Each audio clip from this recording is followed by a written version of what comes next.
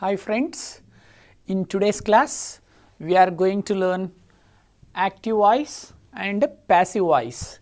This is very important topic in English grammar. So active voice and passive voice. What is the definition of active and passive? Now I am going to tell you the definition of active voice. The sentence which starts with the subject is called as active voice. The sentence which starts with the subject is called active voice.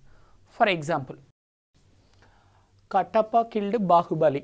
In this sentence, Kattappa is the subject. Like this, if any sentence starts with the subject, that is called as active voice. So some of you may get a doubt. Sir, you are telling that if any sentence starts with the subject, that is called active voice. Okay. If we know which is called a subject, which is called object, we can easily understand that this sentence has started with the subject, this is active voice. We don't know what is the meaning of subject. How can we understand that if any sentence starts with subject, that is active voice? First, we don't know what is called a subject. So, do you want me to tell you what is the definition of subject? Yes? Okay, fine. That's fine. Subject means doer. Doer of the action. A person who does the work, that person is called subject. Doer is called the subject, a person who does the work. Here, who has done the work? Kattappa killed Bahubali. Killing is a work. Who did this work? Kattappa did this work. So, did Kattappa do some work or not? Yes, he did. So, like this, whoever does the work, that person is called subject. If any sentence starts with the subject, that is called active voice. Okay? It has been proved that it is in active voice. Now, I am going to tell you the definition of passive voice. The sentence which starts with object is called as passive voice. Once again, the definition of passive voice is the sentence which starts with object, that is called as passive voice, dear friends. So, again you are going to ask another doubt. Your doubt is, sir, you are going to tell us that whatever the sentence starts with object, that is called passive voice. That's fine, that's great, but we don't know which is called object. If we know something is called object, then we can understand easily that if any sentence starts with object, that is called as passive voice. We don't know what is object, sir. Please tell us what is the definition of object. Okay friends, now I am going to tell you the definition of object. Receiver of the action, a person who receives the result of that work is called as object. Here, who has received the work? Bahubali has received the action of this work or the result of this work. Okay, whoever receives the result of that work. Here, Bahubali has received the result of that work. So, like this, a person who does the work, that person is called a subject. A person who receives the result of that work is called object. So, here Bahubali is object. Okay. See, here is a sentence. Bahubali was killed by Kattappa. This sentence has started with object. So, that is what it is called passive voice.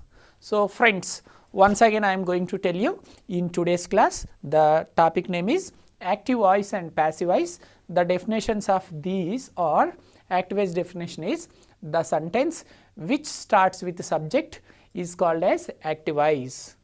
Subject means doer of the action, a person who does that work, that person is called subject. Next, passive voice. The sentence which starts with object is called as passive voice. So, object means a person who receives the result of that work is called object. This sentence has started with the subject, that is what it is called active voice. This sentence has started with the object, this sentence has started with subject, so that is what it is called active voice. It has started with object, that is what it is called as passive voice. Okay, friends, now let us learn how to change an active voice into passive voice. See, dear friends, it is not at all a new topic. Of course, passive voice is a new topic, but active voice is not at all a new topic. Those who are very good at tenses, they know all the activities. So activize means it's nothing but tenses. You know 12 tenses. So 12 activities also you can know that. Now we have to learn only passivizes. Some students think it's a completely new topic, activize, passivize. Of course, passivize is a new topic. Activize is already, we know that. We know about activize, but we don't know that we know this thing. So, Kattappa killed Bahubali. It is activize here. But if you treat this sentence as a tense, it is simple past. See, Kattappa killed Bahubali. Is it a simple past sentence or not? So, friends, activize means tenses only. For example, now I am going to give you one sentence from simple present tense. Raju eats apples every day. Raju eats apples every day. It is simple present tense. And while we are teaching simple present tense, this sentence is in simple present tense. It is called a tense. While I am teaching this sentence in activize and passivize, that is called activize. See, Raju eats apples. Activize. Passivize is apples are eaten by Raju. See, like this, activize and tenses means same, friends, but just name has been changed. Here we should learn just passivize. If you know all the 12 tenses means you know about activize also. Let's take one more example. For example, Sanjay is working. Sanjay is working as a director. Okay, Sanjay is working in movies, or Sanjay is directing a movie. Sanjay is directing a movie. It is present continuous.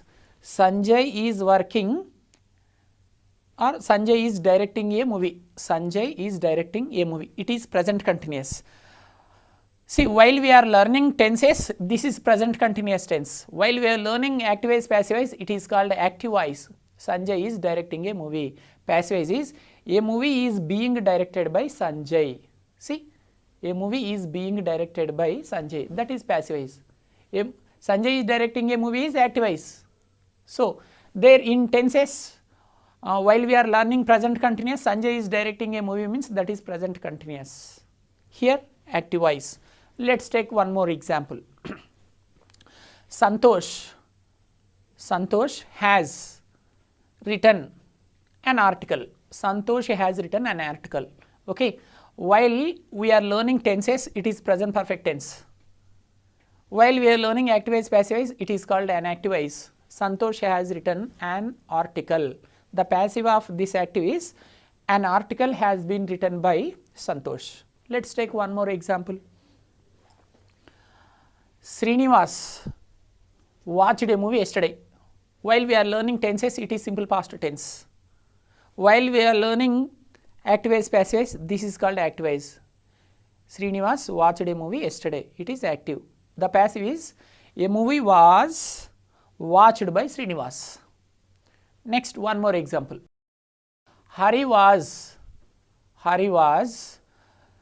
reading a book. Hari was reading a book. It is past continuous tense. While we are learning tenses, it is called, the sentence is called as tense past continuous. Hari was reading a book. While we are learning activize, passivize, the same sentence is called as activize. Hari was reading a book. The passivize of this sentence is a book was being read by Hari. A book was being read by Hari. Next, I am going to give you one more example. Nageshwar Rao will attend a function tomorrow. It is a simple future tense. Nageshwar Rao will attend a function tomorrow. It is simple future while we are learning tenses. But while we are learning activize, passivize, the same sentence is called as activize. Nageshwar Rao will attend a function tomorrow. This is activize. The passivize is a function will be attended by Nageshwar Rao. This is passivize. Nageshwar Rao will attend a function tomorrow. It is activize. A function will be attended by Nageshwar Rao tomorrow is called passivize. So, friends, it is not at all a new topic. Activize, passivize means we know activizes. We know 12 tenses means 12 activizes are there. Now the only thing is we have to learn passive voices, how to change an active into passive voice. So 12 tenses are there, means 12 active voices are there. Then we should learn passive voices, but we cannot change all the tenses into passive voice. Only 8 tenses can be changed into passive voice. So now I am going to tell you what tenses can be changed into passive voice. Among 12 tenses, tense number 1 is simple future tense. Yes, it can be changed into passive voice. It can be changed into passive voice. Next tense, present continuous. This one also can be changed into passive voice. The third tense, present perfect tense. This tense also can be changed into passive voice. Next, fourth tense, present perfect continuous tense. This tense cannot be changed into passive voice. So continuously present 4 tenses have been finished. Next, past 4 tenses. In past, number 1 is simple past tense. It can be changed into passive voice. Past continuous, this one also can be changed into passive voice. Past perfect tense, even this tense also can be changed into passive voice. Next, fourth, past perfect continuous tense. It cannot be changed into passive voice, friends. Next, future 4 tenses, simple future, future continuous, future perfect and future perfect tense, future perfect continuous, simple future, future continuous, future perfect and future perfect continuous tense. Let's see how many tenses can be changed into passive voice from active. First, let's take simple future. Yes, it can be changed into passive voice. Next, future continuous, it cannot be changed into passive. Next, third one, future perfect. Yes, it can be changed into passive voice. The last one of the future, future perfect continuous tense. This one also can be changed into passive. So friends, like this, out of 12 tenses, only 8 tenses can be changed into passive voices. Never forget it. Okay. Totally there are 12 tenses in English, but all the tenses cannot be changed into passive voices. Only 8 tenses can be changed. So 4 tenses cannot be changed into passive voice. Now I am going to name those tenses which cannot be changed into passive voice. They are, one is present perfect continuous tense, second one is past perfect continuous tense, next one is future perfect continuous tense, and the last one is future continuous. Very simple, you can remember. In present tense there are 4 tenses, in past tense there are 4 tenses, in future tense there are 4 tenses. In present tense, what is the fourth one? Present perfect continuous. That's great. In past tense, what is the fourth one? Past perfect continuous. That's nice. That one also cannot be changed. In the first tense, the fourth one cannot be changed, that is present perfect continuous tense. In the second, the last one, that is called past perfect continuous tense. This one also cannot be changed into passive. In future, what is the last one? Future perfect continuous tense. Even this one also cannot be changed into passive voice. So 3 tenses have become very easy, friends. You can easily remember what is there, friends. See, in every present fourth one, in present tense fourth one, in past tense fourth one, in future tense fourth one, present perfect continuous, past perfect continuous, future perfect continuous tense, and in the future continuous also. So like this, these 4 tenses cannot be changed into passive voices. Okay friends, did you understand well? I hope you understood well and you are enjoying the class. Thank you very much. It's very easy. You are giving great attention. With great concentration you are attending my class. I thank you very much for your great attention. Really, I need your cooperation for this operation. I thank you very much for your sincere focus. You are listening with great attention. Please, I request everybody to continue the same attention for just for 1 hour. If you keep on maintaining the same attendance, you will be good at this topic. You can change any active voice into passive. It's a very easy topic. If you are good at tenses, you can easily change any active voice into passive voice. That much easy topic it is. Come on, let's start. Let's learn how to change an active voice into passive voice. Till now I have completed the introduction of voice. Friends, some of you may think it's very difficult to change an active voice into passive voice. Who told you, dear friends? Who told you that to change an active voice into passive voice is a difficult program? No, it's very easy topic. Really, I am telling you. Okay, now I am going to tell you why it is easy. Why it is easy, I am going to tell you a reason. For example, do you know how to prepare tea? Preparing tea, do you know? Yes, you know very well. Everybody knows how to prepare tea. So this is easier than preparing tea, I can say. Those who know how to prepare tea, they can easily change an active into passive voice. Some of you are getting confused. Some of you are getting surprised. Sir, what happened to you? Are you mad? You are telling that if we are good at how to prepare tea, we can change an active voice into passive voice. How it's possible? Yes, it's possible. It's not at all joke. I am not cutting any jokes. I am not going to spoil your time. What I have told you, friends, if you know how to prepare tea, you can easily change an active voice into passive voice. Shall I tell you how? First, let me know. Are you good at preparing tea? Do you know how to prepare tea? Yes? Very good. Okay, fine. Come on, friends. Tell me how to prepare tea. For example, one day in the evening around 5 o'clock, Amitabh Bachchan came to your home. One day in the evening around 5 o'clock or 6 o'clock, who came to your home? Amitabh Bachchan came to your home one day in the evening around 5 o'clock. That's fine. So, he asked you one cup of tea. He asked you one cup of tea. Now, you have to prepare. He has put one condition that you only should prepare that tea. Your mother and others are not supposed to prepare tea. You only should prepare tea. Then only Amitabh Bachchan will take tea at your home. That's fine. So, now you should enter the kitchen room. Right? You should enter the kitchen for preparation of tea. Come on, friends. How many items are required for preparation of tea? How many items? Tell me. How many items are required for preparation of tea? 10 items or 20 items or 100 items or 1000 items to prepare tea? Okay, let's count. You and I, let's count how many items are required for preparation of tea. Dear friends, am I eating your brain? Yeah, in the beginning you all think, sir is eating our brain, he is telling unnecessary things. In the beginning you think like that only. After 5 minutes you will come to know why sir has given such a beautiful example. You feel very, very happily. I am confident of that. See friends, come on, let's count now. What are the items are required for preparation of tea? First, what do we need? Do we need milk or water? No, first we need a bowl.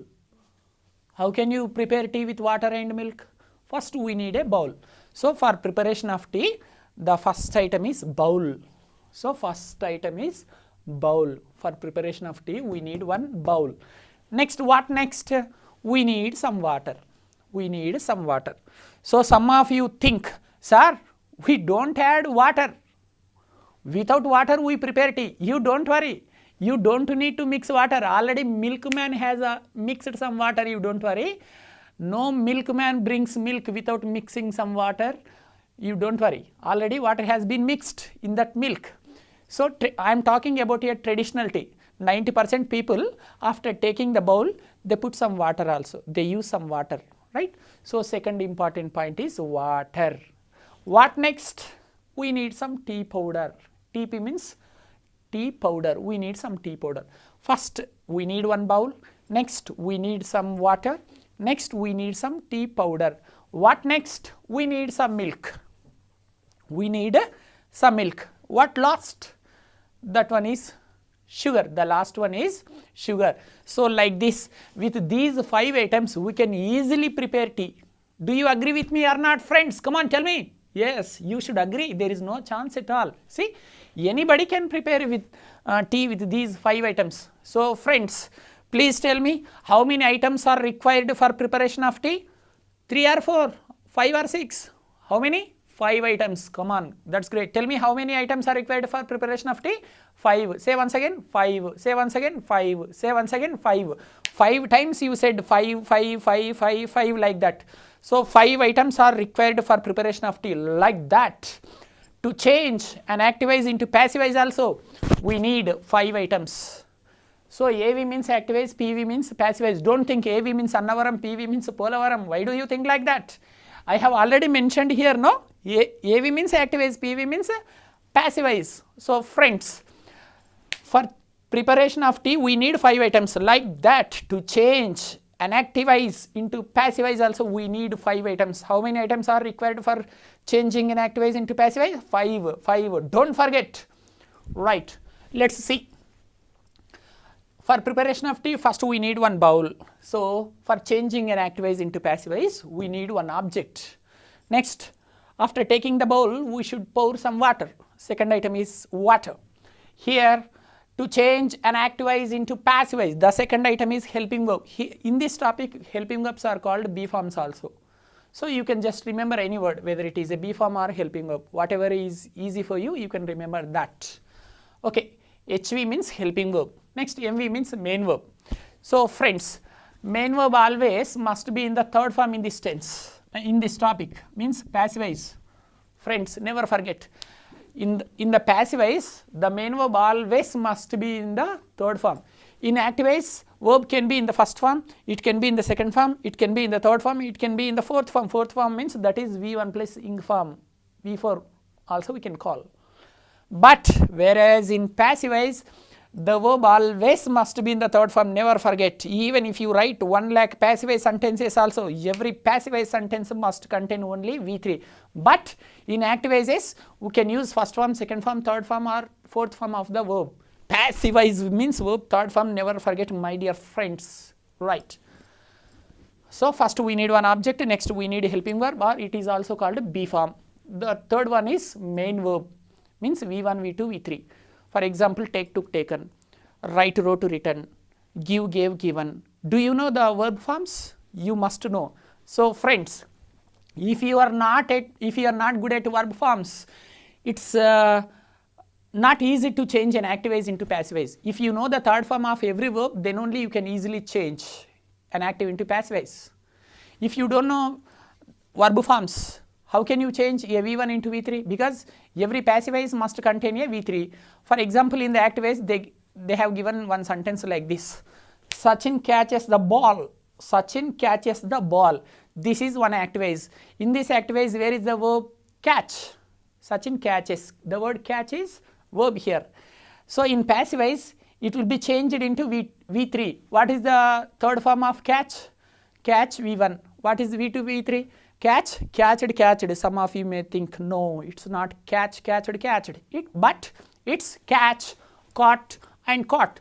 Sachin has caught the ball, not Sachin has catched the ball. See friends, if you know the third form of the verb means you can easily change into V3.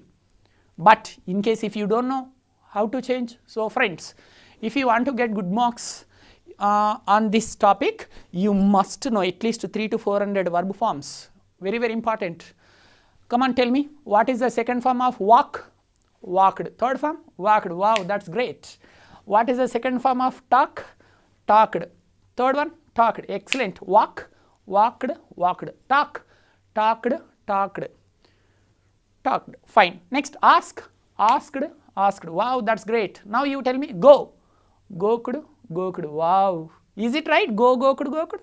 No, it's wrong. Go, went, gone. Some of you are thinking, sir, why it is wrong? Walk, walked, walked, then talk, talk, talked, ask, asked, asked, then go, goked, goked. No, no, no, no, it's wrong, dear students.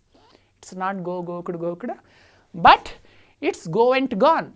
So like this, you should know verb forms. Okay, that's fine. So in passive voice, in every passive voice, the verb must be in the third form.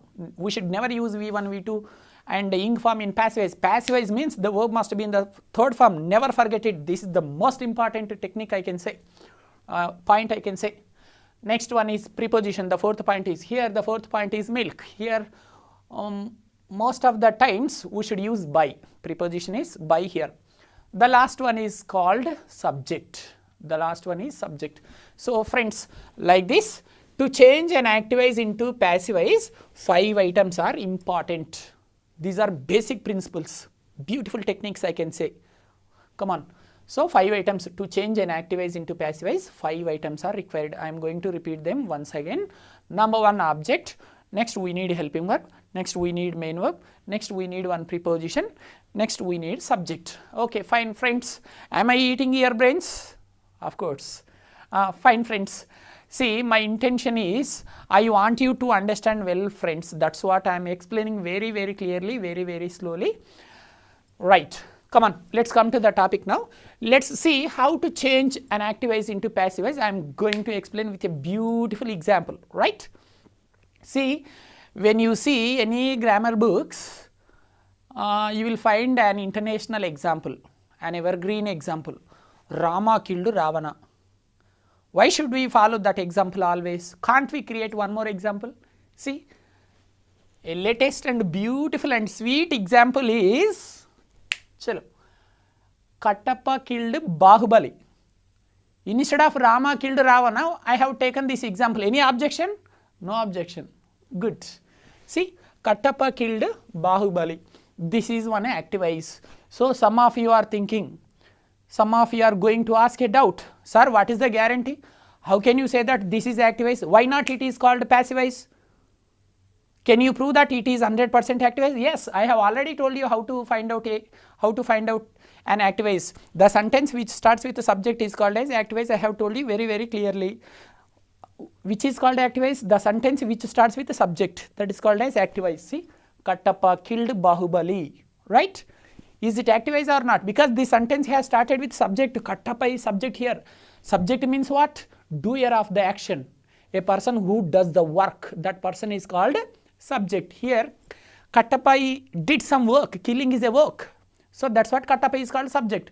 This sentence has started with subject. That's what it is called active voice. Now let's see how to change this active into passive voice. Fine. See friends, before going to take dinner, breakfast, lunch, do we wash our hands or not? Do we clean our hands properly or not? So like that, before going to change an active voice into passive voice, first you should know in the given active voice, where is the subject, where is the object, where is the verb? We should find out. So before going to know the subject and object, you should not try to change an active voice into passive voice. So friends, dear friends, please remember that before going to change an active voice into passive voice, first you should know where is the subject, where is the object, where is the verb in that given active voice. Yes, now I am going to tell you some sweet and top techniques how to find out the subject and object in the given active voice. Come on. Here, Kattappa killed Bahubali. This is one active voice. Now we are going to change this active voice into passive voice. So how should we start a passive voice? The passive voice always starts with object. We need one object. If we want to change this active voice into passive voice, we need object. Where is the object? Is it available in supermarket? No, it is available in the given active voice only. But we should catch, we should find where it is, we should catch. Friends, now I am going to tell you how to catch the object in the given active voice. Okay? If you want to know how to catch the object in the given active voice, first you should go to the verb. At least you should have the idea of finding the verb. If you know how to catch, if you know how to find out the main verb, you can easily get where is the object. You can also easily get where is the subject and object. Everything you can get, friends. So in the given active voice, at least you should be able to find out where is the verb, which is called verb. Come on, tell me friends, where is the verb? Kattappa is not verb and Bahubali is also not verb. See, killed, it is a verb. So you came to know which is called verb and where is the verb. So killed is the verb. Friends, if you want to know which is called object, you should ask a question. You should ask a question. Whom? Whom did he kill? Whom? Whenever you want to know where is the object in the given active voice, you should meet the verb in the active voice. You should not meet your friends and my friends. Whom should you meet, friends, to know the object in the given active voice? You should meet the verb in the active voice. After going to that verb, you should ask a question. Hi verb, how are you? I want to know where is the object in this active voice. You should ask a question with what or whom. Sometimes you will be, when you can receive the answer when you ask a question with what. Some other times you can receive the answer when you ask a question with whom. So what or whom. So if you ask a question to this verb by using with what or whom, the answer comes. That coming answer is called as object. For example, this is the verb here, killed. Whom? Whom did he kill? Whom did he kill? Whom did he kill? Whom? So he killed Bahubali. right? The coming answer is called as object. So we came to know object. How to find out object? Whenever you would like to know where is the object in the given activize, you should go to the, first you should catch the verb in the given activize. After catching the verb in the given activize, you should ask a question by using what or whom. Whom did he kill? The coming answer is called as object. So Bahubali is object. Yes. Why did I tell you this Ramayanam? Because if we want to change an activize into passivize, we need object. That's what I have told you this Ramayanam. Next I am also going to teach Mahabharatam. Come on, listen to me. I don't leave you today. Don't go anywhere. Please spare some time to attend this class. Don't try to escape anywhere. Friends, come on. Wow. Come on. Now, what next? HV means helping verb. I have already told you that in this topic helping verbs are called B forms. After knowing the object, we should know where is the helping verb. See friends, sometimes helping verbs are given in the given activize only. Sometimes helping verbs are given in the given activize. If they give the helping verb in the activize, there is no problem at all. We can take as it is, no problem at all. Then let's see whether the helping verb is given or not. This is subject, this is object, this is verb. There is no helping verb at all. So friends, now I am going to tell you another beautiful technique. Whenever you don't find out any helping verb in the activize, the sweet technique is, again you should depend upon the main verb. If the main verb is in the first form, you should take am, is, or. Helping verb. HV means helping verb. These are also called as B forms. Right. So whenever you find out V1, if the verb is in the first form, you can select any one of these three. Okay. Is it V1 or V2, friends? Kill V1. Killed is V2. So it is V2.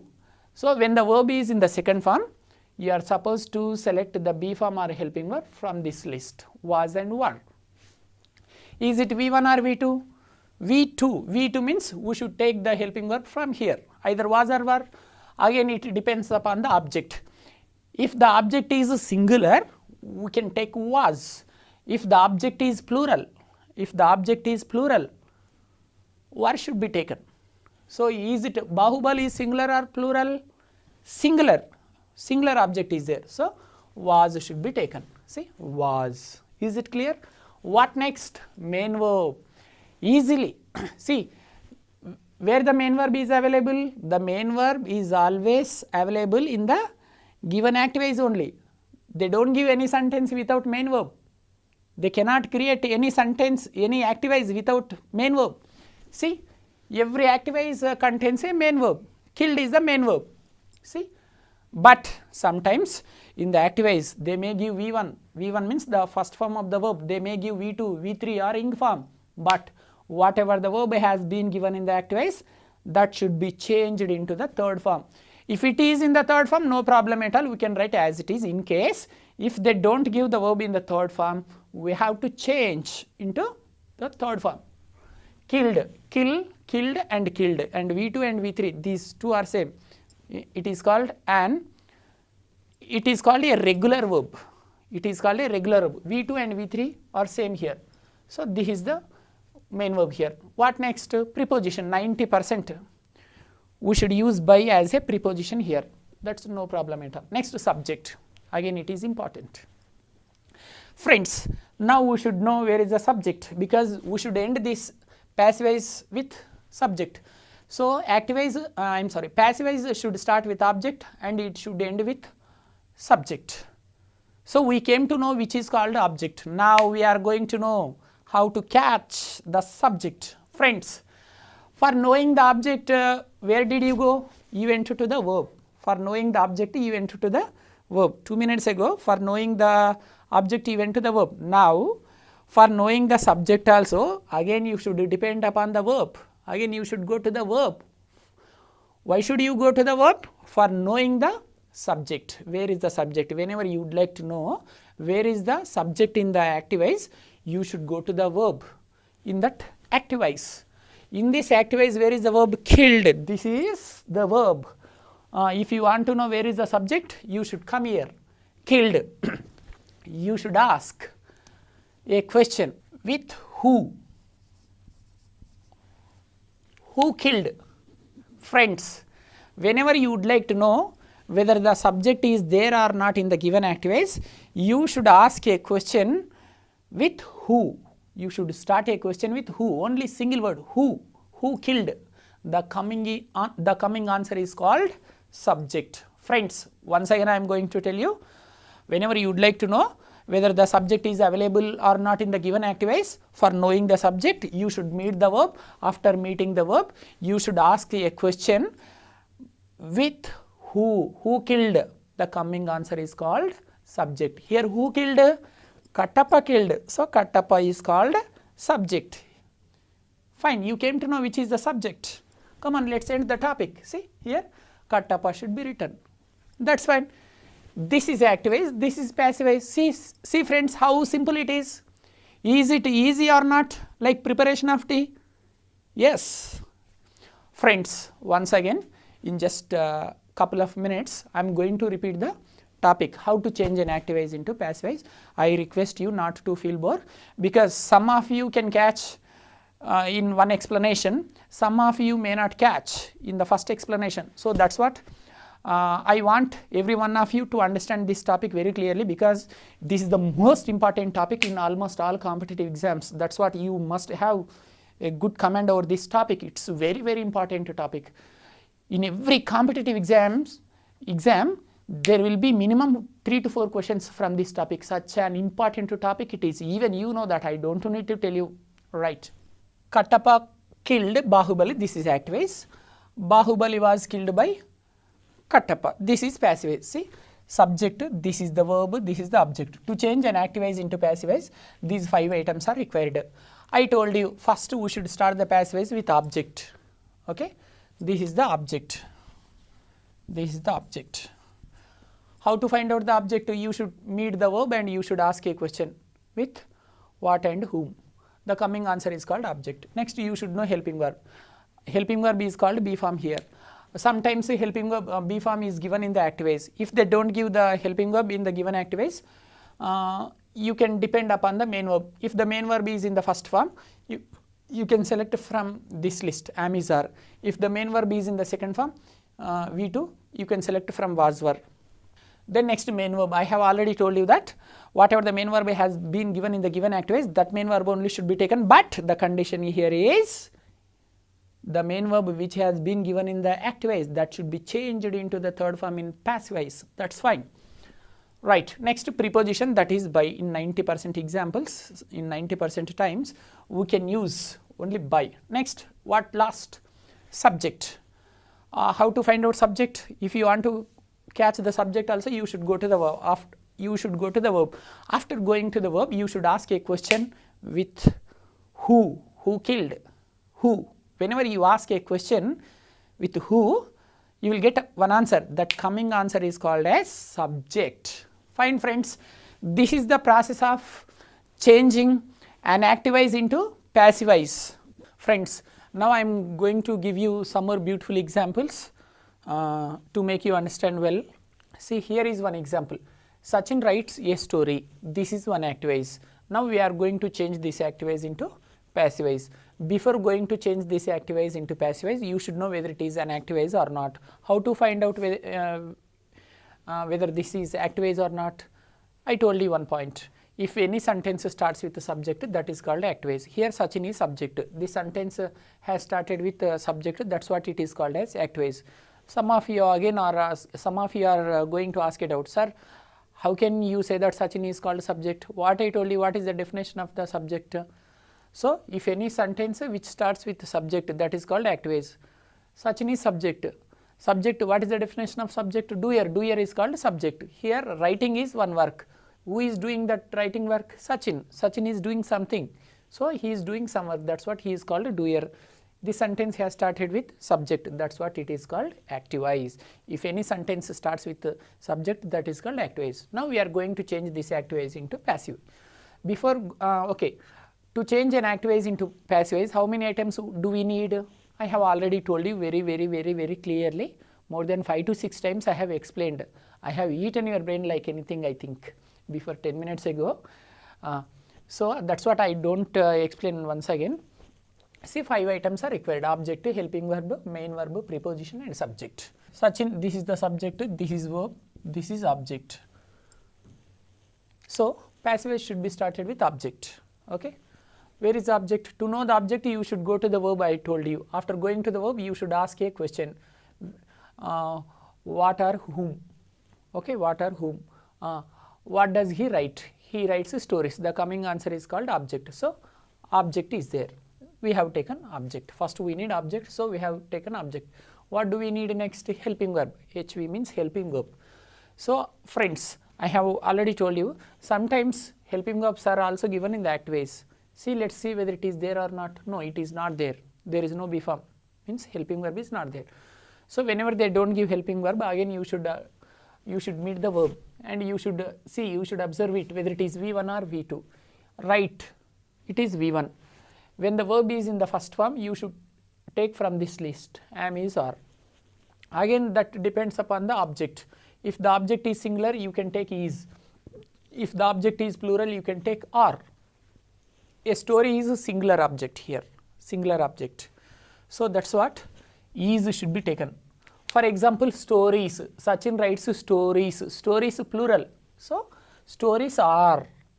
For singular subject is, for plural subject are. Next, what next? Main verb. Very easy. Already main verb is given in the active voice, I told you. So whatever the main verb has been given in the active voice, that main verb only should be changed. But it should be changed into the third form. So write, what is the third form of write? Write, wrote, written. Written should be taken. So written, that's fine. Next, preposition is by. Then subject. Sachin, I am here Sachin is the subject. How to find out subject? Whenever you want to know where is the subject in the given active voice, you should go to the verb and you should ask a question with who. Who writes? Sachin. The coming answer is called subject. So that is the subject. Did you understand, friends? Very simple, friends. When the main verb is in the first form in the active voice, you should take am, is, are. B form should be taken from this list. If the main verb is in the first form, the B form should be taken from that list, am, is, are. For singular objects, is should be taken. For plural objects, are should be taken. And some of you may get it out. Sir, you are telling very clearly when should we take is, when should we take are. That is clear. Okay. What about am, when it is taken, sir? Why don't you give an example? Okay. For example, Sachin likes me. Imagine that I have written one example. Sachin likes me. Sachin likes me. Here me is the object. I becomes me becomes I. I have written a list here. So changes in pronouns, friends. Active voice, passive voice. When the active voice contains I, that should be changed into me. I becomes me, we becomes us, you becomes you, they becomes them, he becomes him, she becomes her, it becomes it. So here Raj becomes Ravi. Is it possible? Some of you may think, yes, it is right. No, it is wrong. Raju never becomes Ravi. Raju becomes Raj only. Then you may ask a doubt. Then why did you write like that, sir? See, you are thinking, I becomes me, we becomes us, you becomes you, they becomes them, he becomes him. Like that, Raju becomes Rani or Ravi becomes Raju. Some of you may think like that. So friends, there will be changes only in pronouns. There won't be any changes in nouns. Nouns should be taken as it is. Don't think Raju becomes Rani or Raju becomes Ravi something. There won't be any changes in nouns, but there will be only changes in pronouns. I becomes me, we becomes us, you becomes you, they becomes them, he becomes him, she becomes her, it becomes it. Any noun becomes as it is. Kiran becomes Kiran, Prakash becomes Prakash, that's all. So fine, I becomes me, like that, me becomes I. Sachin likes me becomes I should be taken here. After I, we should take am. I is wrong, I are wrong, I am. Sachin likes me, so I am liked by Sachin, like that. So let's see one more example here. Sachin wrote a story. Sachin wrote a story. This is one active voice. This is the subject, this is the verb, this is the object. Okay, fine. What is the difference between this and this? Here it is in the first form, here it is in the second form. So when the main verb is in the first form, B form should be taken from that list. When the main verb is in the second form, B form or helping verb should be taken from that list. That's all. See, this is active voice. Now we are going to change this active voice into passive voice. Okay. Before going to, so what are the items are required for changing an active voice into passive voice? We need one object, next helping verb, main verb, preposition, subject. Object. A story is object. Okay. Object has been written. Next, what should we take? Helping verb. Helping verb means sometimes helping verbs are given in the active voice only. See, is there any helping verb? No, there is no helping verb at all in this active voice. Whenever they don't give any helping verb, easy. See, you should go to the main verb and you should see whether it is V1 or V2.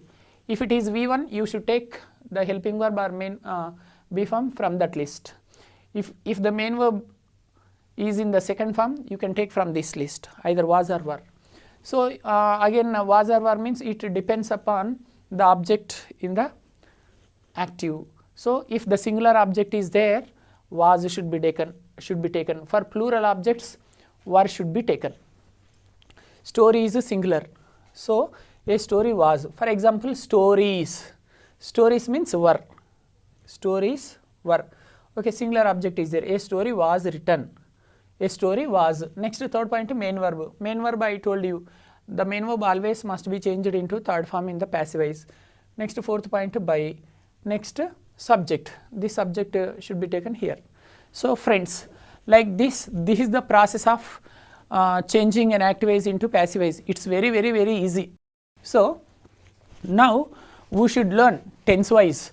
What I have told you, friends, I told you that 8 tenses only can be changed into passive voice. I told you. Now tense wise I should explain how to change active voice into passive voice from simple present tense. So I will give you a beautiful table. That table will help you how to change active voices into passive voices from 8 tenses. If you put great concentration while I am teaching that table, you can easily understand. You can never forget. It becomes very easy to change an active voice into passive voice. Friends, I have told you just now that I would give you a beautiful table which can make you which can help you a lot how to change active voice sentences into passive voices. Right. See, from 8 tenses, 8 examples have been given here. So tense, active voice and passive voice. What I have told you, only 8 tenses can be changed into passive voice. I have told you very clearly, that's fine. See, tense number 1, simple present tense. From simple present tense, any sentence can be changed into passive voice. Next, present continuous. Yes, in present continuous also we can change active voices into passive voice. Third one, present perfect tense. Yes, for present perfect tense there is a passive. Next, fourth tense is what? Present perfect continuous tense. For present perfect continuous tense, there are no passive voices at all. Even in the examination also, if you are asked any active voice from present perfect continuous tense, you should find out the answer is no passive voice. In the given options, you should find out for no passive voice. How can you find out in the examination whether they have given one active voice from present perfect continuous tense or not? Present perfect continuous tense. In that active voice, have been, has been and ing form will be there. Have been or has been. Ing form will be there in that active voice. So whenever you find out either have been or has been or had been or will have been plus ing form. Please remember friends, easily. You can easily remember this. Whenever you find out in the active voice either have been plus ing form or has been plus ing form or had been plus ing form or shall have been or will have been plus ing form. So whenever you find out have been or has been or had been, will have or shall have been plus ing form, there are no passive voices for such sentences. So that's what for the fourth tense, that is present perfect continuous, no passive voice. That's what I did not write even active voice. Next, past, simple past. For simple past, passive voice is there. That's what it has been written. Next, past continuous, passive voice is there. Next, past perfect tense, passive voice is there. Next, last, in past perfect continuous, there is no passive voice. That's what I did not write here. Past perfect continuous, there is no passive voice. Next, simple future. Okay, passive voice is there. Future continuous, there is no passive voice. Next, future perfect, there is a passive voice. The last one in future is future perfect continuous tense. Even for future perfect continuous tense also there is no passive voice. So friends, out of 12 tenses, for 4 tenses there are no passive voices at all. They are present perfect continuous, past perfect continuous and future perfect continuous, and the last one is future continuous also. Future continuous also. Present perfect continuous, past perfect continuous, future perfect continuous and future continuous, like that you can remember. Okay, fine. Let's see this table, friends. Let's learn how to change active voices into passive voices from simple present tense. Simple present tense means V1 will be there. We can easily find out. See, Kajal takes coffee. Here is one example. Kajal takes coffee. I have written Kajal's name. If you have any objection with Kajal name, you can imagine your name. Okay, you can imagine your name. What's your name? I will write. Are you Raju, Ravi, Kiran, Soni, Rani? Come on, you can imagine your name. In the place of Kajal, you can imagine your name. If you don't have any objection with her name, you can imagine just Kajal is there. Right. Kajal takes coffee. Okay, this is active voice. Now we are going to change this active into passive voice. Friends, one more thing. Whenever you are going to change an active voice into passive voice, first you should try to catch which tense it is. Whether it is simple present tense or present continuous or present perfect tense or what tense it is. If you can find out the tense name, it becomes very easy for you. You can easily change that active voice into passive voice. So friends, please remember, before going to change an active voice into passive voice, first you try to find out which tense it is, from which tense it has been given. Subject plus V1. Okay, means it is simple present tense. In simple present tense, we should always use the first form of the verb. So it has been given from simple present tense. That's fine. So Kajal takes coffee. This is subject, this is verb, this is object. So passive voice, you know that the passive voice should be started with object. Next, we need one helping verb. So what I told you, sometimes helping verbs are given in the active voice. In this sentence, there is no helping verb. So whenever they don't give any helping verb, means B form. Whenever they don't give any helping verb, what should we do? We should go to the main verb. If it is in the first form, we should take am is are. From am is are. Takes, it is V1 only. So we should select from am is are. If the object is singular, is should be taken. If the plural object is there, are should be taken. Coffee means it's a singular object. So coffee is. Next, main verb should be taken as it is, but it should be changed into the third form. Take becomes took, taken. Then preposition by, then subject is Kajal. So active voice is Kajal takes coffee. Passive voice is coffee is taken by Kajal. Next, let's see second example from present continuous tense.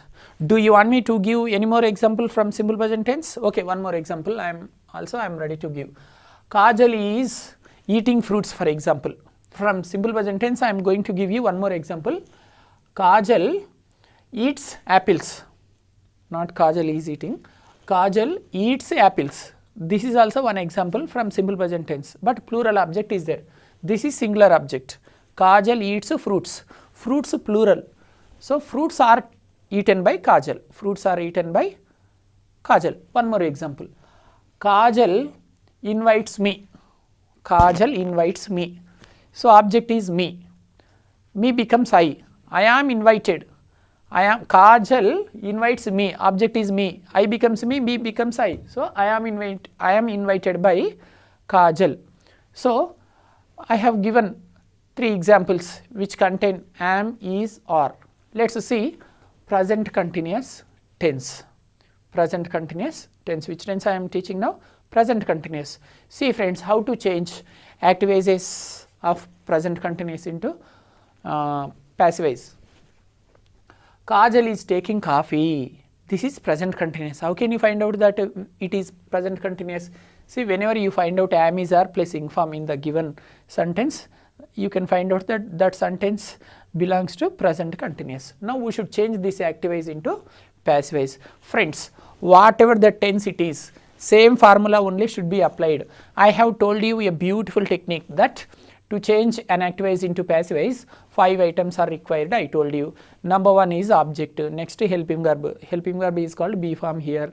The third point is main verb. Next one, preposition, that is by. In most of the situations we should use by. The last one is subject. Same formula for all the tenses. For 8 tenses, same techniques you can easily apply, dear friends. What's there? It's very easy. Come on.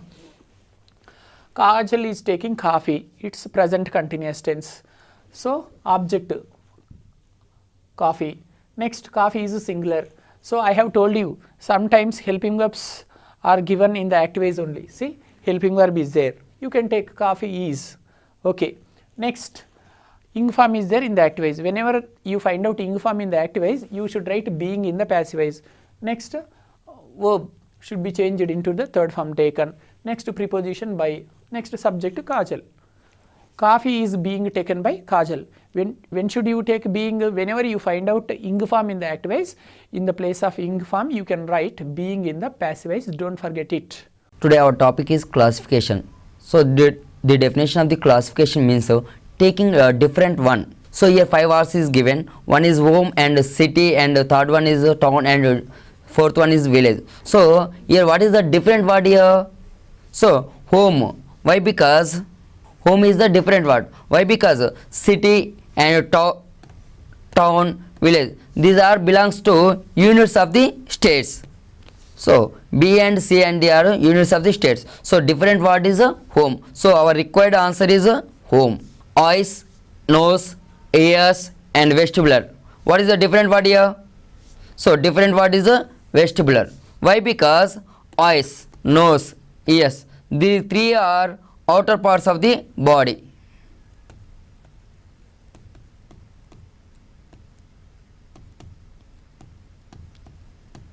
Vestibular is the different. Why? Because it is the internal part of the ears.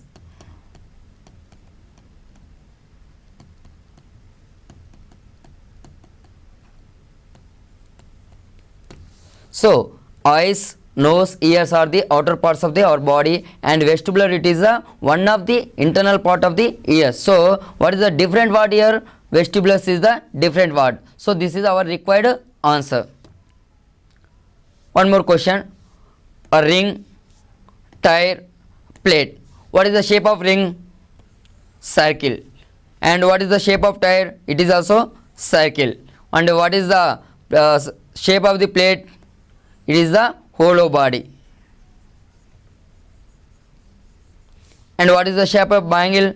It is also looking like a circle. So in this 4 one, what is the different one? Plate is the different. What our required answer is plate.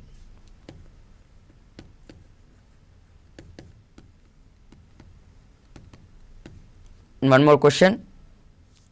Graph, chart, model, figure is there. In this 4 words, what is the different word? Model is the different word. Why? Because graph and chart and figure, these are the different models. Model is the one of the different word. So our answer is model.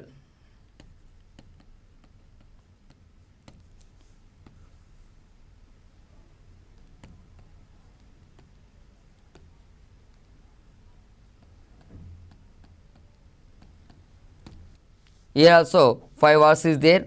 One is a lion, lion roar, and snake is, and bees and frog bleat, and one more word is there, dog bark. These are the sounds given by these animals. Lion gives sound roar, and snake gives sound is, bees gives sound and dog gives sound bark. But frog gives what type of sound? Frog gives croak. So this is the wrong one, and this is a different one.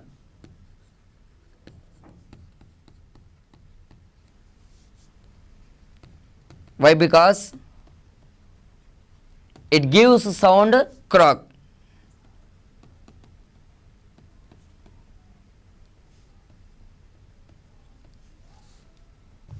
Here also 4 words there. Oil, lamp, water, tap, oxygen, life, power, a machine. What is the different word here? So different word is a water tap.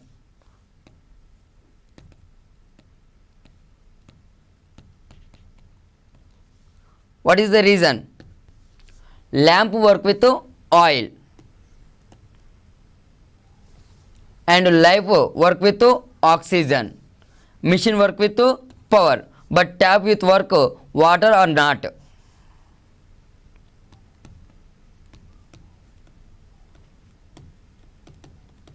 Tap work with water or without water.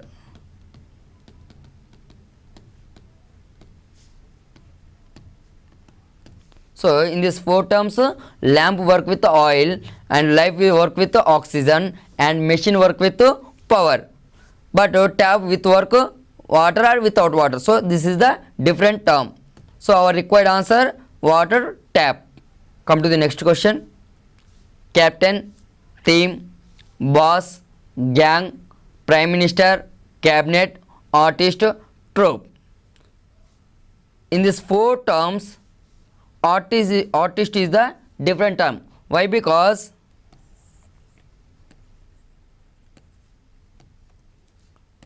artist, it is the part of a troop.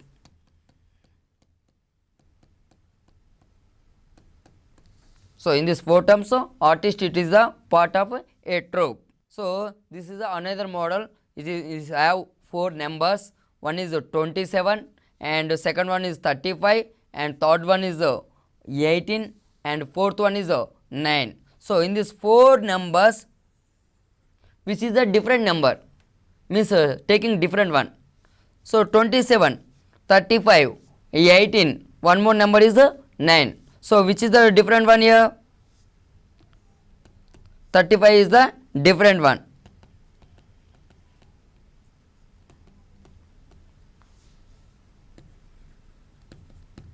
Why? Because 35 is the different, 27 it is the multiple of 9, 9 into 3, and one more 18 it is also multiple of 9, 9 into 2, and one more number 9 it is also multiple of 9, 9 into 1, but 35 is not divisible by 9. So our required answer is 35.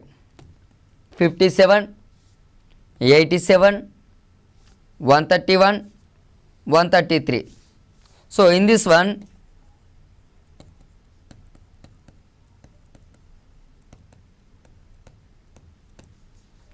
(131) is the prime number. 131 is the prime number. Remaining all are composite numbers.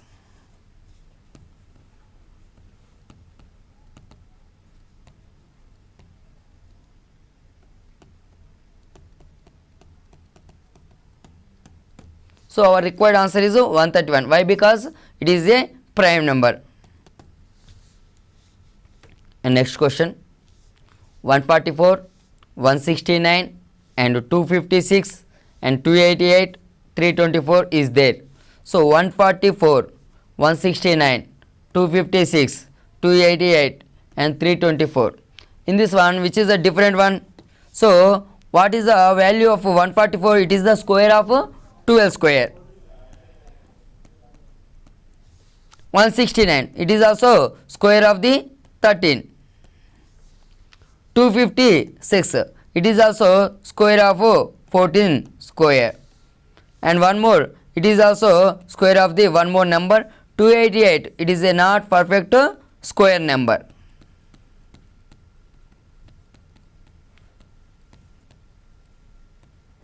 So our required answer is 288. Why? Because it is not a perfect square number.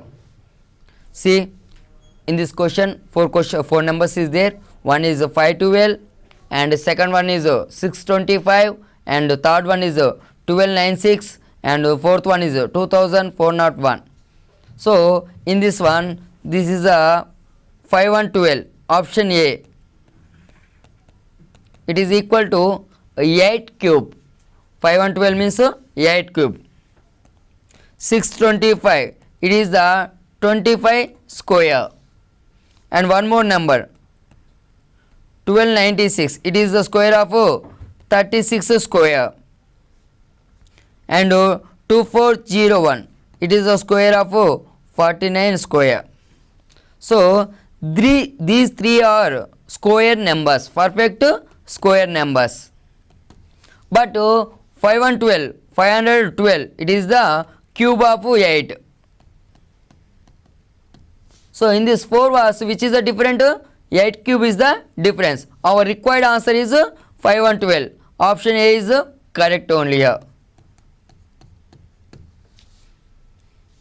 21 is to 24, 28 is to 32, and 14 is to 16, 70 is to 80. See here, east is nothing but it is the symbol of a ratio. So east is nothing but divide only. So what is the value of 21 by 24? 3 7 ja, 3 8 ja. It is equal to fraction of 7 by 8. And one more here, 28 by 32.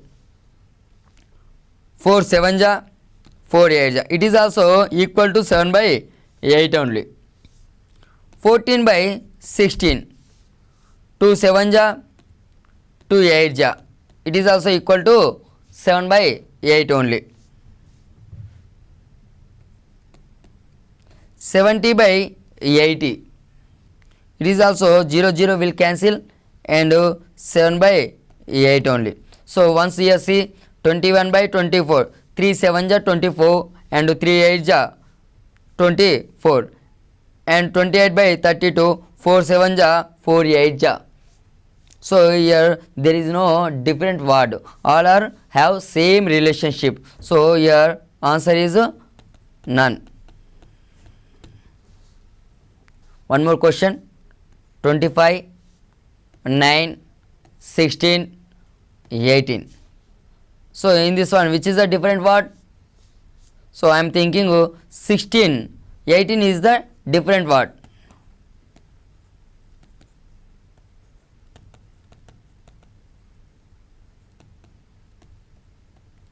Why? Because 25, it is a square of 5.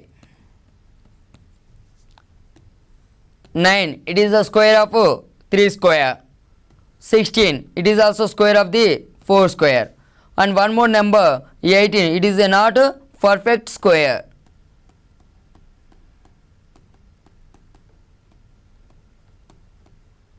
So our required answer is 18 only. In this question, each one carry 3 terms, 3 numerals. One is option A 14, 17, 23, and come to the option B 19, 22, 28. Option C 17, 20, 26. Option D 21, 23, 30. So here we have 4 options and each option have 3 numerals. So find the relation between the 3 numerals. So here see, what is the difference between 14 to 17? Plus 3, and 17 to 23 plus 6. Okay, plus 3 plus 6.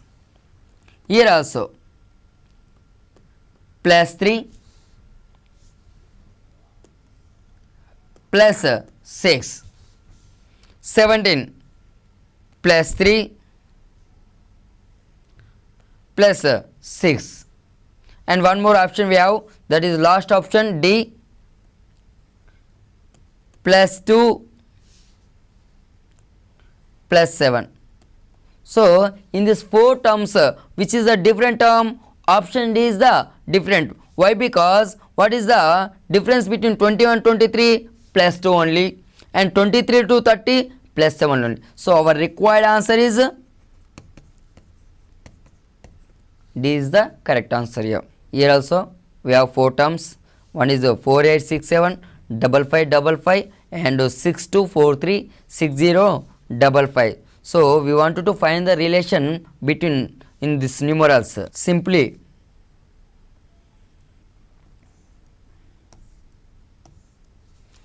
so we will check every option clearly. Option A,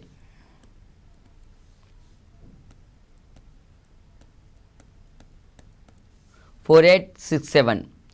So what is the sum of the each number, each digit in a number? So 4 plus 8 plus 6 plus 7. 4, 8, 12, 12, 18 plus 25. Option B. 5, 5 plus 5 plus 5 equal to 20. The sum of the all digits in a given number is 20. 6 plus 2 plus 4 plus 3. 6, 4, 10, 2, 3, 5, 15. Option D. 6, 0, 5, 5. 6 plus 0, 6 only. 6 plus 5, 11. 11 plus 5, 16.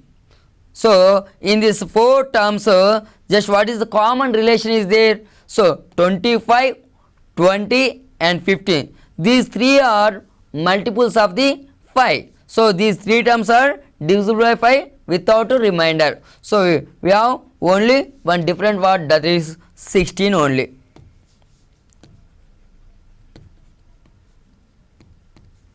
Our answer is D.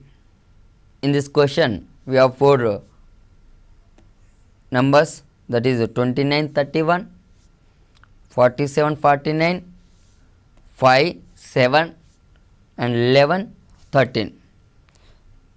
So we wanted to find what is the different one here. So different number is 47, 49.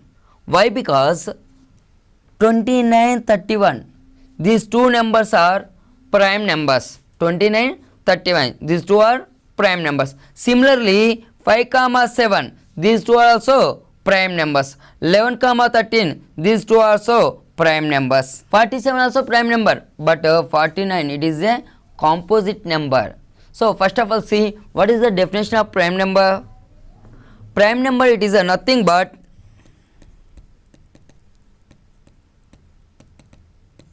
a number is divisible by 1 and itself. A number is divisible by 1 and itself. That numbers is called prime number. For example, 5, it is divisible by only number 1 and itself, means 5. And 7 also, it is divisible by 1 and 7.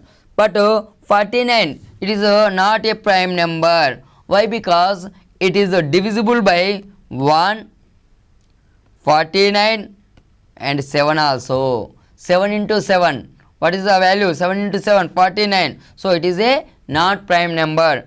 Given 4 options, A, C, D, these 3 are prime numbers, but B is the different one. Why? Because 49 it is not a prime number. 8, 15, 25, 36, 49, 64, 81, 100. See here, in these 4 numbers, 4 options, which is the different option? Option A is different. So our required answer is A only. So what is the difference is there? First of all, come to the option B. 25. 25 means 5 square. 36, it is also 6 square. Option C, 7 square, 8 square. 7 square means 49, 8 square means 64. Option D, 9 square, 10 square. So option, come to the option B, C, D. These are all perfect square numbers. And come to the option A, it is a not perfect square number and it is also not a perfect square number. In this 4 terms, different term is option A. So this is also one of the classification. This is belongs to which type of classifications? Word classification is over, number classification is over. This is our classification letter classification. This is the classification, letter classification. So in this letter classification also they are given 4 terms, A, E, I, C. In this 4 terms, which is the different one? Alphabets is how many alphabets?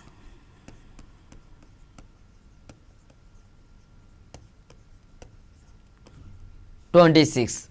That is A to Z. In this 26 alphabets, how many vowels there?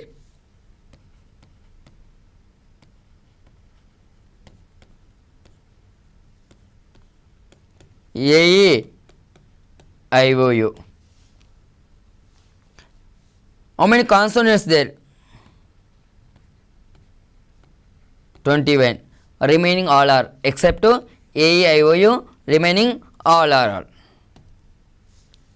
So A is the one of the vowel, E is the one of the vowel, and I is the one of the vowel, and C is the not vowel. It is a consonant. So in this given 4 terms, A, E, I, these 3 are the vowels, C is the consonant. Different term is C only.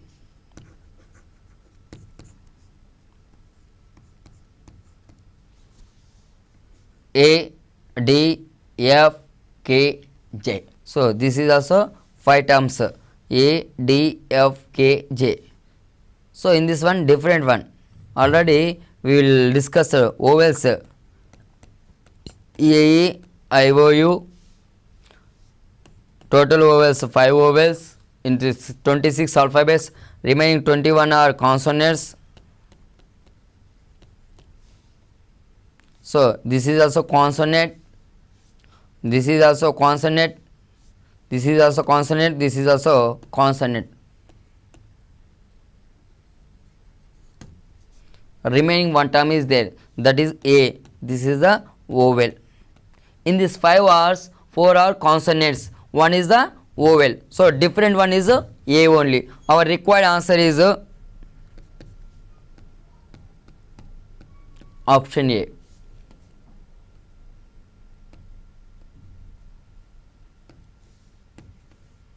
Remaining all are consonants. T, P, L, I. Option A, T, P, L, I. Option B, Y, U, Q, M. Option C, R, N, J, F. Option D, S, O, K, G. So what is the different word here? First of all, how many alphabets is there? 26 alphabets is there. That is so A to Z. Totally 26 alphabets. In this, what is the opposite letter to A? Z only. What is the opposite letter to B? Y. That means write from A to Z, and again write to A to Z. So what is the opposite word to A? Z only. Okay, A, B, Y, C, X, A, B, C, D, E, F, G, H, I up to Z, and here to backward A to Z. What is the opposite word to A? Z. What is the opposite word to Y? B. And what is the opposite word to C? X. So how to remember in example view, how to remember these words, opposite words? Simply we have a logic skill. A opposite is Z,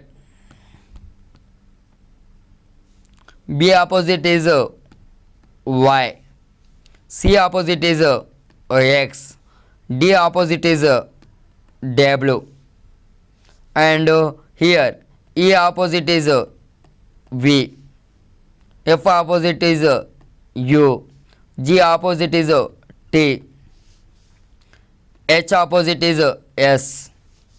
Remaining I opposite R,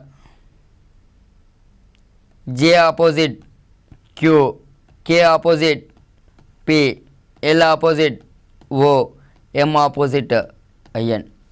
So in exam view, how to remember this opposite words? Simply, how many alphabets is there? 26. What is the first alphabet? A. and last one is Z. How many alphabets is there? 26. From where to where? A to Z. Here what is the opposite word to B? Y. How to remember this one? So B, Y, these two are opposite terms. So simply we keep here O. What is the meaning here? Boy. And December 25th, December 25th, which festival is there? Christmas. Christmas, and we will write Xmas also. So X, C, both are opposite time, like that remember. And one more word, D and its opposite letter is W. How to remember? What is the morning I ate? Dosha and vada. Like that remember, these two terms are opposite. Okay, we will discuss this one later. FU means for you. GT, who given freedom to us from British government? Gandhi, Tata. Gandhi, Tata. Like that remember, these two are opposite terms. Okay, we have two queen cities, that is Hyderabad, and one more queen city is Secunderabad.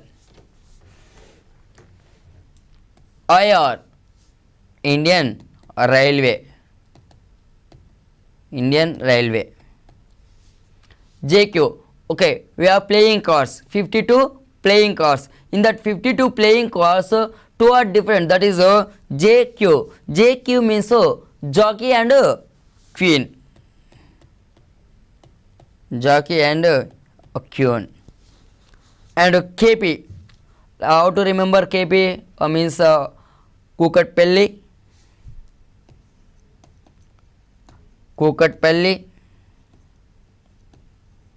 And in Telugu film industry, one hero is very famous, is Pawan Kalyan, like this. Okay, Pawan Kalyan. Pawan Kalyan. So P opposite to K. Okay, this boy is there now, BY. So this boy father is this man. This man. Remaining two terms is there. This is L and O. L opposite to O. And one more word we are missing here. Yes. V and E. What is the love? L opposite is O. V opposite is A. Like that remember opposite words. We don't want to spend extra time to here. So simply remember this logic and give correct answer in any examinations. Once again I am telling, we have 26 alphabets A to Z. So A opposite is Z, B opposite is Y. Simply I am keeping here O in between B and Y, Y.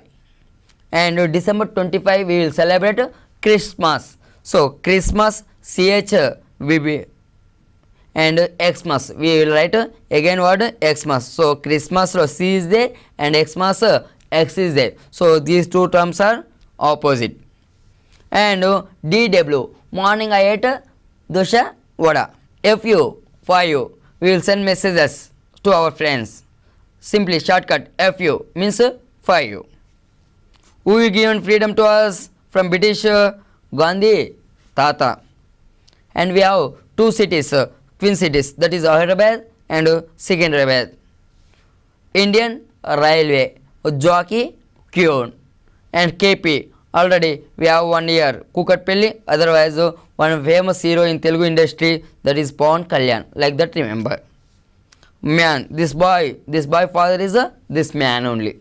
Remaining two terms, C here, L opposite O, V opposite A. Totally love. Okay, like this remember by using this magical trick. So this is a question. So we wanted to find in these four terms a different term. See, 4 terms is there. Already we know we have 26 alphabets.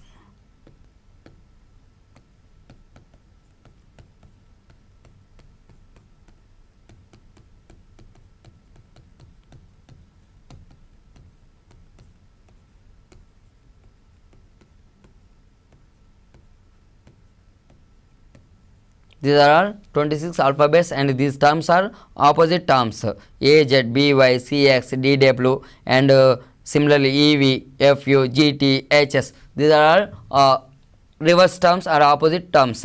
Here T, P, L, I. First of all come to option A, T, P, L, I. Where is T here? T, P, E, L, I. Okay. First of all come to the vowels.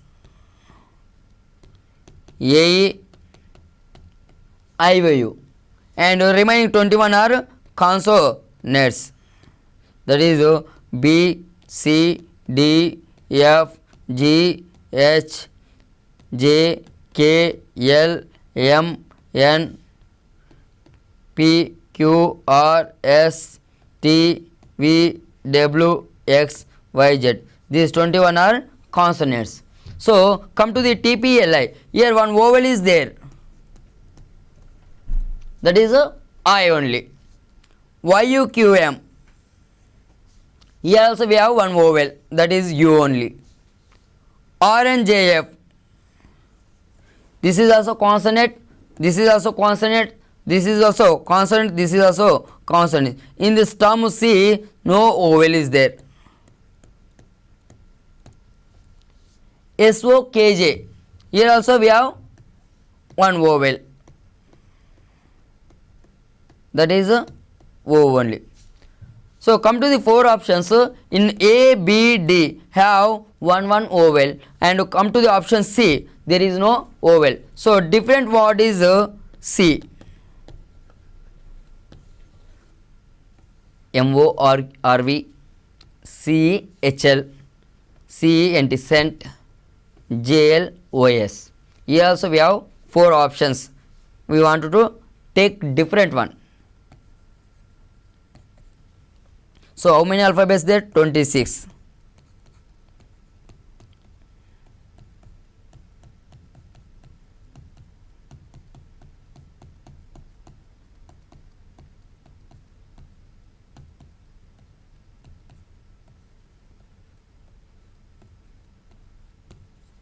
See here, MORV. Where is M? Here. How many terms difference there from M to O? So plus 2 terms. Again O to R. How many? 1, 2, 3. Plus 3 terms. Plus 2, plus 3. And R to V. 1, 2, 3, 4. How many? Plus 4 only. So M to O plus 2, O to R plus 3, R to V plus 4. Similarly, we compare this one also. C to E. 1, 2 plus 2. E to H. 1, 2, 3 plus 3. Again H to L. 1, 2, 3, 4 plus 4. So here same relation we have, plus 2 plus 3 plus 4. Again plus 2 plus 3 plus 4. Come to the option C.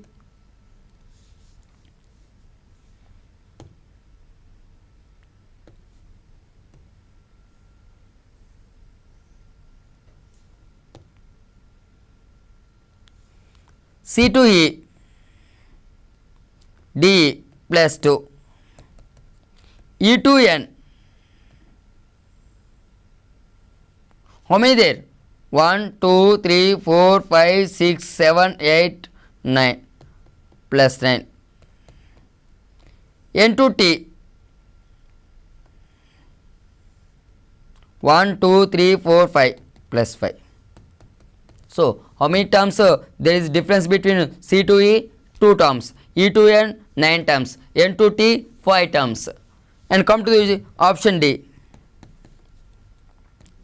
JLOS, J2L plus 2, L2O plus 3, and O2S plus 4. So in this given 4 options, so A, B, D have same relation in between these alphabets, so that is a plus 2, plus 3 and plus 4. Come to the option C, we have different relation, that is plus 2, plus 9, plus 5. So which is the different word here? Cent. Cent is the different word. One more question. DCBA, ZYXZ, SRPQ, HJFE.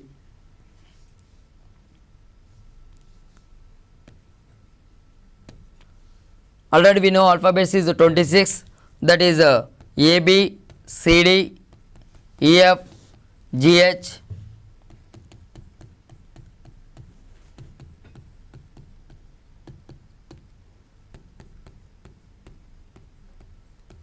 A to Z. So first option is DCBA. What is the relationship is there? So A, B, C, D. This is the reverse order. Proper reverse order. ZYXW.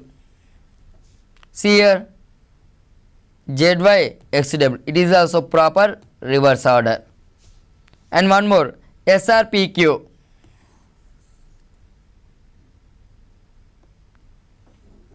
SRPQ. This is also a reverse order. HG FE, DCBA, ABCD, and WXYZ, PQRS, and GFE. This is also reverse order. In this one, ABCD, okay, proper order there, WXYZ, proper order there, and EFGH, this is also proper order. We have this is SRPQ, this is the different order.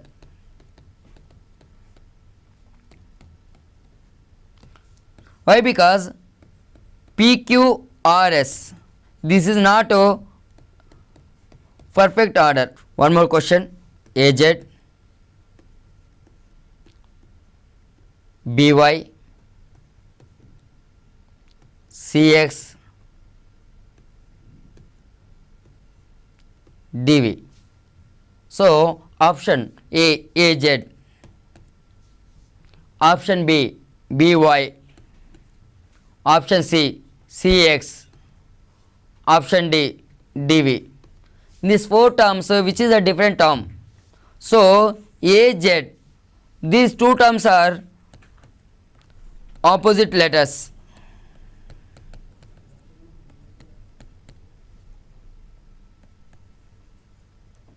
Similarly, BY,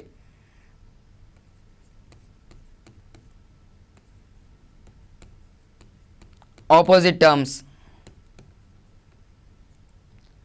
CX also opposite terms. DV, it is not opposite terms. What is the opposite term to D? W only. So in these 4 options, different word is DV. And one more question. ABC, DEF, GHI,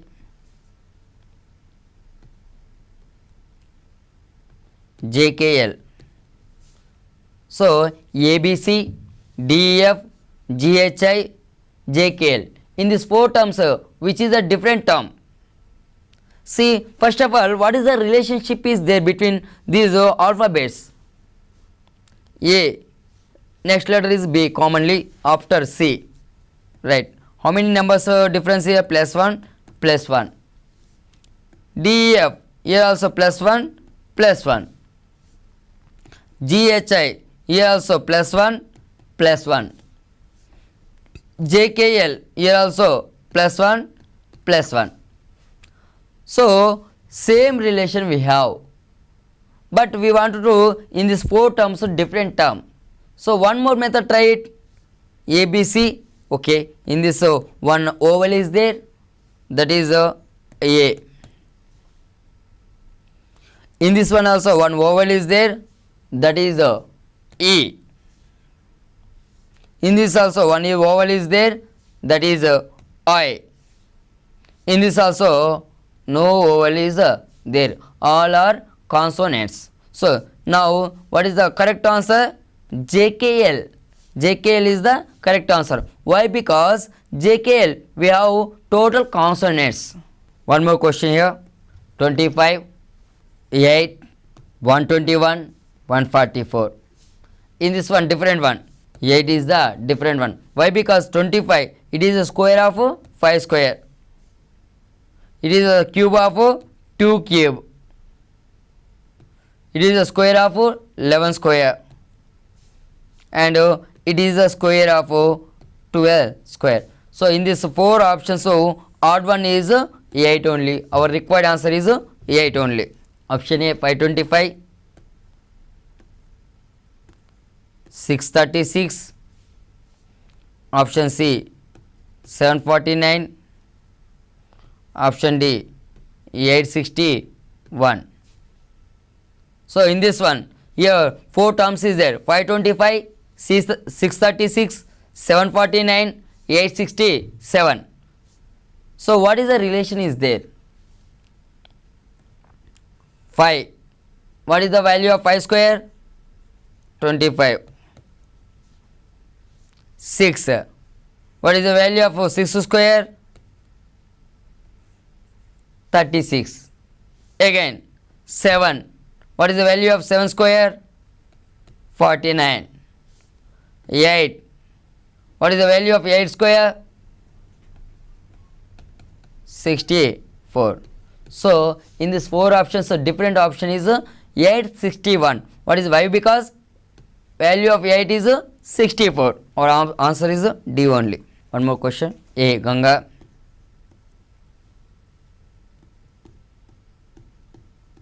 Kaveri.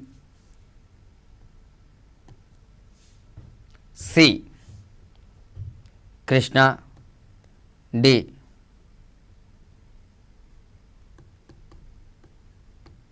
Hindu Mahasamudram.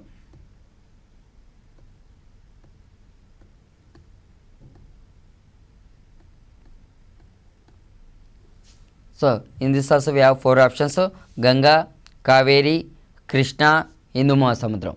So our answer is D only. Why? Because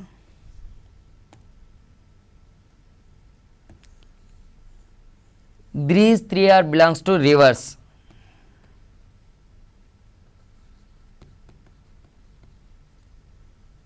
These 3 are belongs to rivers, but this is belongs to sea. 28,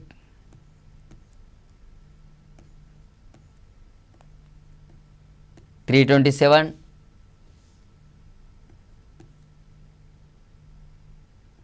464,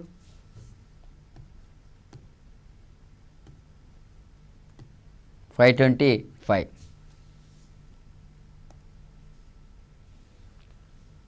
So here 2 numerals is there, 2 and 8, 327, 464, 525. So what is the relation we wanted to find here? What is the value of 2 cube? 8 to 8. Similarly 3 cube, 327, 4 cube, 464, 5 cube, 5125. But here 525 only we have. So our required answer 525. Why? Because 2 cube, 3 cube, 4 cube, 5 square we have. So in this once again I am telling classification is nothing but taking a different one. So we have 5 or 4 options. In this 5 or 4 options, we want to take a different word. So we have 3 methods here. One is word classification. This is a classification totally belongs to words only. And one more, number classification. So in this we have numerals. And last one is alphabet classification. Alphabet classification. In this we have only alphabets, that is A to Z. So classification is nothing but taking a different term. Taking different term given 5 words or 4 words. We have 3 types of classifications, that is word classifications means we have words, number classifications we have numerals, and one more classification is alphabet classification, we have alphabets, that is A to Z, 26 alphabets. So we want to give correct answer means we want to knowledge about alphabets means how many vowels we have, how many consonants we have. And come to the number classification, a student must be have how many prime numbers we have. So what type of prime numbers we have, what is the definition of prime numbers. And word classifications, word classification is nothing but taking we want to knowledge about all terms, that means every subject belongs to science or environment, anything. So in this 3 ones word classification is some different topic. Why? Because we know numbers, how many numbers, how many digits we have, 1 to 9. So in that we know prime numbers, composite numbers, multiples, everything.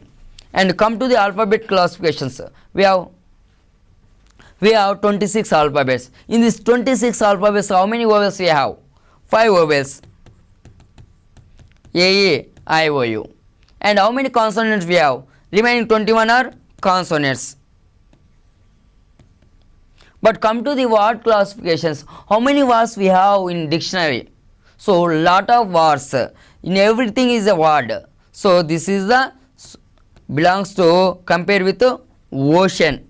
Once again, and classification is nothing but taking different term.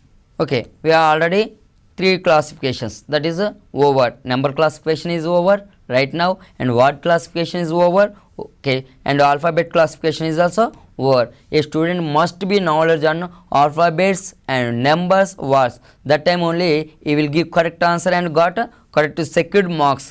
Thank you. Hello viewers, ఈరోజు మనం సంఖ్యా వ్యవస్థలో 4వ భాగము భాజనీయత సూత్రాలు మరియు ఒక్కట్ల స్థానంలో గల సంఖ్యను కనుక్కుందాం.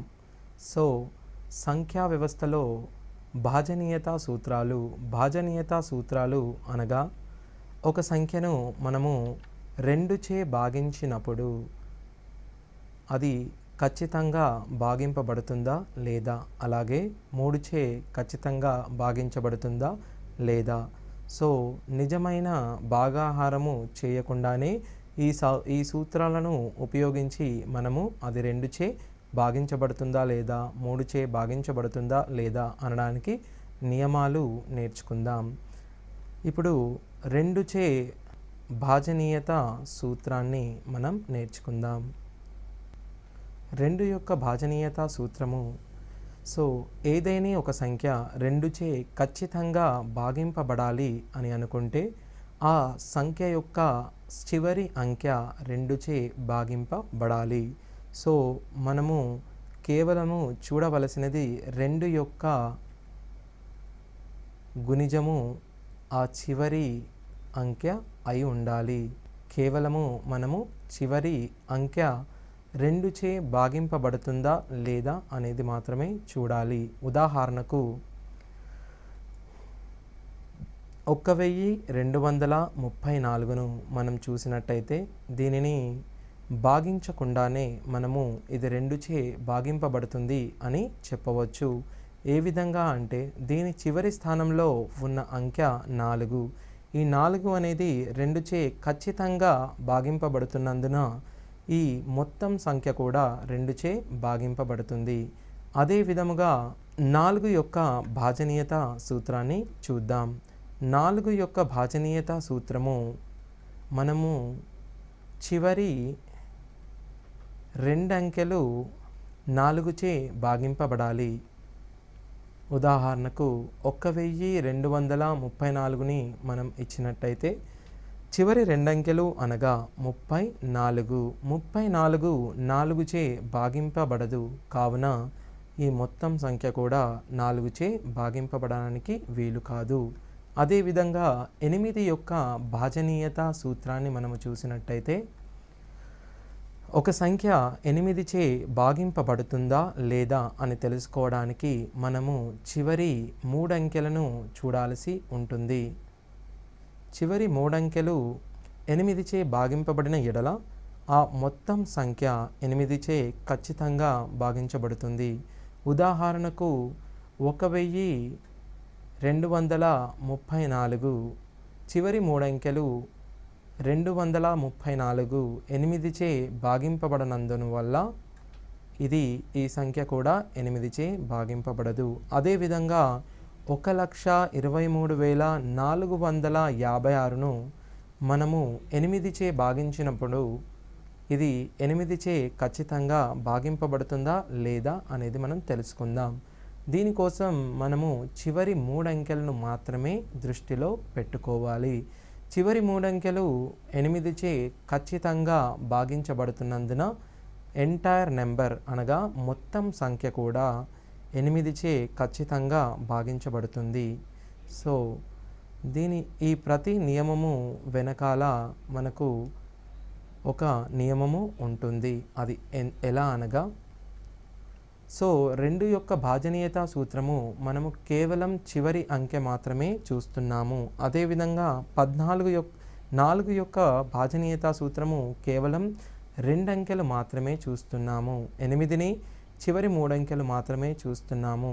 అదే మనము 3 యొక్క భాజనీయత సూత్రము లేదా 9 యొక్క భాజనీయత సూత్రము చూసినట్టయితే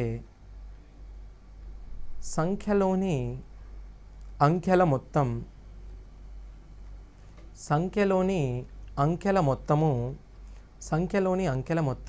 3చే లేదా 9చే భాగింపబడాలి. అది ఏ విధంగా అనగా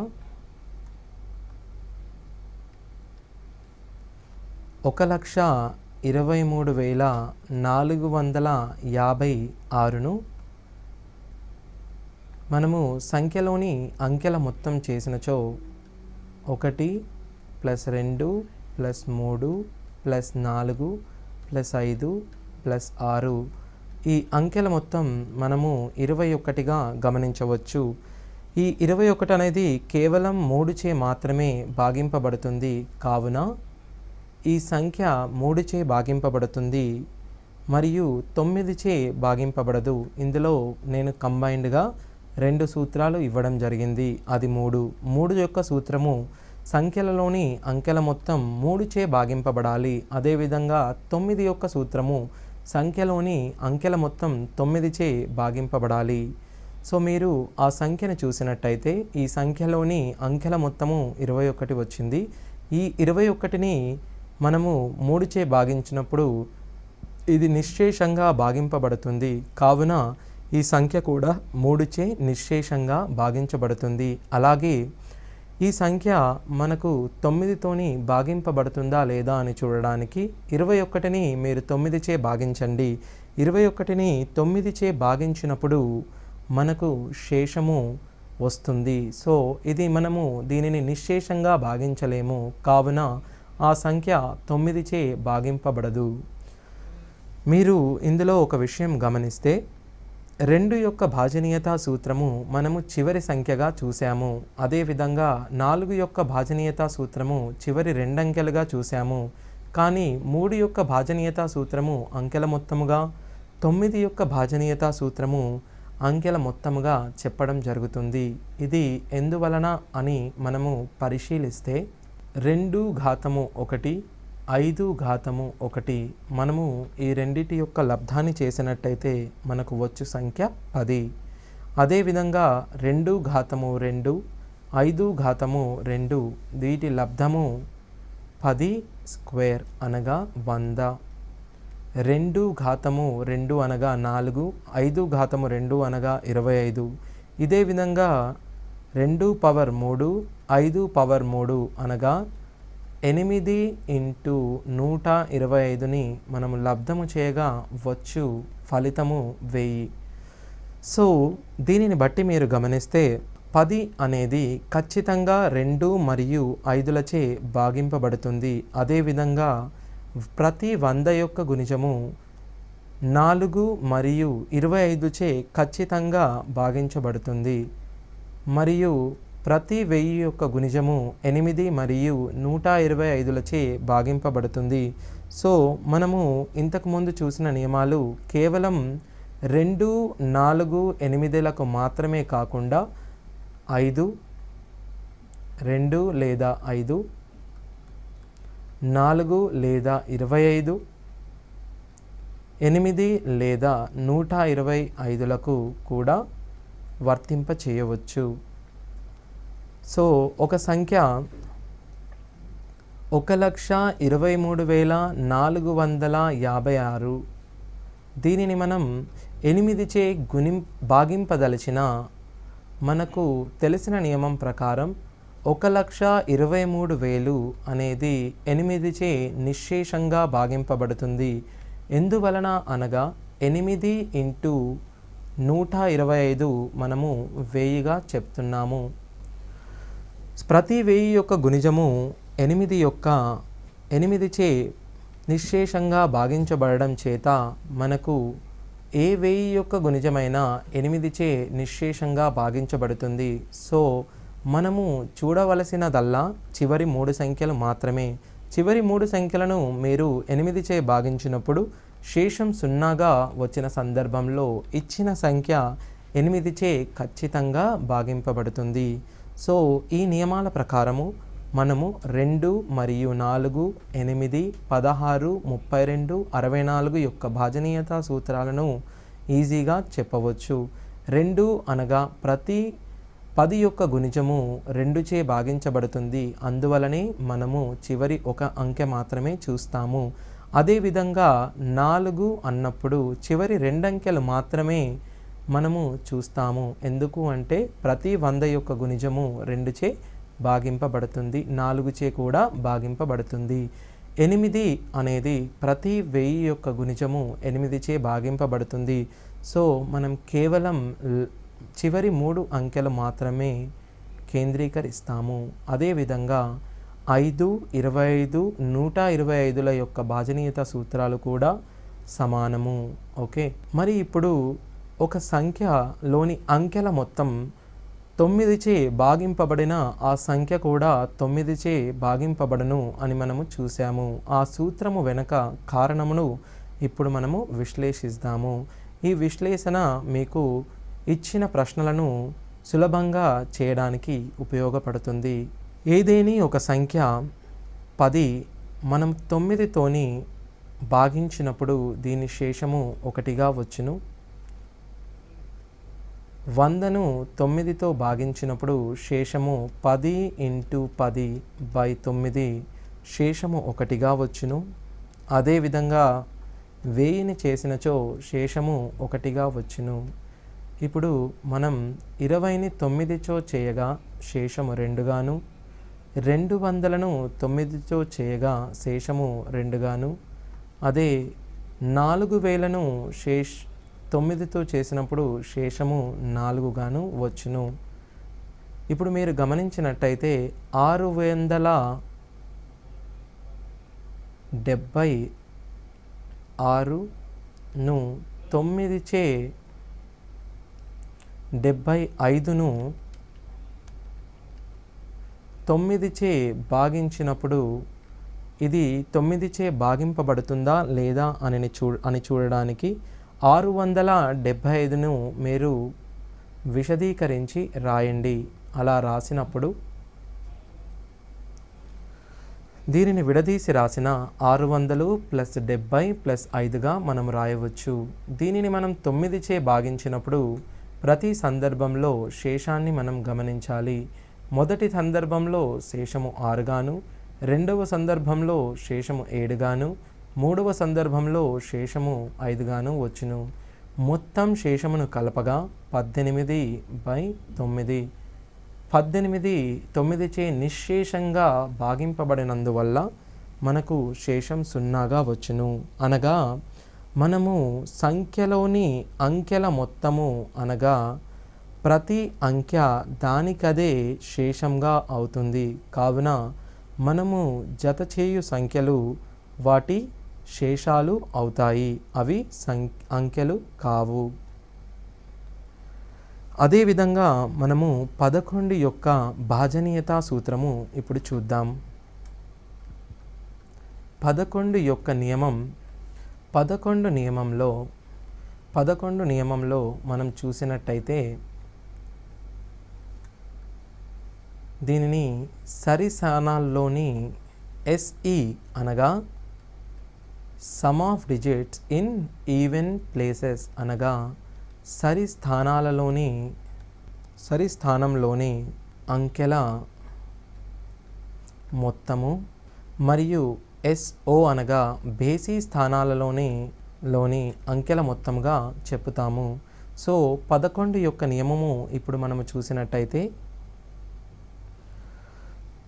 1331ని మనము చూసినట్టయితే ఇది 11చే భాగింపబడుతుందా లేదా అని చెప్పడానికి మొదటగా మనము ఈ సంఖ్యను సరి స్థానాలలో మరియు బేసి స్థానాలలో కల అంకెల మొత్తాన్ని జతపరచాలి. అంకెల మొత్తము సరి స్థానంలో గల అంకెల మొత్తము 4, బేసి స్థానంలో గల అంకెల మొత్తము 4. వీటి మధ్య భేదము 0 కానీ లేదా 11 యొక్క గుణిజం కానీ రావాలి. సో మనకు ఇచ్చిన ఉదాహరణలో సరి స్థానముల మరియు బేసి స్థానముల సంఖ్యల మొత్తం యొక్క భేదము 0 వచ్చింది. కావున ఇచ్చిన సంఖ్య 11చే నిశ్శేషంగా భాగింపబడుతుంది. అదేవిధంగా ఒక సంఖ్య దీనిని చూసినట్టయితే 3,45,47,865. ఈ సంఖ్య మనకు 11చే భాగింపబడుతుందా భాగింపబడదా అని చేయడానికి మొదటగా మనము సరి స్థానాలలోని లేదా బేసి స్థానాలలోని అంకెలను గమనిద్దాం. బేసి స్థానాలలోని అంకెలు 3, 5, 7 మరియు 6. సో బేసి స్థానాలలోని అంకెల మొత్తము 3 + 5 + 7 + 6. ఈ సంఖ్యల మొత్తం చేసినచో 8 + 13 21. మరియు సరి స్థానాలలోని అంకెలు 4 + 4 + 8 + 5. 13 + 8 21గా మనం చెప్పుకోవచ్చు. సో సరి స్థానంలోని అంకెలు మరియు బేసి స్థానంలోని అంకెలను మధ్య భేదము చేసినట్టయితే 21 - 21 మనము 0గా చెప్పుకోవచ్చు. సో సరి స్థానంలోని అంకెలు మరియు బేసి స్థానంలోని అంకెలు మొత్తము వీటి మధ్య భేదము చేసినట్టయితే మనకు 11 యొక్క గుణిజము కానీ 0 కానీ రావలను. అయినచో దీని యొక్క ఆ టోటల్ సంఖ్య అనేది 11చే భాగించబడుతుంది అని మనం చెప్పడం జరుగుతుంది. సో ఇప్పుడు మనం చూసిన కేవలం భాజనీయత సూత్రాలు 2, 4, 8, 16 మరియు 5, 25, 125, 625. ఓకే, మరియు 3, 9, 11. సో మిగిలిన భాజనీయతా సూత్రాలు చూడడానికి ఒక చిన్న కాన్సెప్ట్ని ముందుగా మనం చూద్దాం. సో అది 6 యొక్క భాజనీయతా సూత్రము అనగా ఒక సంఖ్య 6చే భాగింపబడాలి అని అంటే దానిని మనం 6ని కారణాంకాలుగా రాసుకోవాలి. సో 6 యొక్క కారణాంకాలు 2, 3. సో ఈ కారణాంకాలు చే భాగించాలి. సో 6 యొక్క ప్రధాన కారణాంకాల జత 2 అండ్ 3. సో ఒక సంఖ్య 6చే భాగింపబడాలి అని అంటే ఆ సంఖ్య 2 మరియు 3చే భాగింపబడిన ఆ సంఖ్య 6చే కూడా నిశ్శేషంగా భాగించబడుతుంది.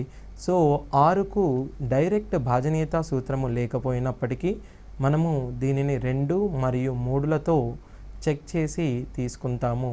అదేవిధంగా 12 యొక్క కారణాంకాలలో మొదటగా 2 × 6 మరియు 3 × 4. ఈ కారణాంకాలలో మనము పరస్పర ప్రధాన కారణాంకాలనే తీసుకోవాలి. పరస్పర ప్రధాన కారణాంకాల జత 2 మరియు 6. దీనిని మనం పరస్పర కారణాంకాల జతగా గుర్తించుటలేదు. ఎందుకు అనగా దీని ఉమ్మడి కారణాంకము 2గా గలదు. పరస్పర ప్రధాన సంఖ్యలు లేదా సాపేక్ష ప్రధాన సంఖ్యలు అనగా దాని యొక్క ఉమ్మడి కారణాంకము 1గా ఉండవలెను. సో మనము ఇక్కడ 3 మరియు 4 యొక్క ఉమ్మడి కారణాంకము గమనించినట్లయితే 3 మరియు 4 యొక్క ఉమ్మడి కారణాంకము 1గా గమనించవచ్చు. సో 12 యొక్క భాజనీయత సూత్రము ఒక సంఖ్య 3 మరియు 4చే భాగింపబడితే ఆ సంఖ్య 12చే కూడా నిశ్శేషంగా భాగింపబడుతుంది. అదేవిధంగా 72 యొక్క భాజనీయత సూత్రాన్ని మనం ఇప్పుడు చూద్దాం. ఒక సంఖ్య 72చే భాగింపబడాలి అని అంటే మొదటగా మనము రాయవలసినవి 72 యొక్క కారణాంకాలు. సో 72 యొక్క కారణాంకాలు మనం రాయదలిచిన మొదటగా 72ను 2 × 36 మరియు 3 × 24 గాను, 4 × 18 గాను, 6 × 12గా గాను, 8 × 9గా గాను రాయవచ్చు. ఇందులో ఇది మనకు పరస్పర కారణాంకాల జత కాదు, ఇది కూడా కాదు. 4, 18 ఉమ్మడి కారణాంకము 2, ఉమ్మడి కారణాంకము 12 మరియు మిగిలిన కేవలం పరస్పర ప్రధాన కారణాంకాల జత 8 మరియు 9. ఒకవేళ మనము 8 మరియు 9 యొక్క ఉమ్మడి కారణాంకాలను చూసినట్టయితే 8 మరియు 9 యొక్క ఉమ్మడి కారణాంకము 1. కావున ఇది పరస్పర ప్రధాన కారణాంకాల జత అగును. సో 72 యొక్క భాజనీయత సూత్రము ఏమిటనగా ఆ సంఖ్య మొదటగా 8 మరియు 9చే ఆ సంఖ్య 8 మరియు 9చే నిశ్శేషంగా భాగించబడితే ఆ సంఖ్య 72చే కూడా నిశ్శేషంగా భాగింపబడుతుంది. ఇప్పుడు మరి ఒకసారి భాజనీయత సూత్రాలను చూద్దాం.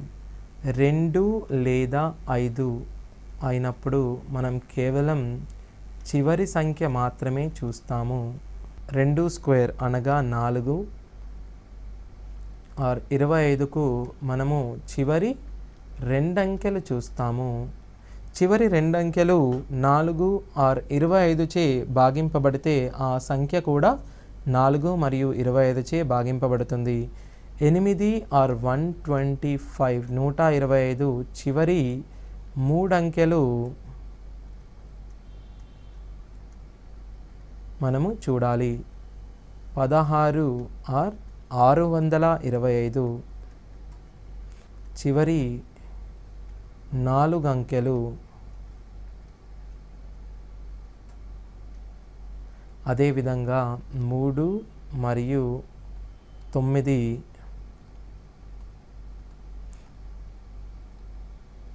అంకెల మొత్తం 3 మరియు 9చే భాగింపబడిన ఆ సంఖ్యలు కూడా 3 మరియు 9చే నిశ్శేషంగా భాగించబడతాయి. అదేవిధంగా మనము 11 యొక్క భాజనీయత సూత్రము చూసినట్టయితే SE మరియు SO ల యొక్క డిఫరెన్స్ 11 యొక్క గుణిజమై ఉండాలి. అనగా 0 కానీ 11 కానీ 22 కానీ ఉండవలెను. ఆ డిఫరెన్స్ ఏదైతే భేదం ఏదైతే ఉందో అది ధనాత్మకము వచ్చేలా మనము ఇక్కడ మోడ్ రాసుకున్నాము. సో ఇవి కాక మనకు ఏ సంఖ్యలు ఇచ్చినా వాటిని మొదటగా పరస్పర ప్రధాన కారణాంకాలు వచ్చేలా విడదీయాలి. 12ని మనం 3 మరియు 4 గాను, 72ను మనం 8 మరియు 9 గాను విభజించి రాస్తాము. ఈ విధంగా మనకున్న భాజనీయత సూత్రాలను రాసాము. అదేవిధంగా నేను 99 యొక్క భాజనీయత సూత్రము అడిగిన ఎడల మొదటగా మీరు దీనిని 9 × 11గా విభజించండి. సో 99 యొక్క భాజనీయత సూత్రము అనేది ఇచ్చిన సంఖ్య 9 మరియు 11తోనూ డివైడ్ కావాలి. అనగా 9 మరియు 11 నిశ్శేషంగా భాగించబడిన ఎడల ఆ సంఖ్య 99 చేత కూడా నిశ్శేషంగా భాగింపబడుతుంది. సో ఇప్పుడు ఈ భాజనీయత సూత్రాలపై కొన్ని ఉదాహరణలు మనము చూద్దాం. సో మొదటగా క్రింది వాటిలో 11 చేత నిశ్శేషంగా భాగింపబడే సంఖ్య ఏది? మనకు 11 యొక్క భాజనీయత సూత్రము అనేది ఒకసారి మరల చూద్దాము. 11 యొక్క భాజనీయత సూత్రము అనేది మనకు సంఖ్యలలోని అంకెల మొత్తము సరి సంఖ్యలు మరియు బేసి సంఖ్యలను గుర్తించాలి. ఇక్కడ 2 + 8 + 3 13, 4 + 5 + 2 4 + 5 + 2 11 గాను మనము గమనిస్తే 13 - 11 2గా వచ్చినది. సో ఇది 11 చే భాగింపబడదు. అదేవిధంగా 3 + 6 9, 9 + 6 15 గాను, 7 + 4 11, 11 + 7 18 గాను గుర్తించడం జరిగింది. సో ఇది వీటి యొక్క భేదము 3 వచ్చుచున్నది. కావున ఈ సంఖ్య కూడా 11 చే భాగింపబడదు. అదేవిధంగా 1 + 6 7, 7 + 8 15, అదేవిధంగా 2 + 5 7 13, ఈ సంఖ్య కూడా 11 చే భాగింపబడదు. అదేవిధంగా 4 + 7 11 + 12, ఇక్కడ బేసి స్థానాలలోని అంకెల మొత్తం 12గా వచ్చింది.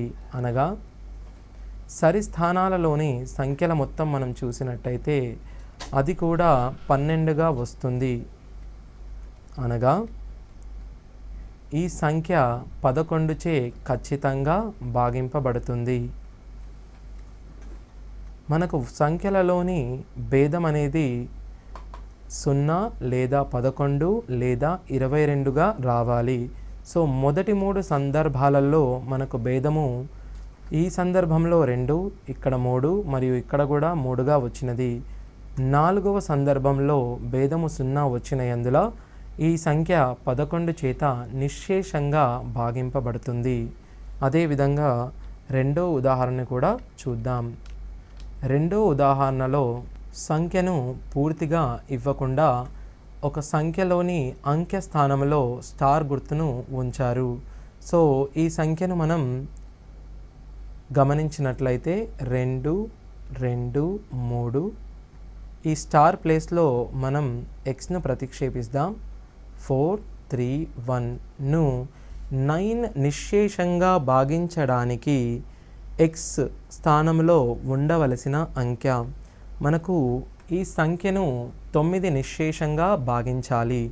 9 నిశ్శేషంగా భాగించాలి అనంటే 9 యొక్క భాజనీయతా సూత్రము సంఖ్యలలోని అంకెల మొత్తము 9 చే నిశ్శేషంగా భాగించబడాలి. సంఖ్యలలోని అంకెల మొత్తము మనము చేసిన ఎడల 2 + 2 + 3, 4 + 3 + 1, ఇది 7 + 4 11, 14 15 + x, 15 + x 9 యొక్క గుణిజము కావాలను. 9 యొక్క గుణిజము 15 తరువాతి 9 గుణిజము 18. అందువల్ల x మనము 3గా రాయవచ్చు. సో మనకు సరైన సమాధానము 3గా మనము చెప్పవచ్చు. సో ఆ స్టార్ గుర్తు ప్లేస్లో మనము 3ని ఉంచినట్లయితే ఆ సంఖ్య 9చే నిశ్శేషంగా భాగింపబడుతుంది. అదేవిధంగా మూడవ ఉదాహరణ 88చే ఖచ్చితంగా భాగింపబడే 4 అంకెల గరిష్ట సంఖ్య. 88చే ఒక సంఖ్య భాగింపబడాలి అనంటే ఈ అంకెను మనము ప్రధాన కారణాంకాలుగా రాసిన ఎడల ఇవి పరస్పర ప్రధాన కారణాంకాలు అవుతాయి. సో ఈ పరస్పర ప్రధాన కారణాంకాలు చేత మనము 88 యొక్క భాజనీయత సూత్రమును తెలుసుకోవచ్చు. అది ఏ విధంగా అనగా 88 యొక్క భాజనీయత సూత్రము ఒక సంఖ్య 8 మరియు 11చే నిశ్శేషంగా భాగింపబడితే ఆ సంఖ్య 88చే కూడా నిశ్శేషంగా భాగింపబడుతుంది. సో ఇచ్చిన గరిష్ట సంఖ్య నుండి మనము 8చే భాగింపడం స్టార్ట్ చేద్దాం. ఇచ్చిన వాటిలో గరిష్టంగా ఉన్న సంఖ్య 9988. సో ఈ సంఖ్య మొదటగా మనం చూసినట్టయితే 9 + 8 17, 9 + 8 17, 11 చేత ఖచ్చితంగా భాగింపబడుతుంది. కేవలం 11 చేత భాగింపబడినంత మాత్రాన ఈ సంఖ్య 88చే భాగింపబడదు. సో దీని తర్వాత మనము దీనిని 8చే కూడా భాగింపి చెక్ చేయాలి. 988ని మనము 8చే భాగించిన శేషము 0 రానందువలన మనకు ఈ సంఖ్య 8చే భాగింపబడదు. నెక్స్ట్ హయ్యెస్ట్ లెవెల్ మనకు వచ్చేసి 9968. ఈ సంఖ్య మొదటగా మనం చూసినట్టయితే 9 + 6 15, 9 + 8 17. ఈ సంఖ్య యొక్క బేసి స్థానాలలోని మొత్తము 15 గాను సరి స్థానాల మొత్తము 17 గాను వచ్చుచున్నది. కావున ఈ సంఖ్య 11తోని ఖచ్చితంగా భాగింపబడదు. అలాగే ఈ సంఖ్య చూసినట్టయితే 11చే మరియు చివరి 3 అంకెలు 8చే ఖచ్చితంగా భాగింపబడుతున్నాయి. కాబట్టి ఈ సంఖ్యను మనము ఖచ్చితంగా 88చే భాగింపవచ్చు. అదేవిధంగా 2000 సంఖ్యకు ఏ అతి చిన్న సంఖ్యను కలిపినచో వచ్చు సంఖ్య 19 చేత నిశ్శేషంగా భాగింపబడుతుంది. 2000ను మనము 19చే భాగించి చూడవచ్చు. 19 1 19, 1 0 మనము దించుకున్న ఎడల 19 చేత 10 పోదు. కాబట్టి 1 0 ఇక్కడ పెట్టుకొని ఇంకో 0 కూడా మనం దించుకోవడం జరుగుతుంది. సో 19 5 95. సో మనకు వచ్చిన శేషము 5.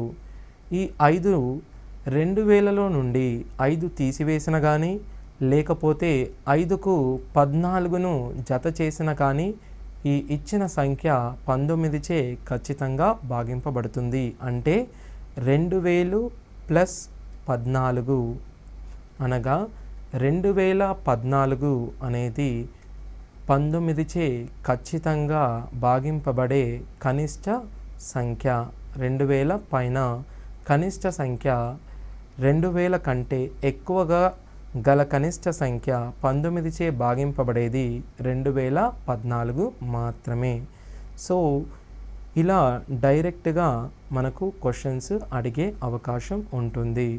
అదేవిధంగా వీటి అప్లికేషన్స్ కూడా మనము కొన్ని క్వశ్చన్స్లో చూద్దాము. ఒక 2 అంకెల సంఖ్యని మనము విశదీకరించి రాసిన ఈ 2 అంకెల సంఖ్యను మనము 70 + 5గా రాయవచ్చు. ఇదే 2 అంకెల సంఖ్యను మరల విడదీసి రాసిన 7 × 10 + 5గా రాయవచ్చు. అనగా ఏదేని ఒక 2 అంకెల సంఖ్య ఏ బి ఇచ్చినట్లయితే దీని విలువను మనము 10 ఇంటూ ఏ ప్లస్ బిగా రాయవచ్చు. ఈ రెండంకెల సంఖ్యలోని అంకెలను మనము తారుమారు చేసి రాసిన దానిని మనం బిఏగా తీసుకోవచ్చు. సో దీనిని 10b ప్లస్ ఏ అనగా ఓకే, రెండంకెల సంఖ్య ఏబి, ఏ అనేది పదుల స్థానంలోని అంకె, బి అనేది ఒకట్ల స్థానంలోని అంకె. సో దీనిని మనం 10a ప్లస్ బిగాను, బిఏను 10b ప్లస్ ఏగాను రాస్తాము. సో రెండంకెల సంఖ్య మరియు వాటిని తారుమారు చేయగా వచ్చిన సంఖ్యను జత చేసిన వచ్చు మొత్తం 10aకు ఒక ఏ మనము జత చేసిన 11a, 10bకు ఒక బి జత చేసిన మనకు వచ్చు మొత్తం 11b. దీని నుండి మనము 11ను కారణాంకముగా తీసిన a ప్లస్ బి వచ్చును. అనగా ఏదేని ఒక రెండంకెల సంఖ్య మరియు దానిని తారుమారు చేయగా వచ్చిన సంఖ్యను ఆ రెండంకెల సంఖ్యకు జత చేయగా వచ్చు మొత్తము ఎల్లప్పుడూ 11 చేత భాగింపబడుతుంది. రెండంకెల సంఖ్య మరియు దానిని తారుమారుగా చేయగా వచ్చిన సంఖ్య ఎల్లప్పుడూ దాని యొక్క మొత్తము 11 చేత డివిజిబుల్ అవుతుంది. ఉదాహరణకు 23, 32ను చూడవచ్చు.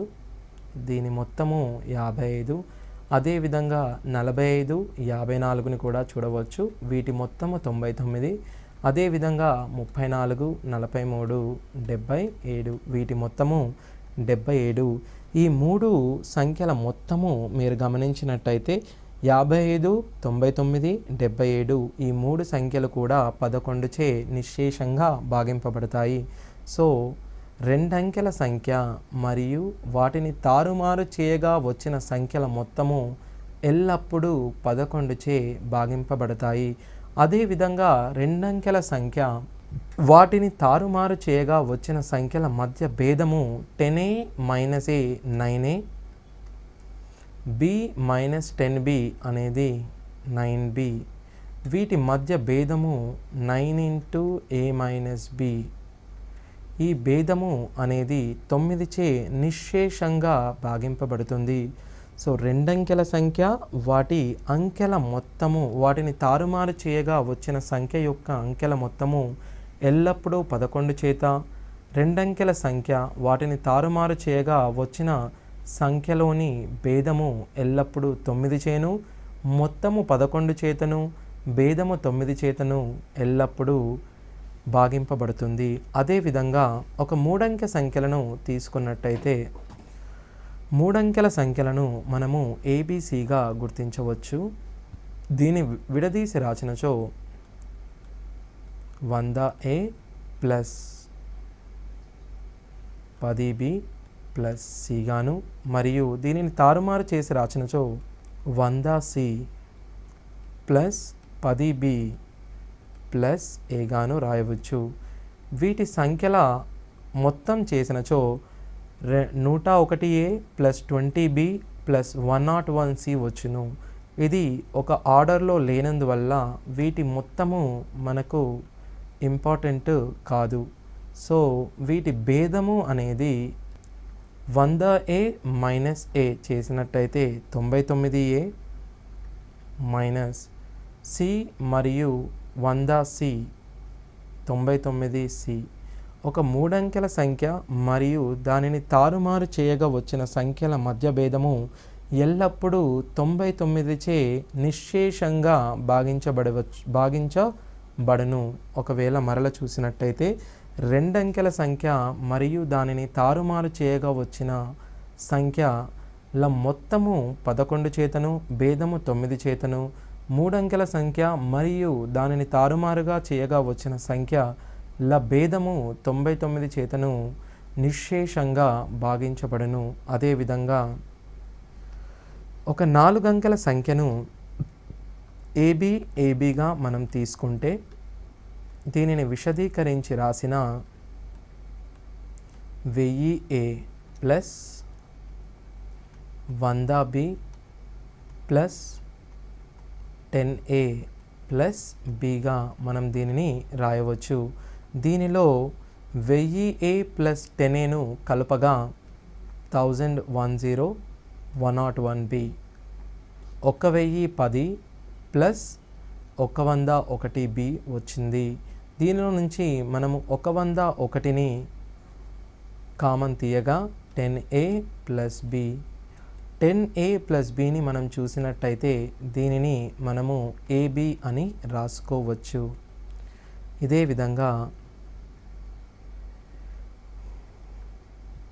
ఒక సంఖ్యను ABను ABచే మనము భాగించినప్పుడు వచ్చు భాగాఫలమే 1 0 1. ఒక సంఖ్య 2323ను మనము 23చే భాగించిన 23 1ల 23. ఇప్పుడు ఒక 0 పెట్టుకోండి. 0 పెట్టుకున్న ఎడల మనము 3ను కూడా కిందికి దింపవచ్చు. సో 23 1ల మరల 23 కావును, అందులో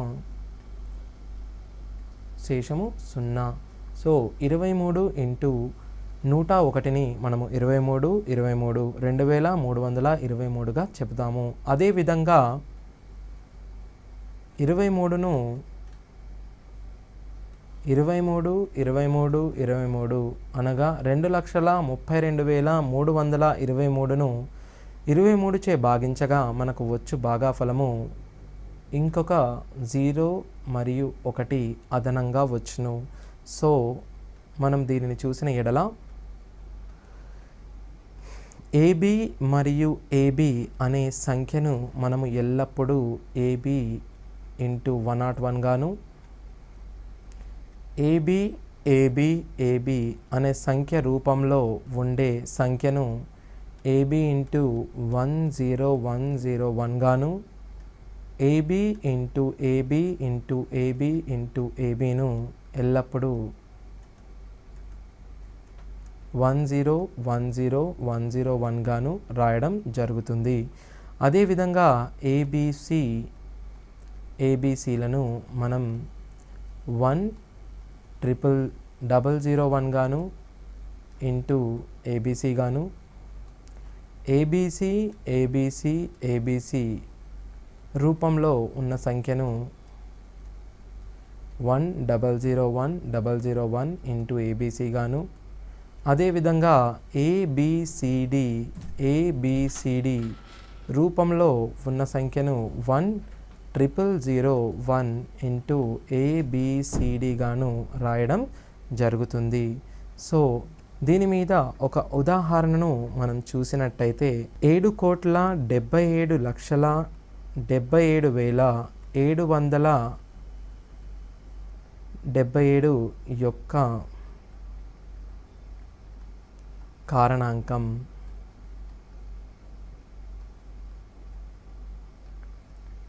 సో మొదటగా 1,001 గాను, 01 గాను, 1 గాను, 1101 గాను ఇచ్చినప్పుడు ఇక్కడ మనం చూసుకున్నట్టయితే వీటిని మనం 2 భాగాలుగా విభజించవచ్చు. ఇది AB AB AB AB రూపంలో ఉండుట చేత దీన్ని మనం AB ఇంటూ 1010101గా రాయవచ్చు. అనగా 1010101 అనేది దీని యొక్క కారణాంకము అవుతుంది. అదేవిధంగా దీనిని మనం ABCD అని కూడా మనం దీనిని రాసుకోవచ్చు. అనగా ABCD యొక్క కారణాంకాలు 10001 ఇంటూ ABCD. కావున దీనిని మనం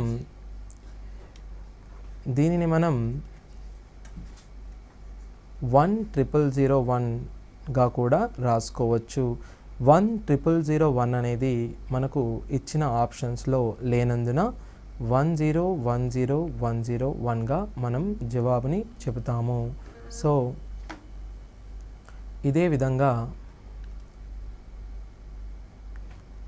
ఇప్పుడు మనము ఇంకొన్ని సంఖ్యలను ఈ విధంగా చూద్దాం. 8 8 8 8 8 8 8 8 8. ఇచ్చిన సంఖ్య ఏబిసి ఏబిసి ఏబిసి ఫామ్లో ఉండడం చేత దీనిని మనం 8 8 8 ఇంటూ 1001 రాస్తాము. ఇచ్చిన సంఖ్యను మనం కారణాంకాలుగా విడగొట్టదలిచిన 8 8 8 ఇంటూ 1001 ఇంటూ 001గా మనము చెప్పుకోవచ్చు. అదేవిధంగా ఇప్పుడు మనము చూసినట్లయితే ఒక సంఖ్య 8 6 8 6 8 6 క్రింది వానిలో వేటిచే భాగింపబడుతుంది. 8 6 8 6 8 6 ని మనం 8 6 ఇంటూ 10101గా తీసుకోవచ్చు. సో కింది ఆప్షన్లలో 10101ని తప్పనిసరిగా ఇవ్వడం జరుగుతుంది. సో ఈ సంఖ్య అనేది మనకు 10101చే డెఫినెట్గా డివైడ్ అవుతుంది. అదేవిధంగా మనము ఇంకొన్ని సూత్రాలు చూసినట్లయితే A square minus B square అనేది కారణాంకాలుగా మనం విడదీసి రాసినట్లయితే దానిని మనం A plus B into A minus బిగా రాయవచ్చు. అదేవిధంగా ఏ స్క్వేర్ ప్లస్ బి స్క్వేర్ను మనము కారణాంకాలుగా విడదీసి రాయలేము. ఏ క్యూబ్ మైనస్ బి క్యూబ్ని A minus B into A square plus AB plus B స్క్వేర్గా రాయవచ్చు. అదేవిధంగా ఏ క్యూబ్ ప్లస్ బి క్యూబ్ని A plus B into A square minus AB plus B స్క్వేర్గా కూడా రాయవచ్చు. ఏ పవర్ 4 మైనస్ బి పవర్ 4ను A plus A square plus B square into A minus B A plus B into A minus బిగా రాయవచ్చు. అదేవిధంగా A power 4 plus B power 4కి కారణాంకాలుగా మనము విడదీసి రాయలేము. ఈ అన్ని సూత్రాలను మీరు గమనించినట్లయితే ఏదేని ఒక సంఖ్య ఏ పవర్ ఎన్ మరియు బి పవర్ ఎన్ రూపంలో ఉన్నట్లయితే ఆ సంఖ్యను మనము ఎల్లప్పుడూ ఎన్ అనేది సరి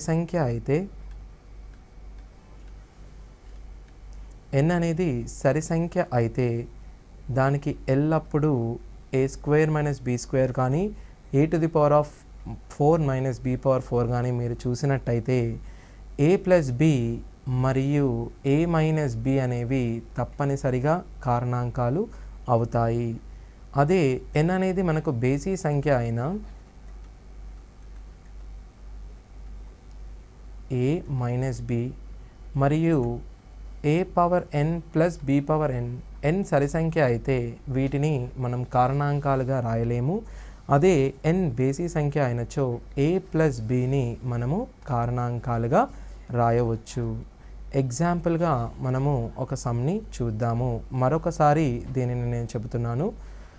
ఏ పవర్ ఎన్ మరియు బి పవర్ ఎన్ అనేది మనకు ఏ యొక్క వర్గములు ఘనాలు మనం ఘాతాంకాలు మనం చూసినట్లయితే ఆ ఘాతాలు సరి సంఖ్యలు అయితే డెఫినెట్గా ఏ ప్లస్ బి మరియు ఏ మైనస్ బి అనేటివి వాటి యొక్క కారణాంకాలు అవుతాయి. సో మరియు ఒకవేళ మధ్యలో మైనస్ ఉండి దాని ఘాతములు బేసి సంఖ్యలు అయినచో ఇది మర్చిపోయిన ఎడల మీరు ఏ క్యూబ్ మరియు బి క్యూబ్ ఫార్ములాను యూజ్ చేసి ఇది గుర్తుపెట్టుకోవచ్చు. ఇదే విధంగా ఒక సంఖ్యను ఇచ్చినట్టయితే 151 to the power of 2018 minus 100 to the power of 2018 యొక్క కారణాంకాలు ఇలా అడిగిన ఎడల క్రింది వానిలో ఈ ఇచ్చిన సంఖ్య యొక్క కారణాంకాలు కనుక్కోవాలి అనగా ఇది a పవర్ n మరియు b పవర్ n రూపంలో కలదు. a పవర్ n మరియు b పవర్ n రూపంలో ఉండి n అనేది సరి సంఖ్య అయిన a మైనస్ b మరియు a ప్లస్ bలు వీటి యొక్క కారణాంకాలు కాగలవు అనిన 151 మైనస్ 100 51 కానివ్వండి, 151 ప్లస్ 100 251 ఈ రెండు కూడా వీటి యొక్క కారణాంకాలు కాగలవు. అదేవిధంగా 101 to the power of 999 plus 72 to the power of 999 యొక్క కారణాంకము అనిన ఇది a power n plus b power n రూపంలో ఉన్నందున దీనిని n అనేది బేసి సంఖ్య అవుతుంది.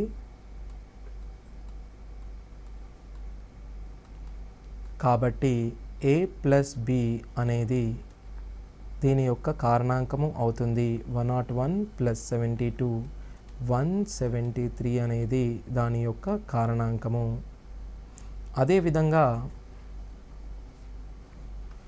క్రింది వానిలో 2 పవర్ 16 మైనస్ 1ను నిశ్శేషంగా భాగించే సంఖ్య ఏది అనగా option 1 15, option 2 7, option 3 50, option 4 13. So మనకు తెలిసినది a power n minus b power n, a minus b కానీ a ప్లస్ b కానీ డెఫినెట్గా అవుతుంది. 2 మైనస్ 1 2 ప్లస్ 1 ఇందులో 1 కానీ 3 కానీ మనకు ఇచ్చిన ఆప్షన్స్లలో లేనందువలన దీనిని మనం 2 power 4 to the power of 4 minus 1 power 4గా రాసుకోవచ్చు. దీనిని మనం 16 పవర్ 4 1 పవర్ 4ను దీనిని విభజించిన ఎడల 16 మైనస్ 1 16 ప్లస్ 1గా దీనిని మనం రాసుకోవచ్చు. సో కేవలము ఇచ్చిన సూత్రం పైన ఆధారపడక ఇచ్చిన సూత్రాన్ని ఎలా విశదీకరించాలో మనము కొంచెం కేంద్రీకరించి ఉండాల్సి ఉంటుంది. సో ఇప్పుడు చెప్పిన సూత్రాలలో మనము భాజనీయత సూత్రాలను కవర్ చేయడం జరిగింది. ఇవన్నీ సూత్రాలను మీరు చూసుకొని మార్కులు మంచిగా స్కోర్ చేయగలరని కోరుతున్నాను. Thank you.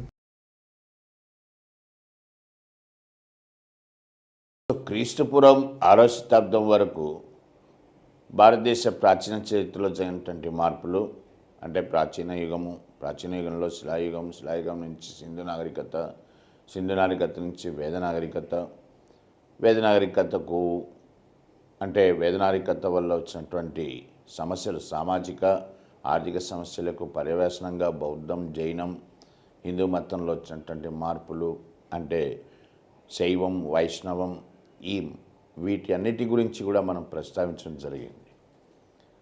ఇక్కడ మనకు రాజ్యము అనే ఒక రాజకీయ వ్యవస్థ ఆవిర్భవించడం కానీ పాలక వంశాలు రాజకీయపరమైనటువంటి చరిత్రను మనము ఎక్కడా ప్రస్తావించలేదు.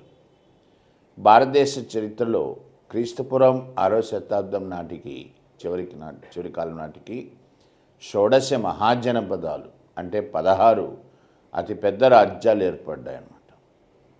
ఈ 16 పెద్ద రాజ్యాలు రాజ్యాలు వీటిలో కొన్ని గణరాజ్యాలు ఉన్నాయి. గణరాజ్యం అంటే రాజ్యాధిపతి ఎన్నుకోబడతాడు. కొన్నిట్లో వంశపారంపర్య రాచరికము ఉంటుంది. వీటిలో అత్యంత ప్రధానమైనటువంటిది 16 మహాజనపదాల్లోకెల్లా అత్యంత బలమైనటువంటిది ప్రధానమైనది మగధ. ఎందుకు అనంటే మగధను మనము భారతదేశ చరిత్రలో మొట్టమొదటి రాజ్యంగా పరిగణిస్తాం. కౌటిల్యుడు అర్థశాస్త్రంలో రాజ్యం అనేటువంటి దానికి 7 ముఖ్యమైనటువంటి అంశాలను ప్రతిపాదించాడు. వాటినే సప్తాంగములు అంటాం. ఈ సప్తాంగములు అనేటువంటివి మగధ విషయంలో మనకు మొట్టమొదటిసారి చాలా స్పష్టంగా కనిపిస్తాయి. ప్రజలు, ప్రాంతము, రాజధాని, మిత్ర అంటే అధికార యంత్రాంగము, విత్త అంటే ఫైనాన్స్, ఒక ద్రవ్య వ్యవస్థ అంటూ ఉండాలి, దండ న్యాయ వ్యవస్థ ఉండాలి. ఇట్లా కౌటిల్యుడు ప్రస్తావిస్తాడు కొన్ని ముఖ్య లక్షణాలను. రాజ్యం అంటే ఏముండాలి అని. అవన్నీ కూడా మగధ విషయంలో మనకు స్పష్టంగా చోటు చేసుకున్నాయి. మగధ అంటే ప్రస్తుత బీహార్. అందుకనే మగధను మనము మొట్టమొదటి రాజ్యంగా ప్రస్తావిస్తాం. మరి కేవలం మగధ మాత్రమే మొట్టమొదటి రాజ్యంగా ఎందుకు ఆవిర్భవించింది? 16 మహాజనపదాల్లో మగధ మొట్టమొదటి రాజ్యంగా ఆవిర్భవించడానికి మగధకు కొన్ని ప్రత్యేకమైనటువంటి అంశాలు అనుకూలించాయి. ఏమిటి అనుకూలించడము?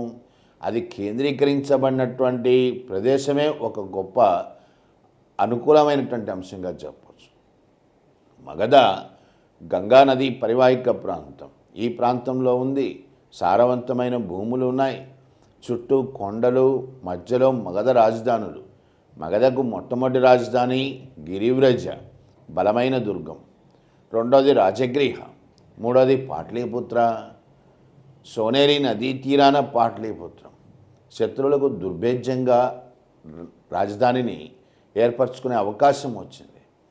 అట్లాగే సరిహద్దులకి దూరంగా ఉంది మగధ. సరిహద్దు ప్రాంతాల్లో ఉండే అలజడులు, దాని సమస్యలు అనేటువంటివి మగధకు తాకలేదు. పైగా మగధ యొక్క రాచరిక వ్యవస్థ ఇది వంశపారంపర్య రాచరిక వ్యవస్థ.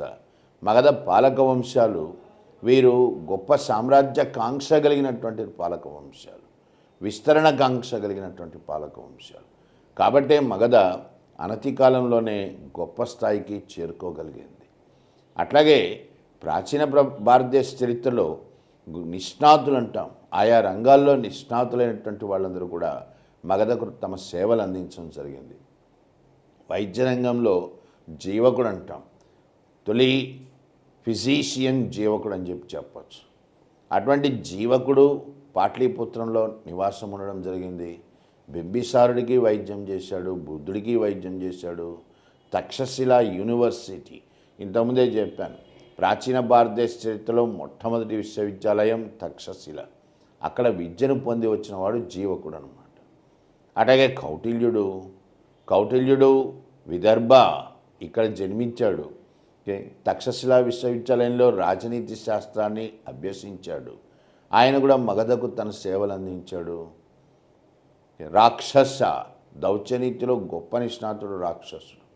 ఎదురులేని సేనాధిపతి అశ్వకరుడు, అజాతశత్రువుకి అశ్వకరుడు ప్రధాన సేనాని.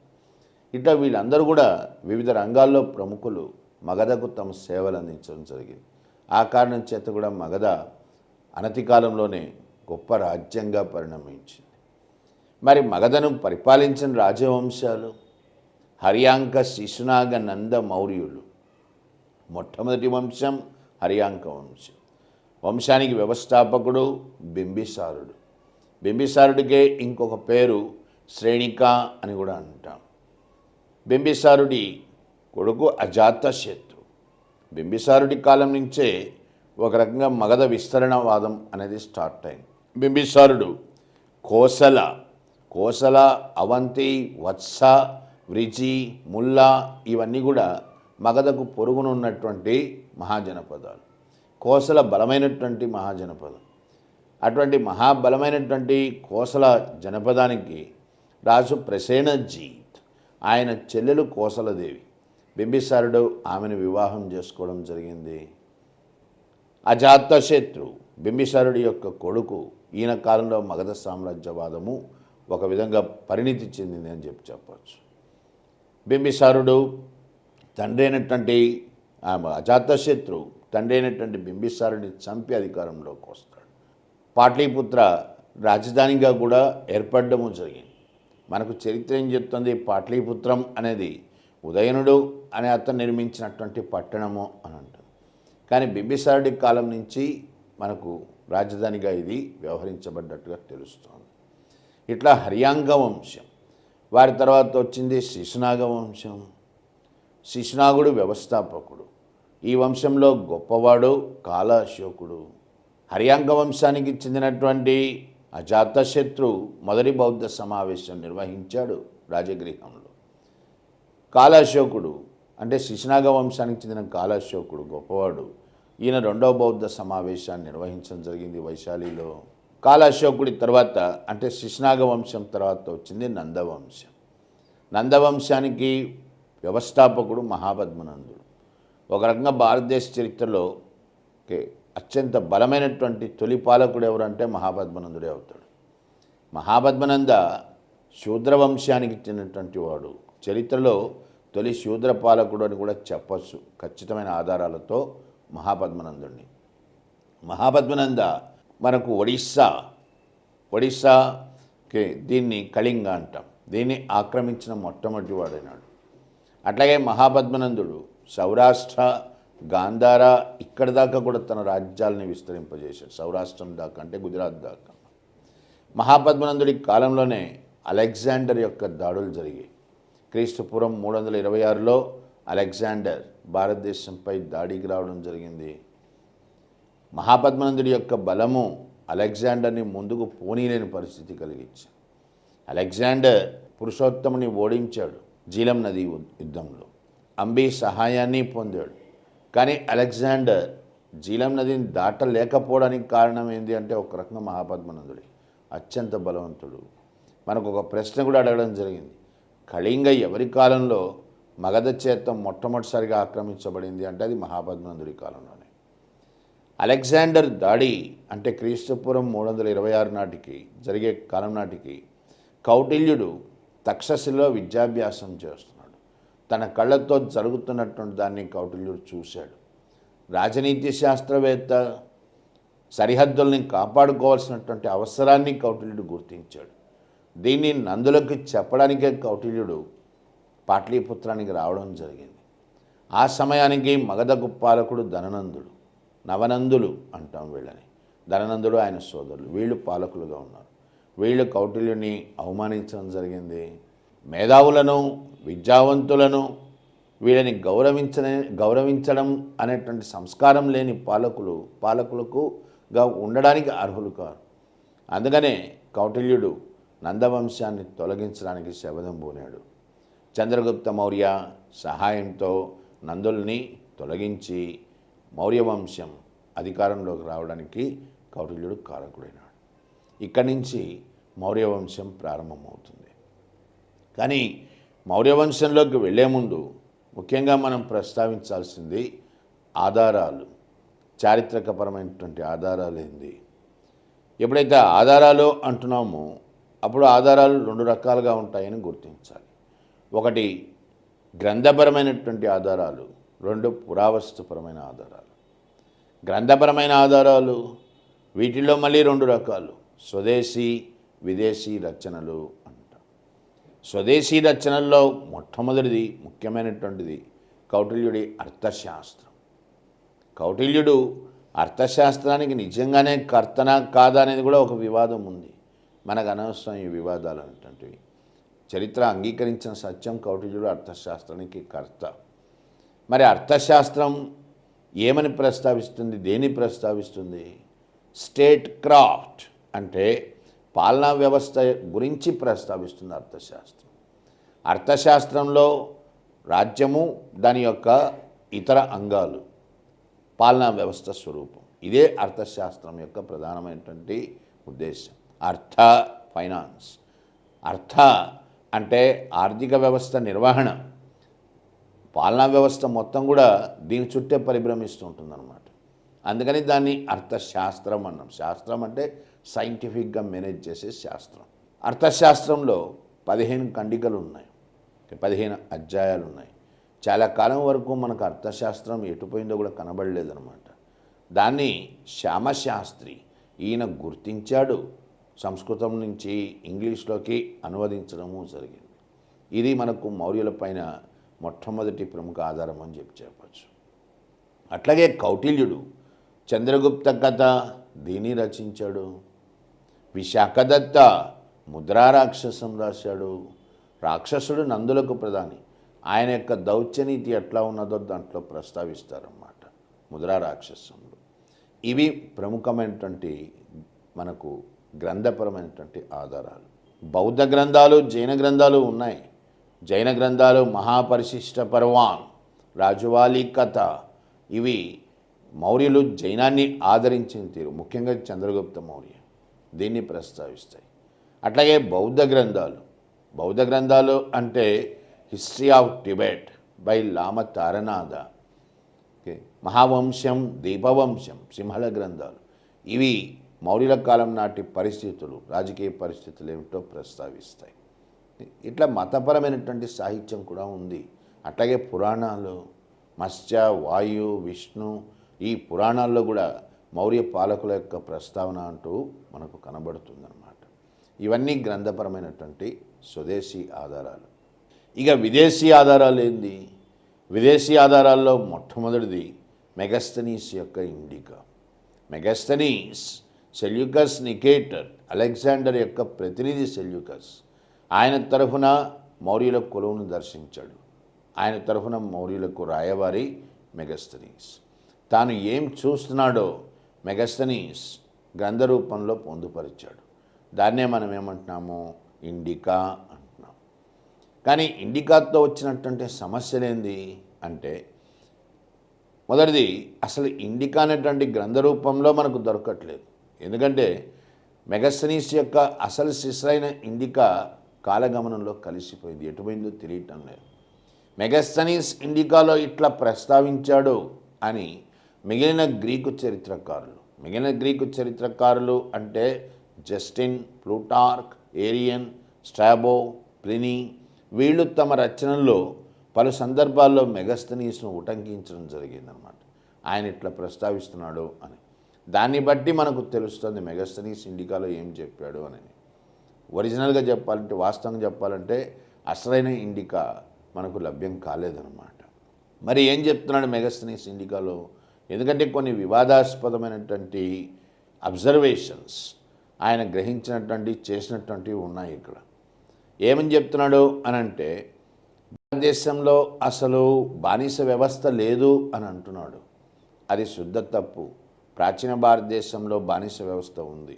ఒక్కోసారి ఎగ్జామ్లో ఇట్లా అడుగుతుంటాడు, ఎవరు చెప్తున్నారు ఈ మాటలు, ఎవరి వ్యాఖ్యలు ఇవన్నీ కూడా అని. బానిస వ్యవస్థ లేదని భారతదేశంలో చెప్పింది మెగస్తనీస్. భారతీయులకు తాగుడు అనే వ్యసనము లేదని కూడా అంటాడు. అది కూడా తప్పే. తాగుడు అనేటువంటిది భారతీయ సంస్కృతిలో ఆ టైంకి అంతర్భాగం అయిపోయింది అది.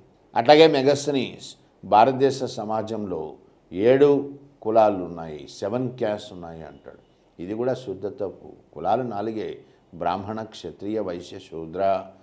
మరి మెగస్తనీస్ ఎందుకు అంటున్నాడు ఇట్లాగా అంటే, ఆయన తన ఈ గ్రీక్ పర్స్పెక్టివ్ అంటాం, ఆ కోణంలో, ఆ దృక్పథంలో భారతదేశ సమాజాన్ని అధ్యయనం చేస్తున్నాడు.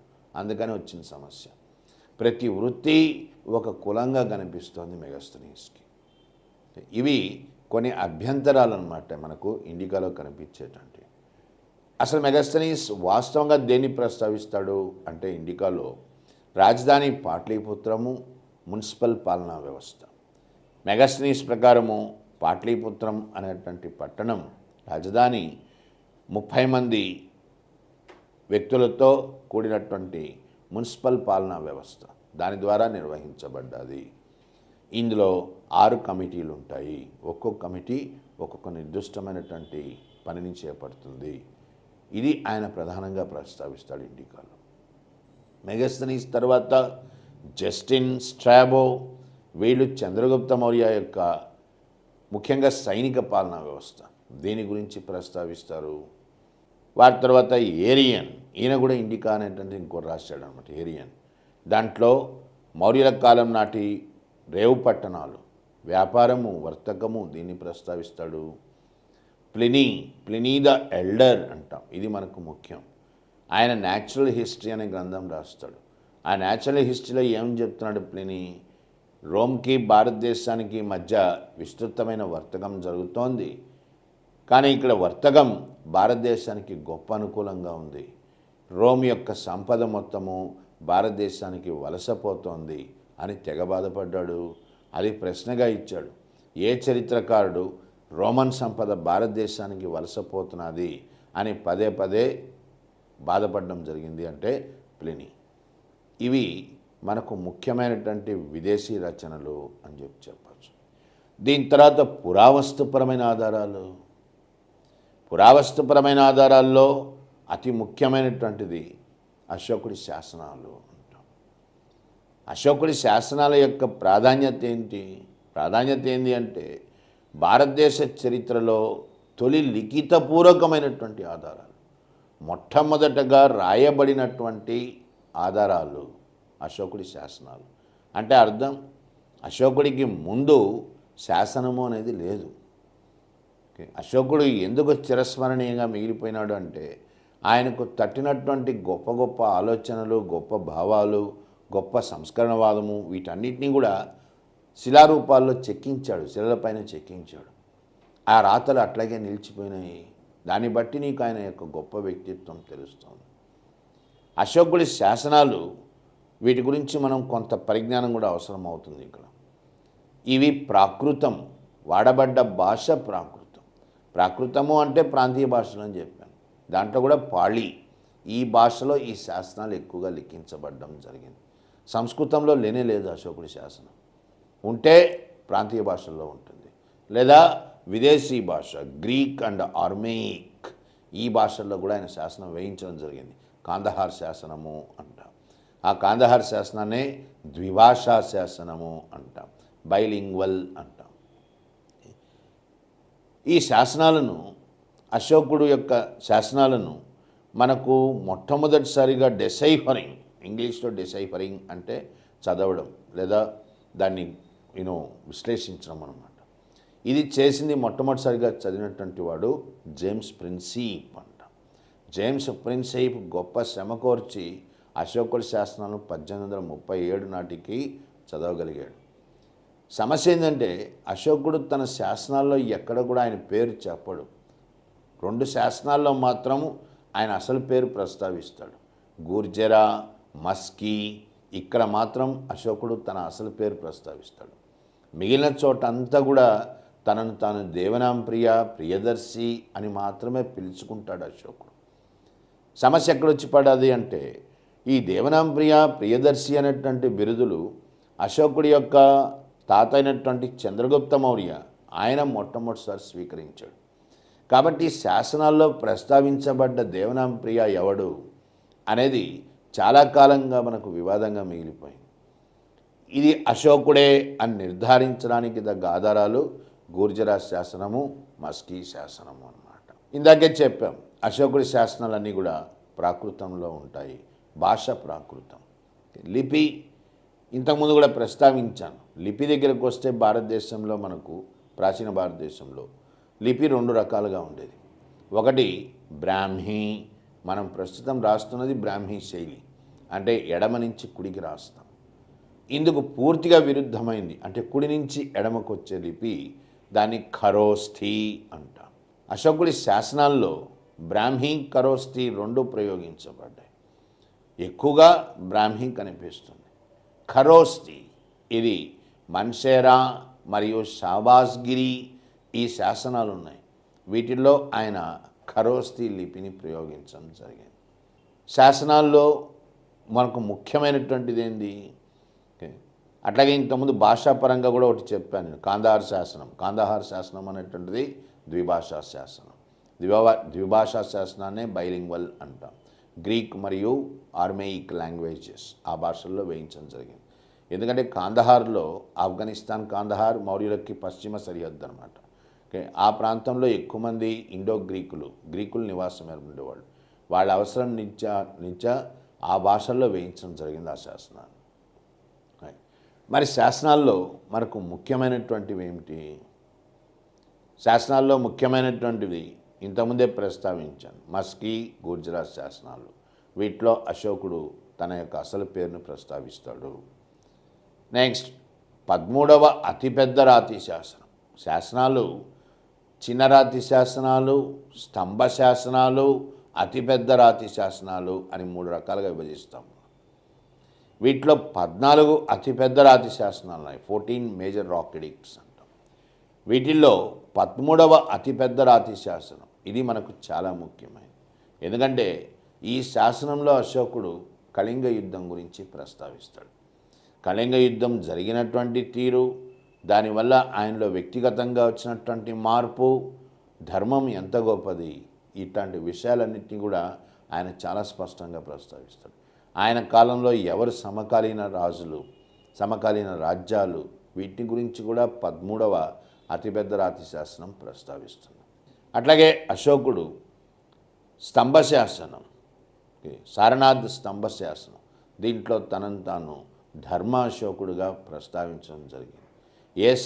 ఏ శాసనంలో అశోకుడు తనని ధర్మ అశోకుడిని పిలుచుకున్నాడు అంటే సారనాథ్ పిల్లర్ ఇన్స్క్రిప్షన్, సారనాథ్ స్తంభశాసనం. అశోకుడు బౌద్ధాన్ని స్వీకరించాడు.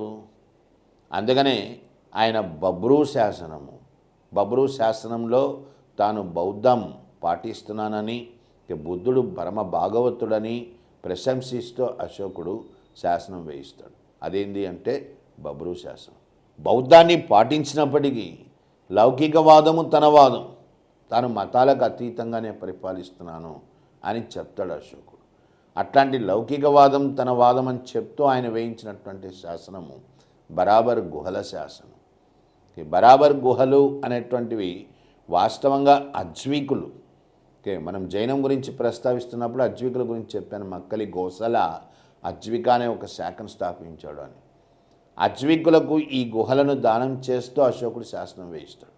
ఆ శాసనంలో చెప్తాడు తాను లౌకికవాది, బౌద్ధాన్ని పాటించినా తన వాదం లౌకికవాదము అని బబ్రూ గుహల శాసనంలో ప్రస్తావిస్తాడు. ఇట్లా మనకు ముఖ్యమైనటువంటి శాసనాలు కొన్నిటిని మనం గుర్తుంచుకోవాల్సిన అవసరం ఉంటుంది. అట్లా శాసనాలు ఇది చాలా ముఖ్యమైనటువంటి ఆధారం. రెండోది ఏంది అని అంటే నాణెములు. నాణెములు అనేటువంటిది అసలు ముద్రించడం, పంచ్ మార్క్డ్ కాయిన్ అంటే ఒక గుర్తుతో నాణ్యాలను ముద్రించడం, పంచింగ్. పంచింగ్ అంటే ముద్రించడమే. పంచ్ మార్క్డ్ కాయిన్స్, రాజగుర్తుతో నాణ్యాలను ముద్రించడం, ఇది ఒక రకంగా మౌర్యులతోనే ప్రారంభమైంది అని చెప్పచ్చు. నాణ్యాల యొక్క ప్రధాన ఉద్దేశం ఏంటంటే మనకు ఆర్థిక వ్యవస్థ గురించి స్పష్టంగా తెలుసుకోవచ్చు. దాంట్లో కూడా నాణ్యంలో అతి ముఖ్యమైనది ఏంటంటే బరువు. ఒక నాణ్యం దొరికింది అంటే ముందు దాని బరువును తూకం చేయాలి మనం. బరువు బాగా ఉంది అంటే ఆర్థిక వ్యవస్థ స్థిరంగానే ఉంది అని అర్థం. బంగారు నాణ్యం ఉంది, బంగారు నాణ్యం చూడడానికి చాలా బలహీనంగా ఉంది అంటే అక్కడ బంగారం కొరత ఉన్నది అని అర్థం. అది కాకుండా బంగారు నాణ్యం బాగా తూగుతున్నది, బలంగా ఉంది అని అంటే దాంట్లో బంగారం ఎక్కువ వేశాడు కాబట్టి బంగారం కొరత లేదని చెప్పాలి. అట్లాగే వెండి నాణ్యం. సో నాణ్యాల్లో మనం గుర్తించాల్సిన మొట్టమొదటి అంశం ఏంటి అంటే బరువు. ఎంత బరువు తూగుతున్నాయి నాణ్యాలు, ఇది ముఖ్యం అన్నమాట. దాన్ని బట్టి ఆర్థిక వ్యవస్థని మనం అంచనా వేయచ్చు. మౌర్యుల నాణ్యాల దగ్గరికి వస్తే మనకు ఈ నాణ్యాల మీద సామాన్యంగా అసలు గుర్తులు కనబడవు. గుర్తులు అత్యధిక మౌర్యుల నాణ్యాలపైన గుర్తులు ఉండవు. ఒకవేళ గుర్తులు ఉండడం జరిగితే 3 ప్రధానంగా గుర్తులు కనిపిస్తాయి. ఏంటి ఆ 3 ప్రధానంగా కనిపించే గుర్తులు? నెమలి. నెమలి అనేది మౌర్యుల రాజచిహ్నం. ఆ విషయానికి వస్తే మౌర్య అనే పదం కూడా వచ్చింది మోర్ అంటే నెమళ్లను పెంచేవాళ్ళు. మురియా, మోర్ అంటే నెమలి, మురియా అంటే నెమళ్లను పెంచేవాళ్ళు. అందుకనే నెమలి మౌర్యులకు రాజగుర్తు అనమాట, రాజలాంఛనం. నెమలి, కొండ మరియు నెలవంక, దీనే క్రిసెంట్ అంటాం. ఈ 3 గుర్తులు కనిపిస్తాయి నాణ్యాలపైన. ఇక్కడ విషయం ఏమిటంటే నాణ్యాలను ముద్రించడం ఏ మాసంలో ముద్రిస్తారు మౌర్యులు? ఆషాఢ మాసం. ఎందుకంటే వాళ్ళ ఆర్థిక సంవత్సరం స్టార్ట్ అయ్యేది ఆషాఢ మాసంతో స్టార్ట్ అవుతుంది కాబట్టి కొత్త నాణ్యాలను ముద్రిస్తారు. ఏ నాణ్యాలను ముద్రిస్తున్నారు వీళ్ళు? బంగారు నాణ్యము, పణ, తోలా. బంగారు నాణ్యము, తోలా. బంగారు నాణ్యము తోలా అంటాం, తోలా నుంచి వచ్చిన పదమే తులము అంటాం. పణ అంటే వెండి నాణ్యం. క్రష్పణ అంటే మిశ్రమ లోహాలతో కూడిన నాణ్యం. ఇట్లా నాణ్యాలను ముద్రించడం జరిగింది. ఇవి కూడా మనకు గొప్ప ఆధారాలుగా చెప్పవచ్చు చరిత్రపరంగా. ఇవి మౌర్యులకు సంబంధించినటువంటి ఆధారాలు. ఇక మౌర్యుల యొక్క రాజకీయ చరిత్రకు వెళితే చంద్రగుప్త మౌర్య, మౌర్య వంశ స్థాపకుడు చంద్రగుప్త మౌర్య. చంద్రగుప్త మౌర్యుడు శూద్రుడా ముమ్మాటికి శూద్రుడే అని బౌద్ధ గ్రంథాలు చెప్తున్నాయి, బ్రాహ్మణ మత గ్రంథాలు చెప్తున్నాయి. కానీ జైన మత గ్రంథాలు మాత్రము మౌర్యుడు, చంద్రగుప్త మౌర్యుడు క్షత్రియుడు అని చెప్తున్నాయి. వాస్తవంగా ఏమిటి అనంటే చంద్రగుప్త మౌర్యుడు నందుల కొలువులో పనిచేసేటువంటి శూద్ర వనితకు పుట్టినటువంటి వాడు అని ఎక్కువ ఆధారాలు ప్రస్తావించడం జరిగింది. గ్రీక్ ఆధారాలు కూడా చంద్రగుప్త మౌర్యుని శూద్రుడేనే ప్రస్తావిస్తున్నాయి అన్నమాట. చంద్రగుప్త మౌర్య గ్రీకుల చేత ఏమని పిలువబడుతున్నాడు? శాండ్రకోటస్ అంటాం. శాండ్రకోటస్ అనేటువంటిది గ్రీకులు చంద్రగుప్తుడికి ఇచ్చినటువంటి పేరు. ఎందుకంటే వాళ్ళకు చంద్రగుప్త మౌర్య అని పలకడం సాధ్యం కాదు కాబట్టి వాళ్ళకు దోచినట్టుగా పలుకుతారు వాళ్ళు. ఏమని చెప్తున్నారు గ్రీక్ చరిత్రకారులు అనంటే ముఖ్యంగా జస్టిన్ మరియు స్టాబో వీళ్ళిద్దరూ మనకేం చెప్తున్నారు అంటే చంద్రగుప్త మౌర్య 6 లక్షల సైన్యంతో ఉత్తర భారతదేశం మొత్తాన్ని జయించాడు, భారతదేశాన్ని గ్రీకుల బారి నుంచి విముక్తి చేశాడు అని చెప్తున్నారు. ఇది వాస్తవం కాకపోవచ్చు, అంటే 6 లక్షల సైన్యం ఆ రోజుల్లో ఉండిందా అనేది అనుమానాస్పదమైనటువంటి విషయం. కానీ ఖచ్చితంగా అయితే చంద్రగుప్త మౌర్యుడు భారతదేశాన్ని విముక్తి చేశాడు గ్రీకుల బారి నుంచి. క్రీస్తుపూర్వం 305లో చంద్రగుప్త మౌర్యుడికి అలెగ్జాండర్ ప్రతినిధి అయినటువంటి సెల్యూకస్కి మధ్య యుద్ధం జరిగింది. అందులో సెల్యూకస్ ఓడిపోయినాడు. ఓడిపోయినటువంటి సెల్యూకస్ తన కూతురు హెలెనా ఈమెని చంద్రగుప్త మౌర్యుడికి ఇచ్చి వివాహం చేశాడని, గుర్రాలు ఏనుగులు బహుకరించాడని మనకు తెలుస్తుంది. ఇక్కడ విషయం ఏంటంటే పాయింట్ ఏమిటంటే 305లో ఓడిపోయిన సెల్యూకస్ గెలిచిన చంద్రగుప్త ఇద్దరి మధ్య ఒప్పందం కుదిరింది. దీని యొక్క ప్రాధాన్యత ఏంటంటే చరిత్రలో ఒక స్వదేశీ పాలకుడు, ఒక విదేశీ పాలకుడు, వీరిద్దరి మధ్య విదేశీ రాజు వీరిద్దరి మధ్య కుదిరినటువంటి మొట్టమొదటి ఒప్పందం ఇది. అది క్వశ్చన్గా ఇచ్చాడు. భారతదేశ చరిత్రలో ఒక విదేశీ పాలకుడికి స్వదేశీ రాజుకి మధ్య కుదిరినటువంటి మొట్టమొదటి ఒప్పందం ఏది అంటే అది 305లో సెల్యూకస్కి చంద్రగుప్తుడికి మధ్య కుదిరింది. అందులో భాగంగానే సెల్యూకస్ మెగస్తనీస్ని తన రాయబారిగా పంపిస్తున్నాడు చంద్రగుప్తుడి కొలువుకి. దీని తర్వాత ఏమవుతుంది అంటే చంద్రగుప్త మౌర్య సౌరాష్ట్రము అంటే ప్రస్తుత గుజరాత్ అక్కడ దాకా కూడా రాజ్యాన్ని విస్తరింపజేశాడు అని చెప్పడానికి ఆధారాలు ఉన్నాయి. ఏ ఆధారం ఉంది? రుద్రదాముడు అంటే మౌర్యుల తర్వాత విదేశీ రాజవంశాలు వస్తాయి మనకు, ఇండో గ్రీకులు, శకులు, కుషాన్లు, పార్థియన్లు అని. ఈ శకులలో గొప్పవాడు రుద్రదాముడు. రుద్రదాముడు జునాగఢ్ శాసనము అనే శాసనం వేయిస్తాడు. ఆ శాసనంలో ఏం చెప్తున్నాడు రుద్రదాముడు అంటే చంద్రగుప్త మౌర్య సౌరాష్ట్రం గుజరాత్ను జయించాడని, గుజరాత్కు పాలకుడుగా పుష్యగుప్త అనేటువంటి వాడిని నియమించాడని, ఆ పుష్యగుప్తుడే సుదర్శన తటాకం దీన్ని నిర్మించాడని శాసనాల్లో రుద్రదాముడు చెప్తాడు. మనం దాన్ని బట్టి మనకేం తెలుస్తున్నది అంటే సౌరాష్ట్రం మౌర్యుల అంతర్భాగము అని చెప్పి చెప్పవచ్చు అన్నమాట. చంద్రగుప్త మౌర్య గొప్ప పరిపాలన అందించాడు. భారతదేశ చరిత్రలో తొలి గొప్ప చక్రవర్తి అంటాం. ఎందుకంటే ఆదర్శ రాజ్యము, శ్రేయోరాజ్యము అనేటువంటి భావాలు ఆయన ఆలోచనలో కనిపిస్తాయి. ప్రజలు తన బిడ్డల్లాంటి వాళ్ళు అని చాటి చెప్పిన మొట్టమొదటి వాడు అనమాట. ఇందాకే చెప్పాం, అశోకుడి కంటే ముందు దేవనాంప్రియ అండ్ ప్రియదర్శి ఈ పదాలను చంద్రగుప్త మౌర్యుడు ప్రయోగించడం జరిగింది, తనకు తాను అన్వయించుకోవడం జరిగింది. ఓకే, అంటే పితృస్వామ్య పాలనా వ్యవస్థ.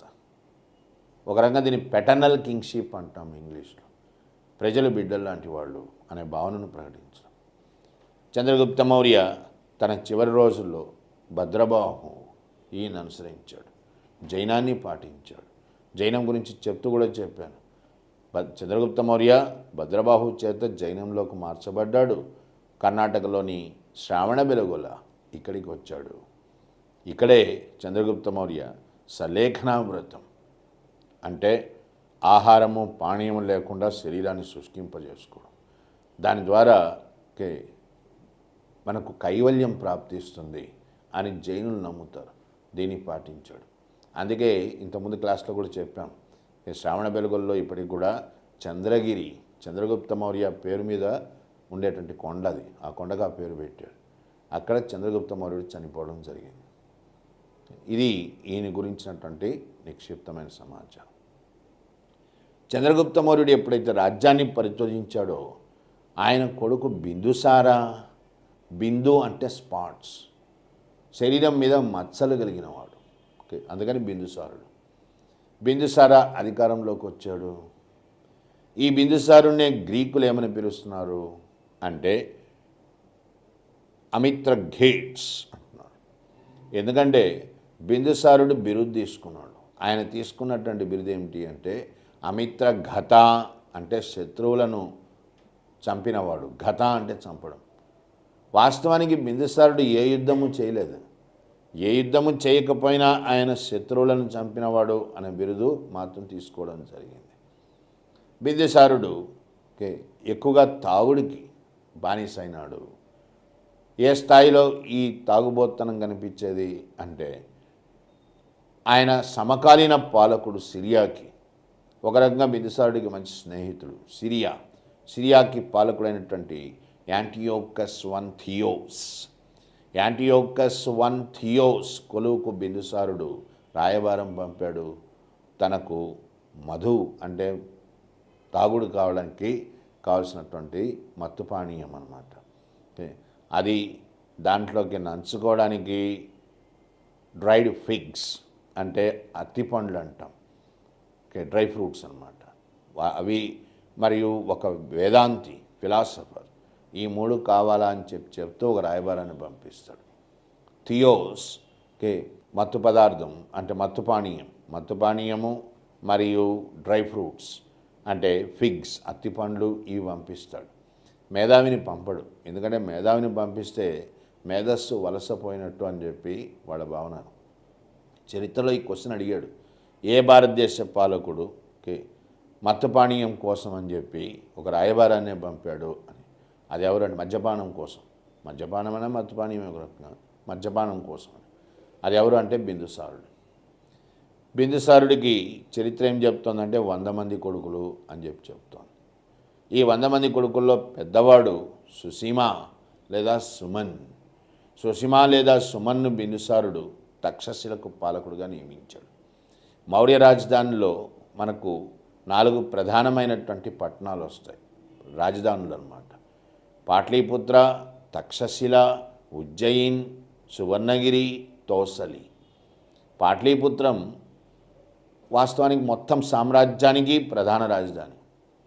అట్లా కాకుండా పలు ప్రాంతాలు ఉంటాయి, రాష్ట్రాలు అని చెప్పచ్చు. వీటికి కేంద్రాలు మిగిలినవన్నీ కూడా. తక్షశిల పశ్చిమ సరిహద్దు, ఉజ్జయిని ఉత్తరానికి సరిహద్దు, సువర్ణగిరి దక్షిణానికి సరిహద్దు, తోసలి ఇది తూర్పుకు సరిహద్దు. ఇట్లా విభజించబడ్డది రాజ్యం. కౌటిల్యుడు అర్థశాస్త్రంలో ఏమని చెప్తున్నాడు అంటే మౌర్య వంశంలో పాలకుడు కాబోయేవాడు తక్షశిలలో తప్పనిసరిగా పనిచేయాలి అంటాడు. ఎందుకంటే తక్షశిల సరిహద్దుకు సంబంధించింది. సరిహద్దు సమస్యలు తెలిసి ఉండాలి పాలకుడికి. అది ఆయన పెట్టినటువంటి సూచన అన్నమాట. అందుకనే బిందుసారుడు తన మొట్టమొదటి కొడుకైన సుసీమను తక్షశిలకు పాలకుడిగా నియమించాడు. కానీ దురదృష్టవశాత్తు తక్షశిలలో తిరుగుబాటు జరిగింది. సుసీమ అసమర్థుడైనాడు, ఈ తిరుగుబాటును అణచలేకపోయినాడు. ఉజ్జయినికి పాలకుడైన అశోకుడు తక్షశిలకు పంపబడ్డాడు. తక్షశిలలో అశోకుడు తిరుగుబాటును అణిచేశాడు. తక్షశిలకు పాలకుడుగా కొనసాగాడు. అశోకుడు ఇప్పుడు క్రమంగా ఏ ఆలోచన డెవలప్ చేస్తున్నాడు అని అంటే తక్షశిలకు పాలకుడైన వాడే కాబోయే చక్రవర్తి, కాబట్టి తనే కాబోయే చక్రవర్తిగా ఉండాలి అనేది అశోకుడి యొక్క భావన. ఆ కారణం చేతనే అశోకుడు తన 99 మంది సోదరులు ఒక్క తిష్య వాడిని తప్పించి మిగిలినటువంటి 98 మందిని కూడా చంపేశాడు. అశోకుడి యొక్క మంత్రి రథగుప్త సహాయంతో అశోకుడు అధికారంలోకి రావడం జరిగింది. ఇంత క్రూరమైన స్వభావం ఉన్నవాడు కాబట్టి అశోకుని ఏమని పిలిచా మొదట్లో చెండా అంటారు. చెండా అశోకుడు అని పిలవడం జరిగింది. బిందుసారుడు పదవీ త్యాగం చేశాడు, అబ్డికేటెడ్ ద థ్రోన్ అంట. చేసి అజ్విక ఈ శాఖను అనుసరించాడు. చంద్రగుప్త మౌర్యుడు జైనాన్ని అనుసరిస్తే ఆయన కొడుకు బిందుసారుడు అజ్విక శాఖను అనుసరించడం జరిగింది. ఇవి బిందుసారుడి హయాంలో ముఖ్యమైనటువంటి పరిణామాలు. సో ఇప్పుడు అశోకుడు అధికారంలోకి వచ్చాడు, ఏ కాలంలో వచ్చాడో ఇవన్నీ వివాదమే. ఎందుకంటే ఎవరికి ఖచ్చితంగా ఈ టైం అని చెప్పే స్థితిలో లేం మనం. ఓకే, అశోకుడు అధికారంలోకి వచ్చినటువంటి 4 సంవత్సరాలు పట్టాభిషేకం చేసుకోలేదు. ఆయన అధికారంలోకి ఏ సంవత్సరంలో వచ్చి ఉండవచ్చు? 273 క్రీస్తుపూర్వం 273లో అధికారంలోకి వచ్చి ఉంటాడు.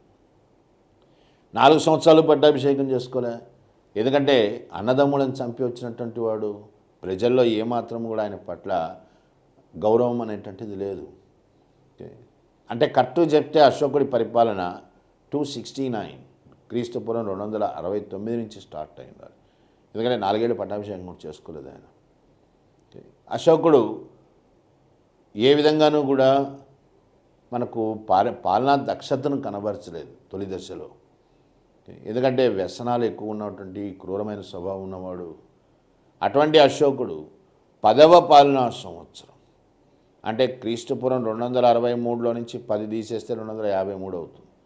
క్రీస్తుపూర్వం 253 నాటికి అశోకుడు కళింగపై యుద్ధం చేయాల్సిన పరిస్థితి ఏర్పడ్డది. లేదనుకున్నా కానీ ఇప్పుడు 273 అన్నాం, 273 అన్నాం. 273 - 10 అంటే 263 అవుతుంది. లేదా 269 తీసుకున్నా కానీ -10 అంటే 10వ సంవత్సరం. 269 - 10 259 259 అన్నాడు. ఈ సంవత్సరాల్లో ఏదో ఒక సంవత్సరంలో కళింగ యుద్ధం జరిగి ఉండాలి. అటు 273 నుంచి అన్నా తీసుకోవచ్చు, లేదా 269 నుంచి అన్నా తీసుకోవచ్చు. 10 సంవత్సరాల తర్వాత కళింగ యుద్ధం జరిగింది. కళింగ యుద్ధానికి కారణమేంది? కళింగ మొట్టమొదటిసారిగా మహాపద్మనందుడి కాలంలో మగధ చేత ఆక్రమించబడ్డది. కళింగులు గొప్ప స్వతంత్ర ప్రియులు, ఒక ఆధిపత్యాన్ని ఒప్పుకోవడానికి వాళ్ళు సిద్ధంగా లేరు.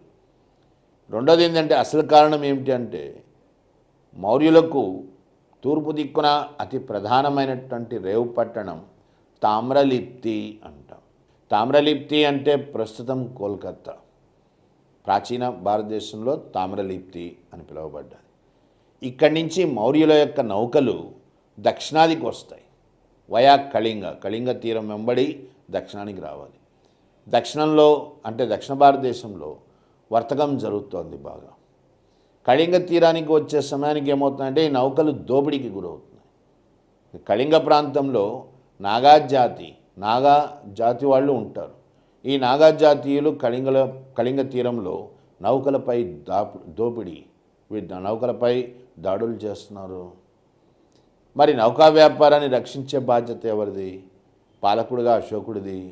అశోకుడు ఎన్నో విజ్ఞప్తులు చేశాడు నాగాలకు, ఈ పని చేయకూడదని, కానీ వాళ్ళు వినిపించుకోలే. ఆ కారణం చేతనే అశోకుడు కళింగపై యుద్ధానికి రావాల్సిన పరిస్థితి ఏర్పడ్డది. కళింగ యుద్ధం జరిగింది అని ప్రతి పుస్తకం చెప్తుంది మనకు అశోకుడి యొక్క శాసనాల ఆధారంగా. మరి కళింగుల తరఫున ఎవరు పోరాడుతున్నారు? కళింగుల తరఫున పోరాటము దిమోవసి, మేఘవాహన అనేటువంటి 2 పాలకులు చేశారు.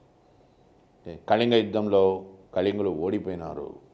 భయంకరమైనటువంటి జన నష్టం, ప్రాణ నష్టం, ఆస్తి నష్టం అన్నీ జరిగాయి. ఇంత దారుణమైనటువంటి విధ్వంసం అశోకుని కదిలించింది. ఇదంతా కూడా ఆయన 13వ అతిపెద్ద రాతి శాసనంలో చెప్తాడు. దేవనాం ప్రియ ఏనాడు ఊహించలే ఇంత వినాశనం జరుగుతుంది అని. చాలా చక్కటి భాషను ప్రయోగిస్తాడు అశోకుడు. Priyadasi's conscience was smote with remorse, Priyadasi convinced Bherighosha shall be replaced by Dharmaghosha. నిజమైనటువంటి విజయము అంటే ప్రేమతో వచ్చేదే నిజమైన విజయం. బలప్రయోగం ద్వారా వచ్చేది నిజమైన విజయం కాదు. అసలైన విజయం ఏది అంటే ఎదుటివాడిని ప్రేమతో జయించడమే అసలైన విజయం. ఇక మీదట భేరిఘోషలు ఉండవు, యుద్ధఘోషలు ఉండవు, ఉండబోయేది ధర్మఘోషనే. ఇట్లా గొప్ప స్టేట్మెంట్స్, వ్యాఖ్యానాలు చేశాడు అశోకుడు. అందుకే ఆయన చరిత్రలో ఆ విధంగా నిలిచిపోయినాడు. సామ్రాట్ అశోక్ యొక్క గొప్పతనం ఏంది అని అంటే యుద్ధంలో విజయం సాధించి యుద్ధం వద్దు, యుద్ధం ఉండకూడదు అని భావించిన ఒకే ఒక్క పాలకుడు ఆయన. ప్రపంచంలో యుద్ధం లేని సమాజం ఉండాలి అని ఆశించిన వ్యక్తి అన్నమాట. అందుకనే మనం సామ్రాట్ అశోకుని చుక్కల్లో చందమామ అంటాం. A moon in the galaxy of the stars, H G Wells అంటాడు ఈ విషయాన్ని. సో అశోకుల్లో కళింగ యుద్ధం తర్వాత గొప్ప పరివర్తన వచ్చింది. కానీ ఎట్లాంటి పరివర్తన? వాస్తవాలను విస్మరించే పరివర్తన కాదు. కళింగ యుద్ధంలో తను గొప్ప మార్పుకు లోనైనాను అని అశోకుడు చెప్తున్నాడు. అంత మాత్రం చేత అశోకుడు కళింగని తిరిగి కళింగులకి ఇవ్వలే. పట్టుబడ్డ కళింగులందరినీ కూడా ఖైదీలుగా తన వ్యవసాయ క్షేత్రాల్లో పెట్టుకున్నాడు. వాస్తవం వాస్తవమే, ఆదర్శవాదం ఆదర్శవాదమే. అశోకుడు క్రమంగా బౌద్ధం వైపు ఆకర్షితుడైనాడు. ఎందుకంటే అశోకుల్లో గొప్ప తత్వవేత్త ఉన్నాడు. సామాజిక సమస్యలకి అశోకుడు తనదైనటువంటి ఒక కొత్త వాదాన్ని ప్రవేశపెట్టాడు. దాన్నే ఆచరిస్తున్నాడు అంటే ధర్మ అంటున్నాడు. ఏంది ధర్మం అంటే? ప్రతి వ్యక్తి యొక్క బాధ్యత. ధర్మ అంటేనే డ్యూటీ. ఇక్కడ ధర్మంలో అశోకుడు, ఈ ధర్మ అంటే ఏంటంటే ఒక్కొక్క సమయంలో ఒక్కొక్క రకమైనటువంటి ఆలోచనలను ప్రతిపాదిస్తున్నాడు అశోకుడు. వీటన్నిటినీ కూడా మనము సమకూర్చుకుంటూ ధర్మాన్ని నిర్వచించాల్సి ఉంటుంది. ధర్మము అనేది భాషాపరంగా బాధ్యత అవుతుంది. అశోకుడి ధర్మం అంటే ఏంది? అశోకుడి ధర్మం ఏంది అంటే మానవ సమస్యలకు మానవత్వంతో కూడిన పరిష్కారము అశోకుడి ధర్మం అవుతుంది. సామాజిక సమస్యలు ఎందుకు వస్తున్నాయి? అశోకుడి యొక్క ధర్మంలోని ముఖ్యమైనటువంటి అంశాలు సత్య, అహింస, సంయమ, సంక్షేమ. సత్య, అహింస. మనము వాస్తవము, ధర్మము అయినటువంటి దాన్ని, సత్యమైన దాన్ని విస్మరిస్తాం. అందుకని సమస్య వస్తుంది. మనలో హింసాయుతమైన పోకడా ఉంటుంది, అందువల్ల సమస్య వస్తుంది. మనం ఇంకొకరిని సహించలేని పరిస్థితి ఉంటుంది. సంయమ అంటే టాలరెన్స్. ఇందువల్ల కూడా సమస్య వస్తుంది. ఎదుటి వాళ్ళని మనము అభిమానించలేని స్థితి, విశ్వజనీయ భావంలో అనేటువంటివి అరుదుగా ఉంటాయి. అందువల్ల కూడా సమస్యలు వస్తాయి. సంక్షేమం, ప్రజల గురించి, ఇతరుల బాగోగుల గురించి ఆలోచించాం. అందుకని కూడా సమస్యలు వస్తాయి. సత్య, అహింస, సంయమ, సంక్షేమ, ఇవి ధర్మంలో మౌలిక అంశాలన్నమాట. ఈ ధర్మాన్ని ప్రచారం చేయాలి. ప్రచారం చేయాలా అంటే బ్రాహ్మణ మతం ధర్మాన్ని ఒప్పుకోదు. ఎందుకంటే బ్రాహ్మణులు వాళ్ళు ఏం చెప్తారో అదే ధర్మం అంటారు. అందుకని అశోకుడు బ్రాహ్మణ మతం వైపు మొగ్గు చూపలే. ఆయన మొదట్లో శైవుడు, కానీ క్రమంగా బౌద్ధం వైపు ఆకర్షితులవుతున్నాడు. ఎందుకంటే బౌద్ధానికి మంచి నెట్వర్క్ ఉంది. సమాచార వ్యవస్థ బౌద్ధానికి ఉన్నంతగా మిగిలిన మతాలకి లేదు. బౌద్ధం బాగా విస్తరించింది నలుమూలలా. అందుకని తన వాదాన్ని బౌద్ధం ప్రచారం చేయడానికి అవకాశం ఉంది. బదులుగా బౌద్ధాన్ని తాను ప్రపంచం మొత్తం విస్తరించడానికి అవకాశం ఉంది. ఇట్లా ఇద్దరి మధ్య ఒక రకమైన అండర్స్టాండింగ్ కూడా ఉందని చెప్పాలన్నమాట.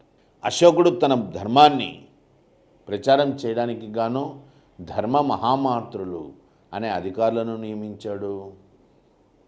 ఇప్పుడే చెప్పాం అశోకుడు క్రమంగా బౌద్ధం వైపు ఆకర్షితుడైనాడు అని. అశోకుడు బౌద్ధంలోకి రావడానికి కారకుడు ఉపగుప్త. ఈ ఉపగుప్తుడినే మొగలిపుత్ర తిస్సా అని కూడా అంటాం. బౌద్ధం గురించి చెప్పాను. 3వ బౌద్ధ సమావేశానికి అశోకుడు ఈయనే అధ్యక్షుడిగా నియమించడం జరిగింది. ఈయన ఆధ్వర్యంలోనే 3వ సమావేశం జరిగింది. తిస్సా అభిధమ్మ పీఠక. ఉపగుప్త లేదా మొగలిపుత్ర తిస్సా అభిధమ్మ పీఠకాన్ని కూడా రచిస్తాడనమాట. 3 పీఠకాల్లో ఒకటి. ఇట్లా అశోకుడు బౌద్ధంలోకి మారడము, బౌద్ధాన్ని అంతర్జాతీయం చేయడము జరిగింది. అందులో భాగంగానే అశోకుడు మహారక్షితాను గ్రీసుకు పంపాడు. తారా అనే భిక్షువును సువర్ణభూమి అంటే బర్మాకు పంపాడు. తన కూతురు సంగమిత్ర, కొడుకు మహేంద్ర వీళ్ళని సింహళానికి పంపాడు. ఇట్లా బౌద్ధం అంతర్జాతీయం కావడానికి కారకుడు అశోకుడు. అట్లాగే గొప్ప పాలకుడుగా అశోకుడు ఇతర దేశాలతో మైత్రి సంబంధాలు దీన్ని కొనసాగించాడు. రాయబారాలు పంపాడు. ఆయనకు సమకాలీకులు ఎవరు? సిరియాకి పాలకుడైనటువంటి 2వ యాంటియోకస్. యాంటియోకస్ 1 అశోకుడి తండ్రి అయిన బిందుసారుడికి సమకాలీకుడు. యాంటియోకస్ 2 అశోకుడికి సమకాలీకుడు, సిరియాకి పాలకుడు. అట్లాగే ఈజిప్ట్కి టాలోమీ ఫిలడెల్ఫస్, ఈయన ఈజిప్ట్కి పాలకుడు, అశోకుడికి సమకాలీకుడు. యాంటిగోనస్ గొనాటస్, ఈయన మ్యాసిడోనియాకి పాలకుడు, ఈయన కూడా అశోకుడికి సమకాలీకుడే. మాగస్ ఆఫ్ సైరైన్, అలెగ్జాండర్ ఆఫ్ ఇపైరస్, వీళ్ళు కూడా అశోకుడికి సమకాలీకులు అవుతారు. వీళ్ళందరితో ఆయనకు సత్సంబంధాలు ఉన్నాయి. అందుకనే మిషనరీ కింగ్ అంటామన్నమాట అశోకుడిని. ఇట్లా అశోకుడి గొప్పతనం మనము ప్రస్తావించాల్సి ఉంటుంది. అశోకుడు చనిపోయినాడు. అశోకుడి తర్వాత ఒక రకంగా మౌర్య వంశ పతనం స్టార్ట్ అయింది. కడపటి మౌర్యులు వీళ్ళు 6. మొత్తం మౌర్యులు 9 మంది 137 సంవత్సరాలు పరిపాలించారు. కడపటి మౌర్యుల్లో మనం ఎవరిని ప్రస్తావించాల్సి వస్తుంది?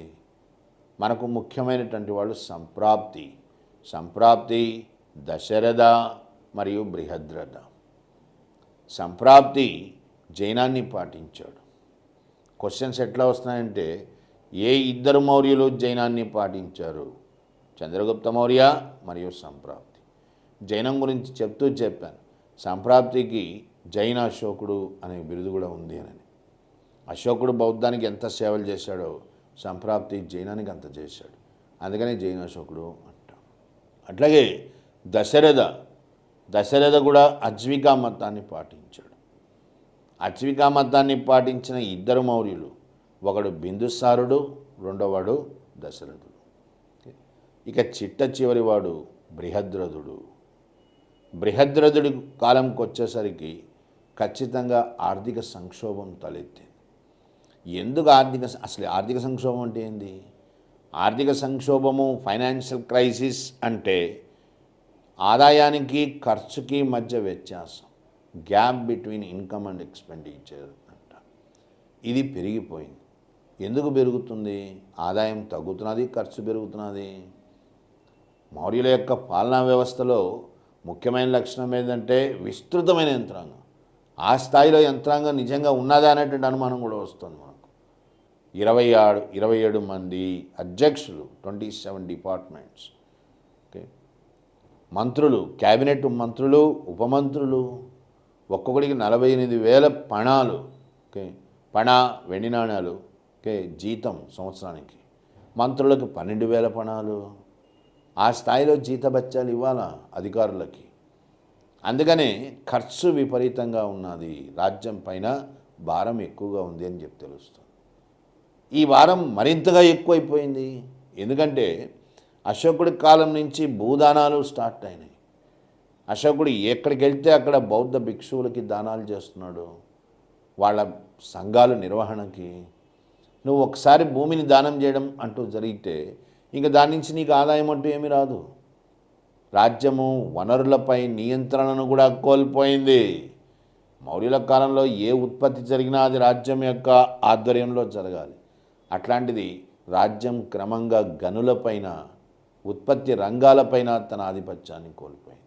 ఇది సమస్యకు దారితీస్తుంది. Gap between income and expenditure.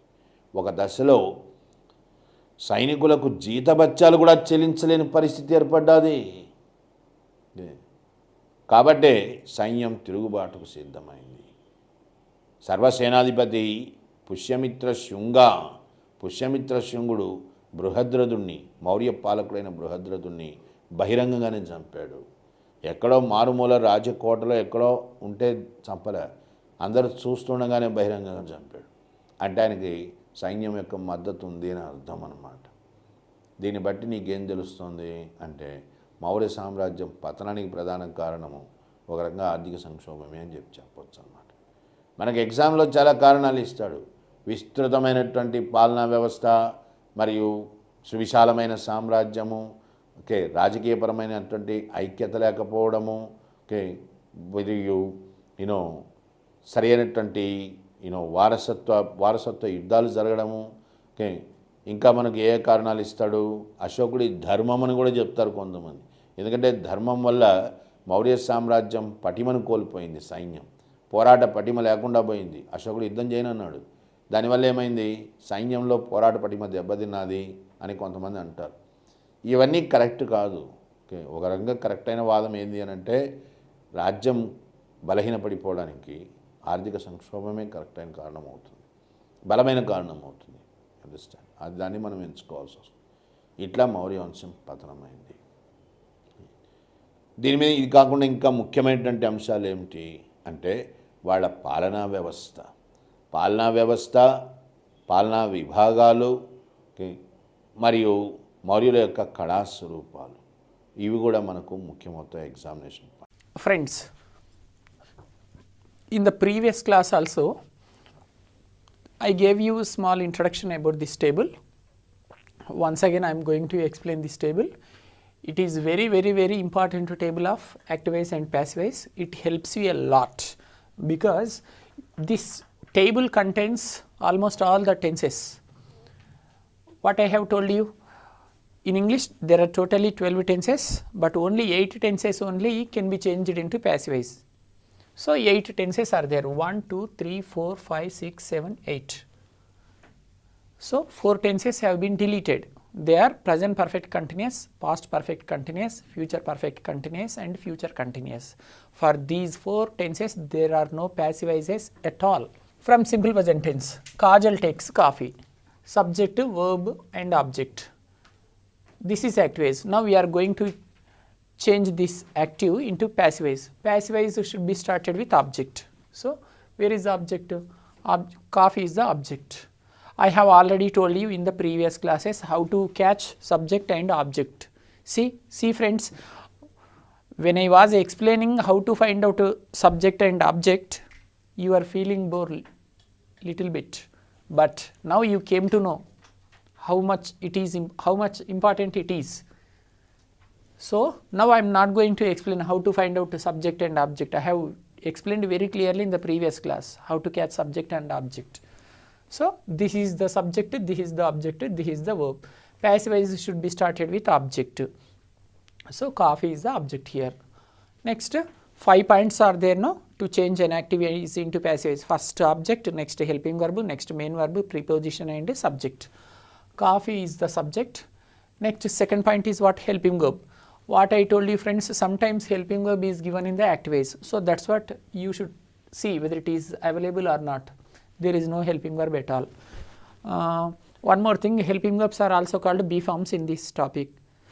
So there is no helping verb. So if they don't give helping verb, you should go to the main verb and you should find out whether it is V1 or V2. If it is V1, you should take a helping verb from am, is, or.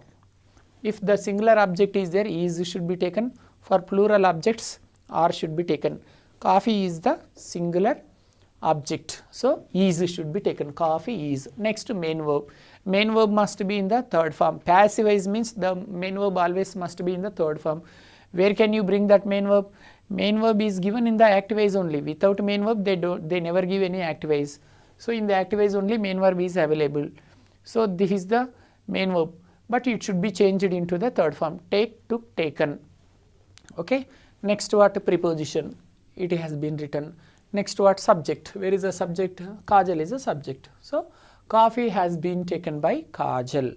This is the process of changing active voices into passive voices from simple present tense.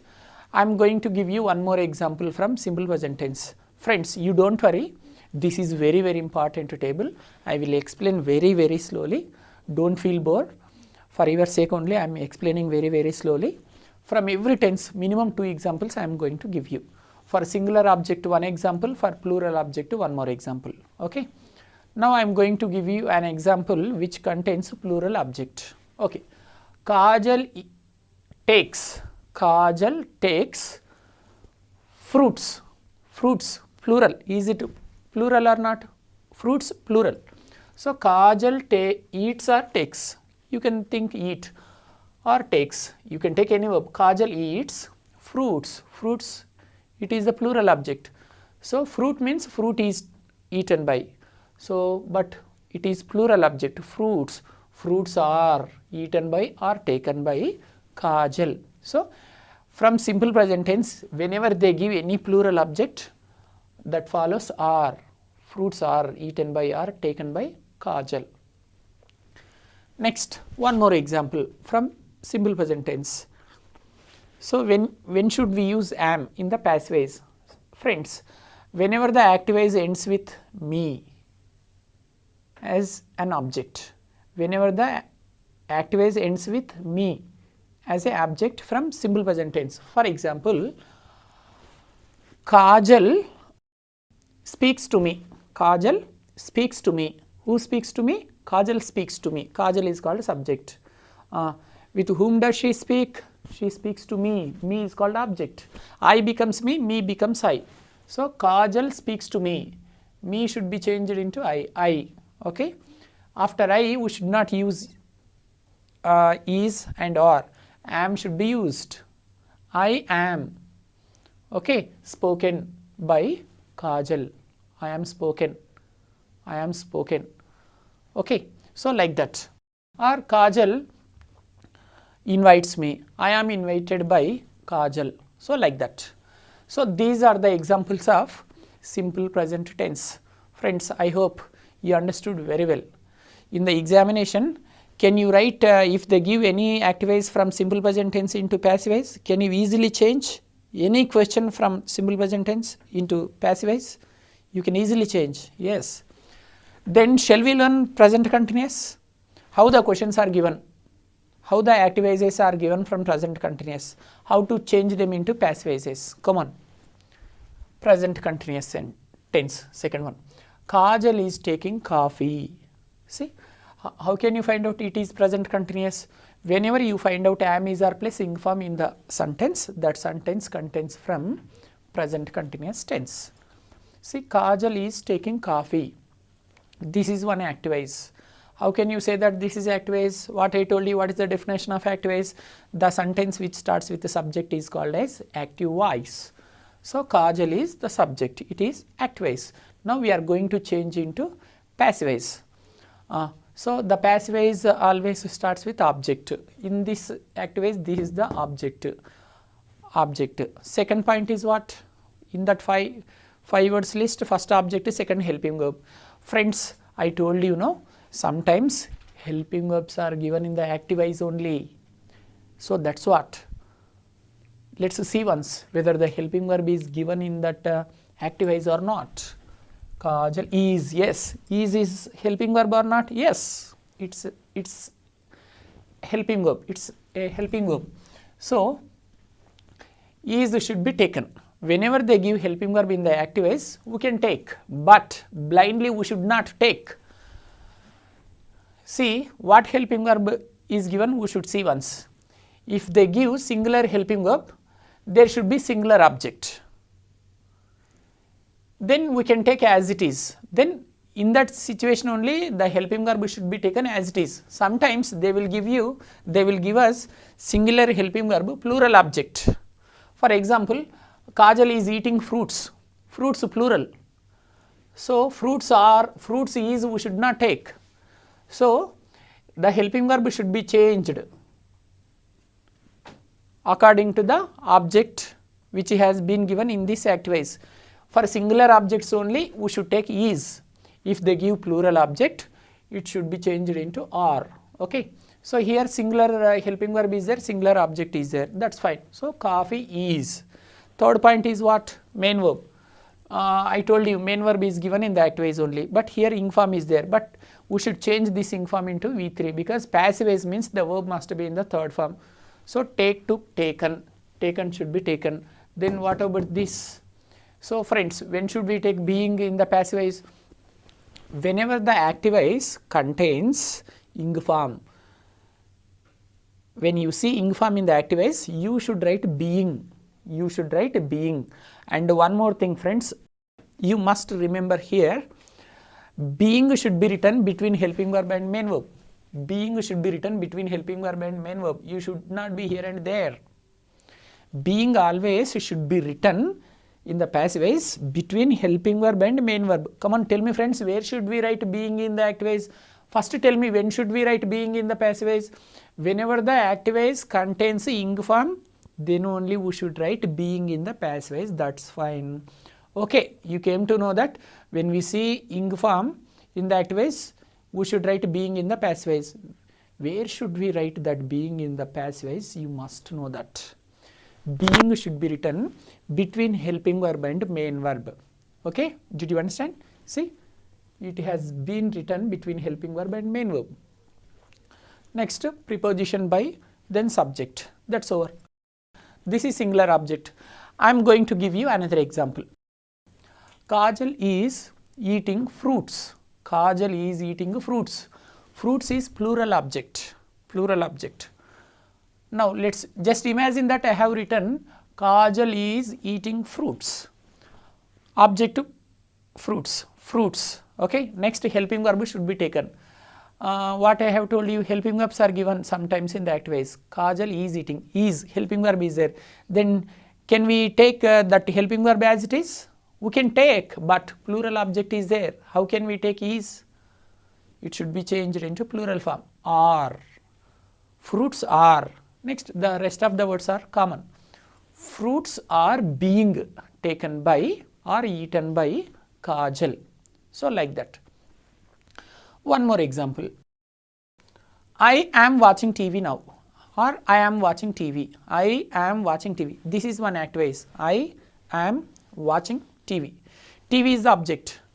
So TV. Next, second point is what? Helping verb. Object is TV, singular. So you can take is. TV is being watched by me. That's all. So friends, these are the examples from present continuous tense. Did you understand how to change active voices into passive voices from present continuous or not? Okay friends, before going to start present perfect tense, I would like to ask you one question. Now I am going to give you one question from present continuous. Means I am going to give you an active voice from present continuous. Can you change this active voice into passive voice? Are you ready? Okay, fine. Come on. Tell me friends. Try to understand well. Take a beautiful question. Now I am going to give you one active voice from present continuous. Try to change it into passive voice. My friends are playing tennis. This is the question from present continuous. It is an active voice. My friends are playing tennis. Come on, change into passive voice. Start the passive voice. How do you start the passive voice? With object. Where is the object in this sentence? Tennis. So tennis. Second point, helping verb. Helping verb is available. My friends are playing. Come on, are is the helping verb. Can you take are? You cannot, because tennis is singular. So are should not be taken. So is should be taken. Is should be taken. So some of you may ask, sir, was also we can take? No, was is also can be used for singulars. Of course, was can be used for singulars, but that can be used only in past continuous. We are in present continuous. Don't forget it. Tennis is being played by our friends. Active voice is my friends are playing tennis. The passive voice is tennis is being. Why should we use being here? Because in the active voice ing form is there. Tennis is being played by my friends. Okay. Friends, I forgot to ask you a question from simple present tense. I have explained you very clearly, but I forgot to ask you a question. Friends, I request you to answer my question. I am going to give you an active voice from simple present tense. Are you ready to change this active voice into passive voice? Are you ready? Wow, what a response. That's great. Come on, tell me. Narendra Modi reads the newspaper. Narendra Modi reads the newspaper. It's an active voice from simple present tense. Come on, try to change this active voice into passive voice. Narendra Modi reads the newspaper. Where is the object? Passive voice should be started with object. Come on. The newspaper is. Read, read. Pronunciation will be like that, but spellings are same. R-E-A-D, but it should be read like this. Read, read and read. So the newspaper is read by Narendra Modi. Wow. Is it your answer? Wow, that's great. You are very good at these two topics. Okay, fine. Nice. I'm very happy for having received a beautiful answer from all of you. Then, shall we start the third tense? Okay, come on, let's see. Present perfect tense. Kajal has taken coffee. Kajal has taken coffee. How can you find out that this sentence has been given from present perfect tense? See, has is there. Friends, whenever you find out either have or has in the activized sentence, you can think that that sentence has been given from present perfect tense. In present perfect tense, there are two helping verbs. They are have and has. For singular subjects, has should be used. For plural subjects, have should be used. So after the subject has is there, or have also may be there. Whenever you find out either have or has and third form, the main verb is in the third form. When you find out such a sentence, that is called from present perfect tense. Okay, fine. Now let's change this activized into passive. Kajal has taken coffee. With what should we start passive? Object. Coffee is object. Next what? Helping verb. What I have told you, sometimes helping verbs are also given in the activized. Let's see where, yes, has is the helping verb or not?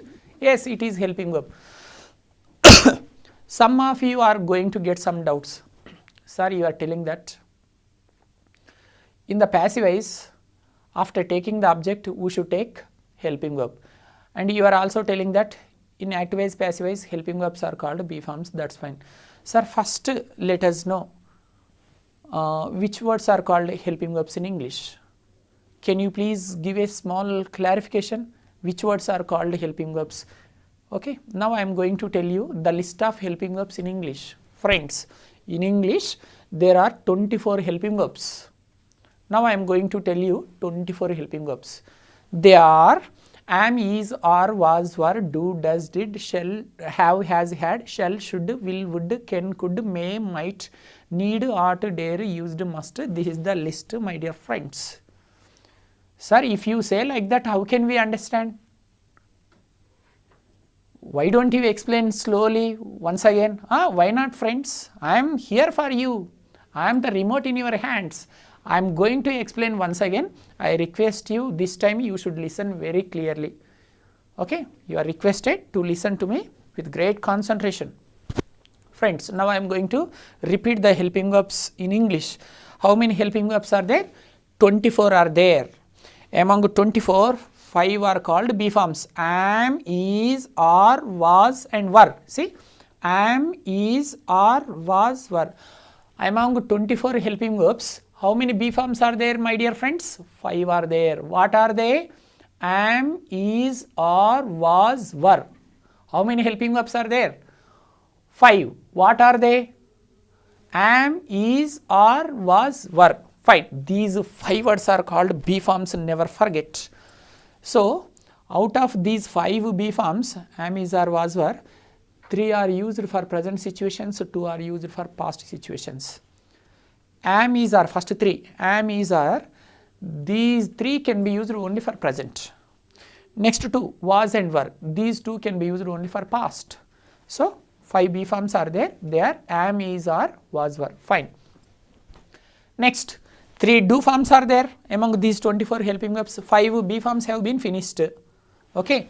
Next, 3 do forms are there, my dear friends. They are do, does, did. How many do forms are there? 3 are there. What are they? Do, does and did. Do and does are used for present. Do and does can be used only for present, whereas did is used only for past. Don't forget it. 3 do forms are there. Do, does, did. Do, does can be used for present, did can be used for past. Next, friends, 3 have forms are there. They are have, has and had. Have, has, had. Have and has can be used for present, had can be used for past. These 3 are called have forms, have, has, had. So, friends, out of 24 helping verbs, I have explained 11. See, 5 B forms are there. They are am, is, are, was, were. 3 do forms are there. Do, does, did. 3 have forms are there. Have, has, had. We can classify helping verbs in 2 types, primary auxiliaries and modal auxiliaries. Okay, these 11 are called as primary auxiliaries. Helping verbs are also called as auxiliary verbs. Okay, so 11 finished. Now I am going to tell you modal auxiliaries. Modals: shall, should, will, would, can, could, may, might. Need, ought, dare, used, must. This is the list, my dear friends. Do you want me to repeat the modal Auxiliaries once again, yes. Shall, should, will, would, can, could, may, might, need, ought, dare, used and must. Friends, finished. Now I am going to repeat all the helping verbs once again. This is the final explanation. Don't feel bored. Listen to me with great patience. You have already been listening to this class with great patience for the last 2 hours. Okay, fine friends. See, 24 helping verbs I am going to repeat. They are 5 be forms, am, is, are, was, were. 3 do forms, do, does, did. 3 have forms, have, has, had. These all are called as primary helping verbs. Next, modal auxiliaries or modal helping verbs. Shall, should, will, would, can, could, may, might, need, ought, dare, used, must. I have explained very clearly. 2-3 times I have explained. I don't want to eat your brain and I don't want to spoil your valuable time also.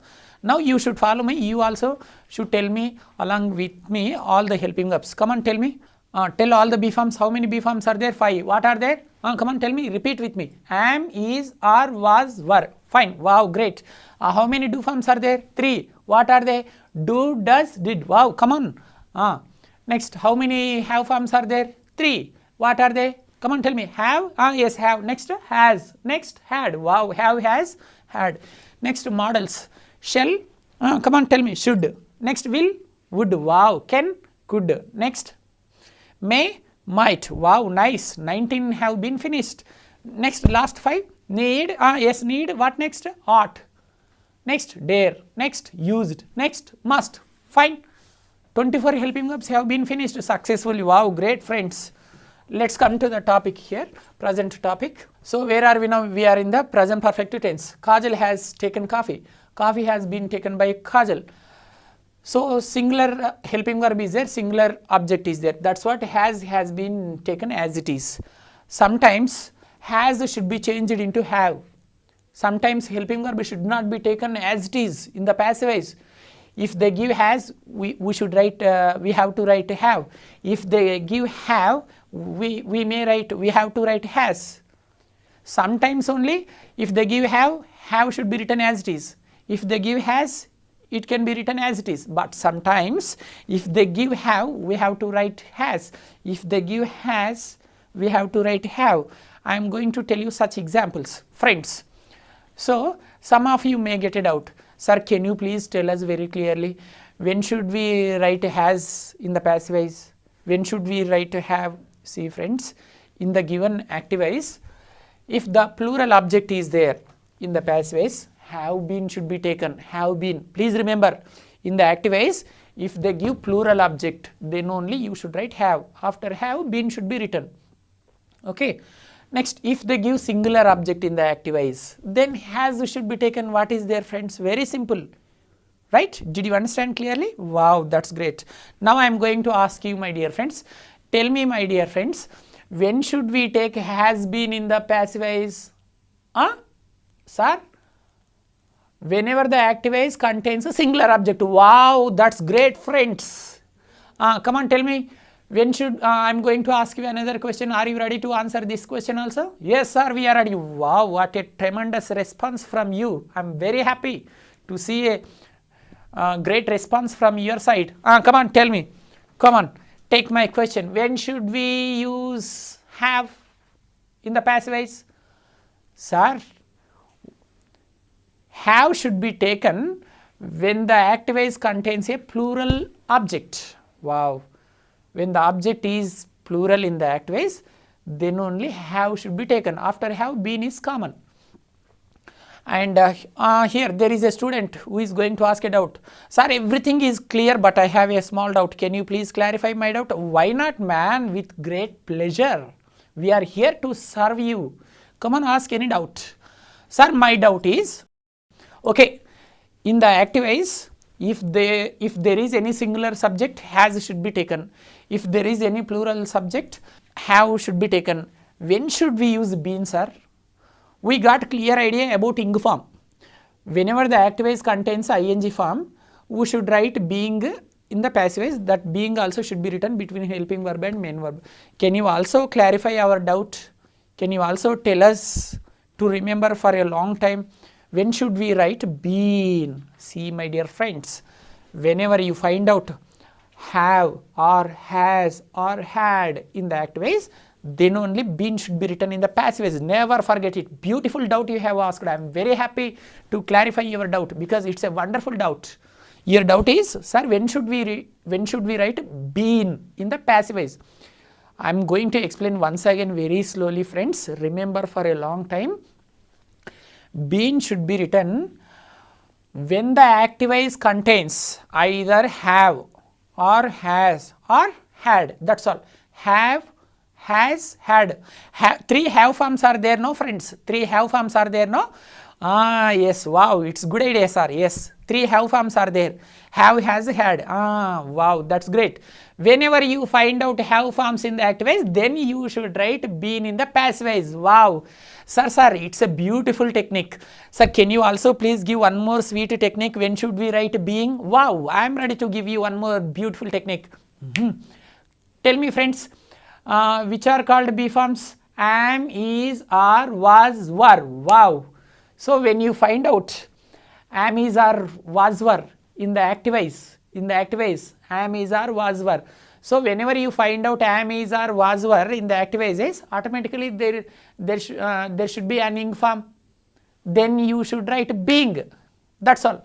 So if you find out have, has, had, you should write been in the passive voice. If you find out either am, is, are, or was, were, then you should write being, or else you can simply remember when you find out ing form, ing form, then being should be written in the passive. Is that clear? Clear, I think. Fine. Now I would like to give you a plural example. For example, Brahmanandam has broken my cell phone. Brahmanandam has broken my cell phone. It is singular. It contains a singular object. Actually, I wanted to give you a sentence which contains a plural object. Okay, fine. Brahmanandam has taken my books. Books plural, no? Brahmanandam has taken my books. This sentence contains a plural object. Books, is it a singular object or plural object? Plural. Come on, friends. Shall we all change this active voice into passive voice? Yeah, fine. Books have been or has been, books plural.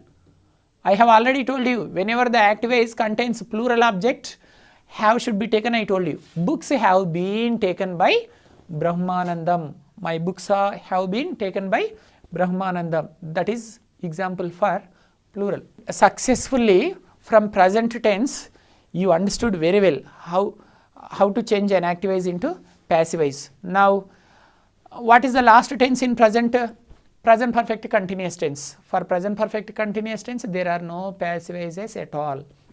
So let's enter past. Again, in past there are four. They are simple past, past continuous, past perfect, and past perfect continuous. But for past perfect tense, there is no passive voice at all. So just only there are three which we have to learn. Come on. Simple past. This is the example from simple past. Kajal took coffee. Kajal took coffee. This is example from simple past. Sir, can you please explain how to find out that sentence is from simple past? Very simple. What is the frame of simple past? Subject plus verb second form plus extra words. After the subject, if you can see the second form of the verb, you can think that that is a simple past sentence. Okay. See, Kajal took. Take becomes took. It is verb second form. Kajal took coffee. This is simple past. Now we are going to change this into passive voice. Passive voice should always start with object. Coffee is the object. Okay. What next? Helping verb or be form. What I told you, friends, sometimes helping verbs are given in the active voice. Shall we find out? There is no helping verb in this given active voice. So whenever they don't give the helping verb, I have told you one technique, no? Whenever they don't give the helping verb in the given active voice, you should meet the verb. And after going to the verb, you should observe whether it is V1 or V2. If it is V1, you can take from am, is, are. If it is V2, you can take from was, were. Took, is it V1 or V2? Verb second form or first form? Second form. Second form means past. For past, there are two helping verbs, was and were. Come on, from between was and were, which one should be taken? Coffee is singular. So, were should be taken or was should be taken? Was. Yes. Coffee was. Next main verb, that is common, V3, taken by Kajal. This is example for singular. Do you want me to give you an example which contains plural object? Yes, I am ready. For example, do you know Sunil, comedian who has become hero recently? Sunil. Sunil posted a letter. Sunil posted a letter. It is also a singular object. You asked me to give plural object, right? Oh God. Okay. Sunil brought vegetables from market. Sunil brought vegetables. Sunil brought vegetables. Vegetables, is it a plural object or not? Yes, plural. Then shall we change this into passive voice? Sunil brought vegetables.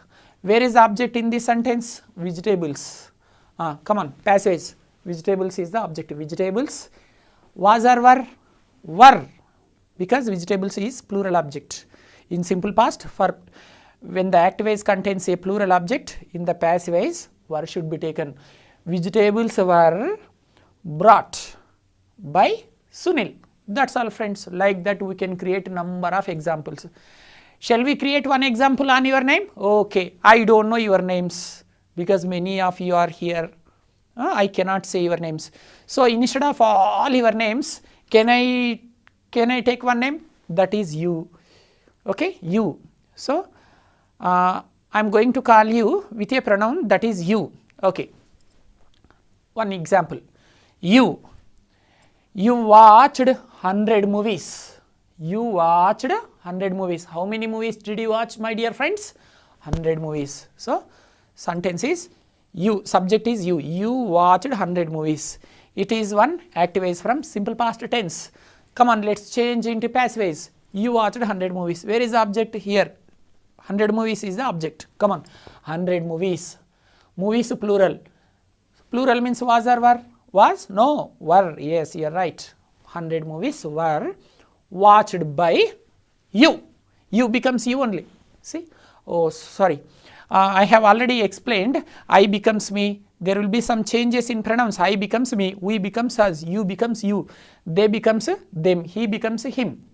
So here the subject is you. You becomes you only. So that is something about simple past. Did you understand clearly about simple past? Now I am going to give you one example from simple past. Are you ready to change that active voice into passive voice? Are you ready? Come on, tell me. Now I am going to give you one active voice. Just imagine, close your eyes. Just visualize that I am going to give you a question. Please don't watch this program, don't attend this class. Just imagine, come on, close your eyes. Please close your eyes. You are still looking at me. Please, I request you to close your eyes. Come on, close, please. Sir, you. You, madam, yes. Fine. Wow, great, and I thank you very much, Andy, for having respected my words.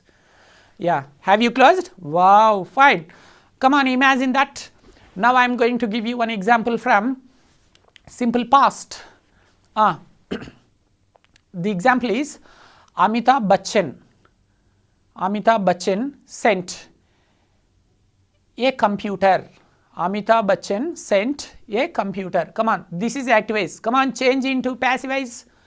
Object. Where is the object in this active voice? A computer.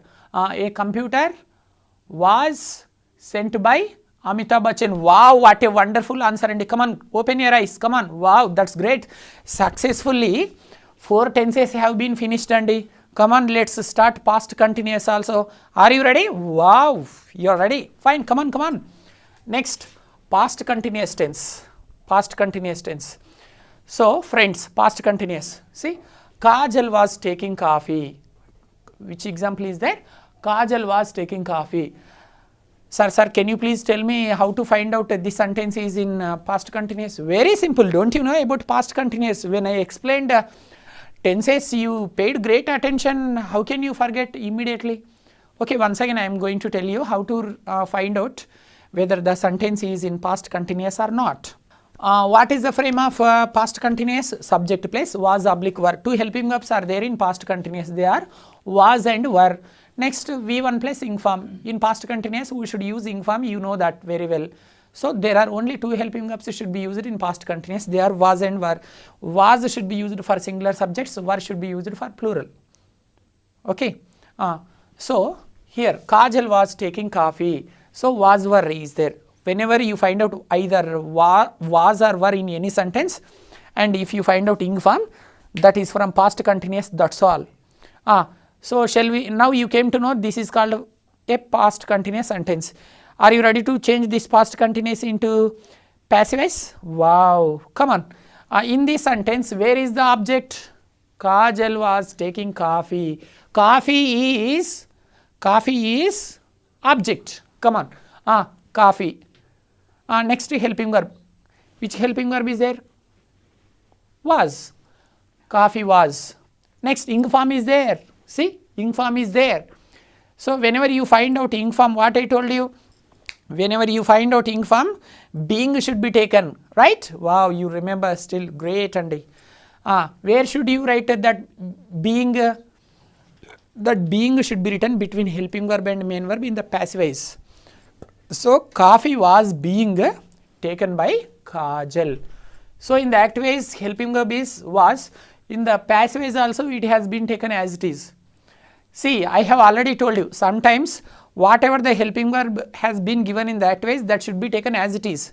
Sometimes it should be changed. I have already told you when it is changed, when it is not changed. Do you remember or not? You remember, you are very clever people. I know, that's what you are paying great attention.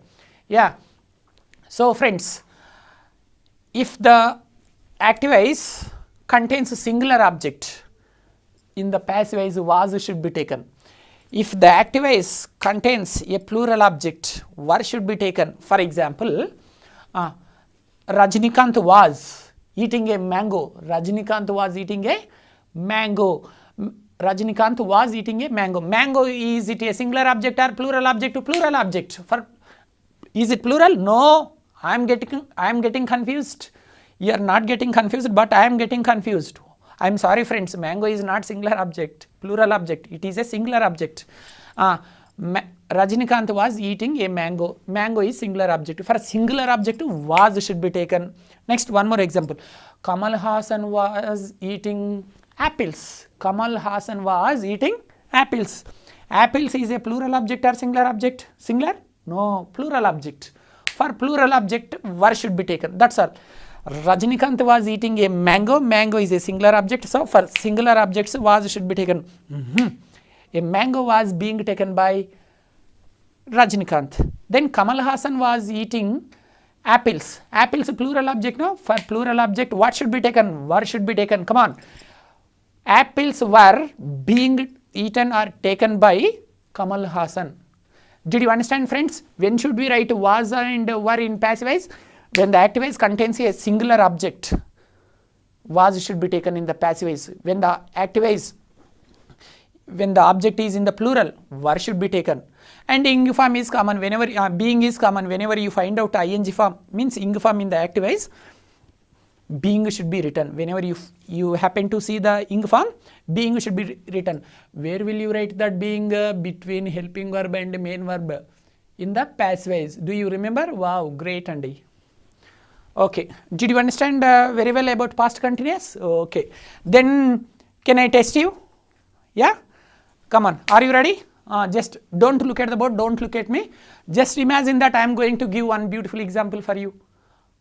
Can you change this active voice into passive voice? Are you ready? Come on, imagine. Yes, I will see your memory power. How immediately passive voice, we cannot find out any differences, I have told you. Then let's see one plural object, active voice. For example, your brother name. Your brother name is Prabhakar. Okay, Prabhakar had broken. Prabhakar had broken some cell phones. Prabhakar had broken some cell phones. Cell phones plural object or not? Plural object. Then come on, start the passive voice. Some cell phones. Okay, wow, great. Come on, some cell phones had been. Yes, In the previous example, Santosh had completed PhD. PhD singular object. PhD had been completed. Now in this sentence, Prabhakar had broken some cell phones. Some cell phones plural, no? Some cell phones had been broken by Prabhakar.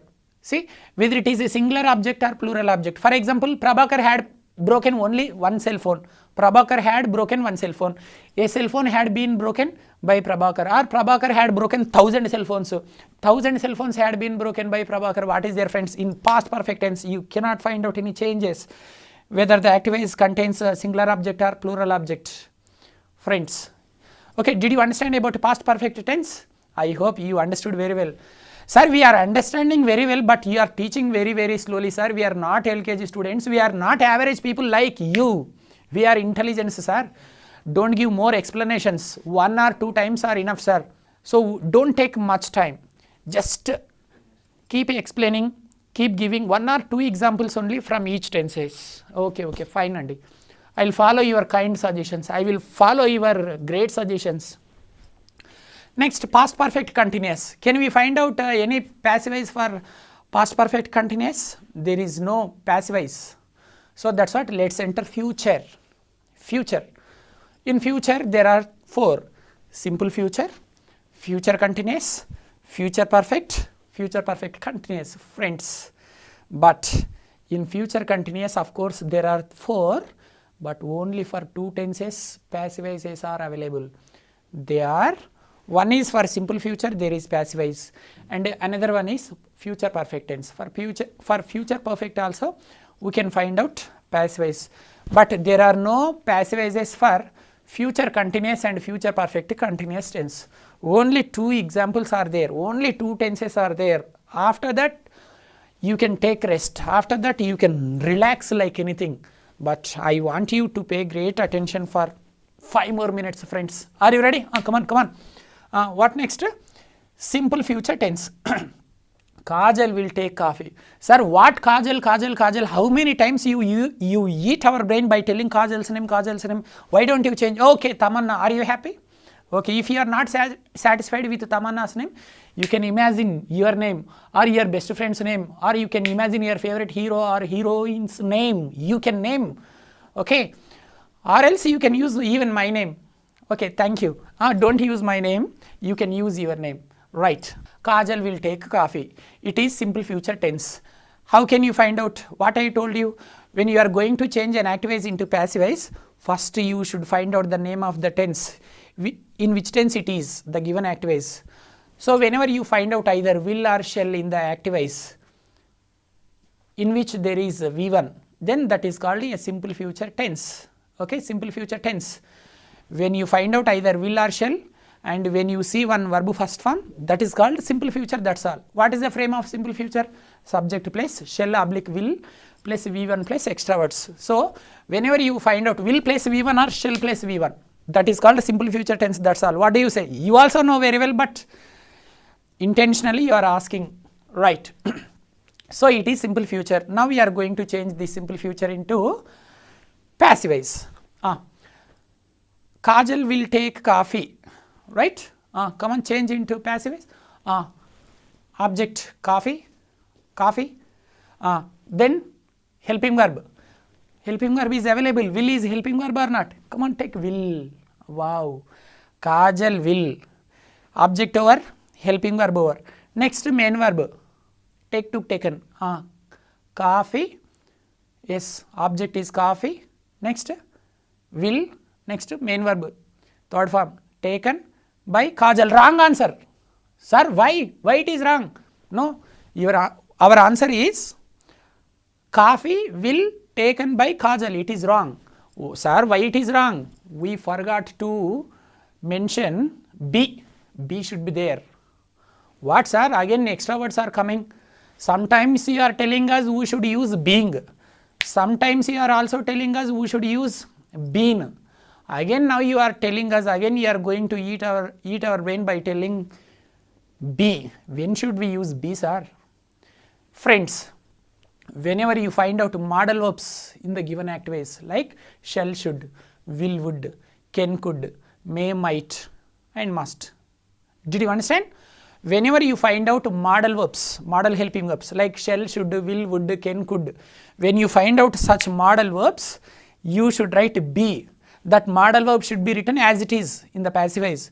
If they give will, in the passive voice also will should be written as it is. If they give would, or if they give can, or if they give should, if they give must, if they give may, whatever the modal verb will be given in the active voice, that modal verb should be taken as it is in the passive voice. After writing that modal verb as it is, be should be mentioned. Did you understand? No sir, no clarity. You are shouting, but we are not at all satisfied with your explanation. Why don't you explain slowly, sir? Yeah, friends. See, you have so far you have seen two changes. One change is ing form. When should we write ing form? Whenever ing form is there in the active voice, then we should write being. Okay, being should be written. That is one change. Being is one change. Change number one is being. When should we write being? Whenever the active voice contains ing form. Okay, that's clear. Sir, we know very well that. Don't repeat again. Okay. Next, what is the second change? Been. When should we write been? Sir, don't repeat. You have already told us. Don't try to eat our brains again. We know very well. Been should be written when we find out have or has or had in the active voice. That is very clear. Please don't repeat that. Okay. So you know very well when should we write being, when we find out ing form. You also know very well that when should we write been, when you find out have, has, had, being should be written. Now the third change is be. What is that? Be. Change number one, being. Change number two, been. Change number three, be. Change number one, what? Being. Two, been. Three, be. Right. Sir, first two are very clear. We have no doubts at all. Come on, please explain. When should we write be? Very simple, friends. Whenever you find out modal verbs in the active voices like shall or should, will, would, can, could, may, might, must, like that. When you find out modal verbs in the active voice, okay, that modal verb should be written as it is. After writing that modal verb as it is, be should be written. For example, in the active voice, they have given will. In the passive voice, you write will be. For example, in the active voice, they have given can. You write can be. First, that modal verb should be written as it is. Immediately be should be written. For example, they have given may. You don't write June, maybe. For example, they have given must be. Okay. Come on, tell me answers. In the active voice, they have given shall. What is answer? Shall be. Wow, great. Shall should be written as it is. Next, be should be written. Should be, sir. Wow. I am giving questions, you write. I am giving active voice modal verbs. You tell in passive voice how these are written. Come on, shall be. Oh, great. Will be. Should be. Would be. Can be, sir. Wow. Could be. May be. Must be. Excellent. You understood very well when should we write be form, when should we write be in passive voice. So whenever you find out modal verbs like will, would, shall, should, can, could, may, might, okay. See, as it is, it should be written and be form should be written. So coffee will be taken by Kajal. Sir, it is okay. In this example, object is singular, so will be taken. For plural object shall be taken. No. Oh God, what a naughty doubt you are asking, Andy. Don't ask such doubts. For singular object will be, for plural objects shall be. Don't ask like that. So when the active voice contains modal verbs, in that active voice, if there is a singular object or plural object, don't bother about that. Whether it is a singular object or plural object, that modal verb should be taken as it is. Don't worry about the object. Did you understand? For example, example number 1 is Chiranjeevi will watch a movie. Chiranjeevi will watch a movie. Object is singular. A movie will be watched by Chiranjeevi. Next, plural example. Chiranjeevi will watch 10 movies. 10 movies is plural or not? Even for this also there are no changes. 10 movies will be watched by Chiranjeevi.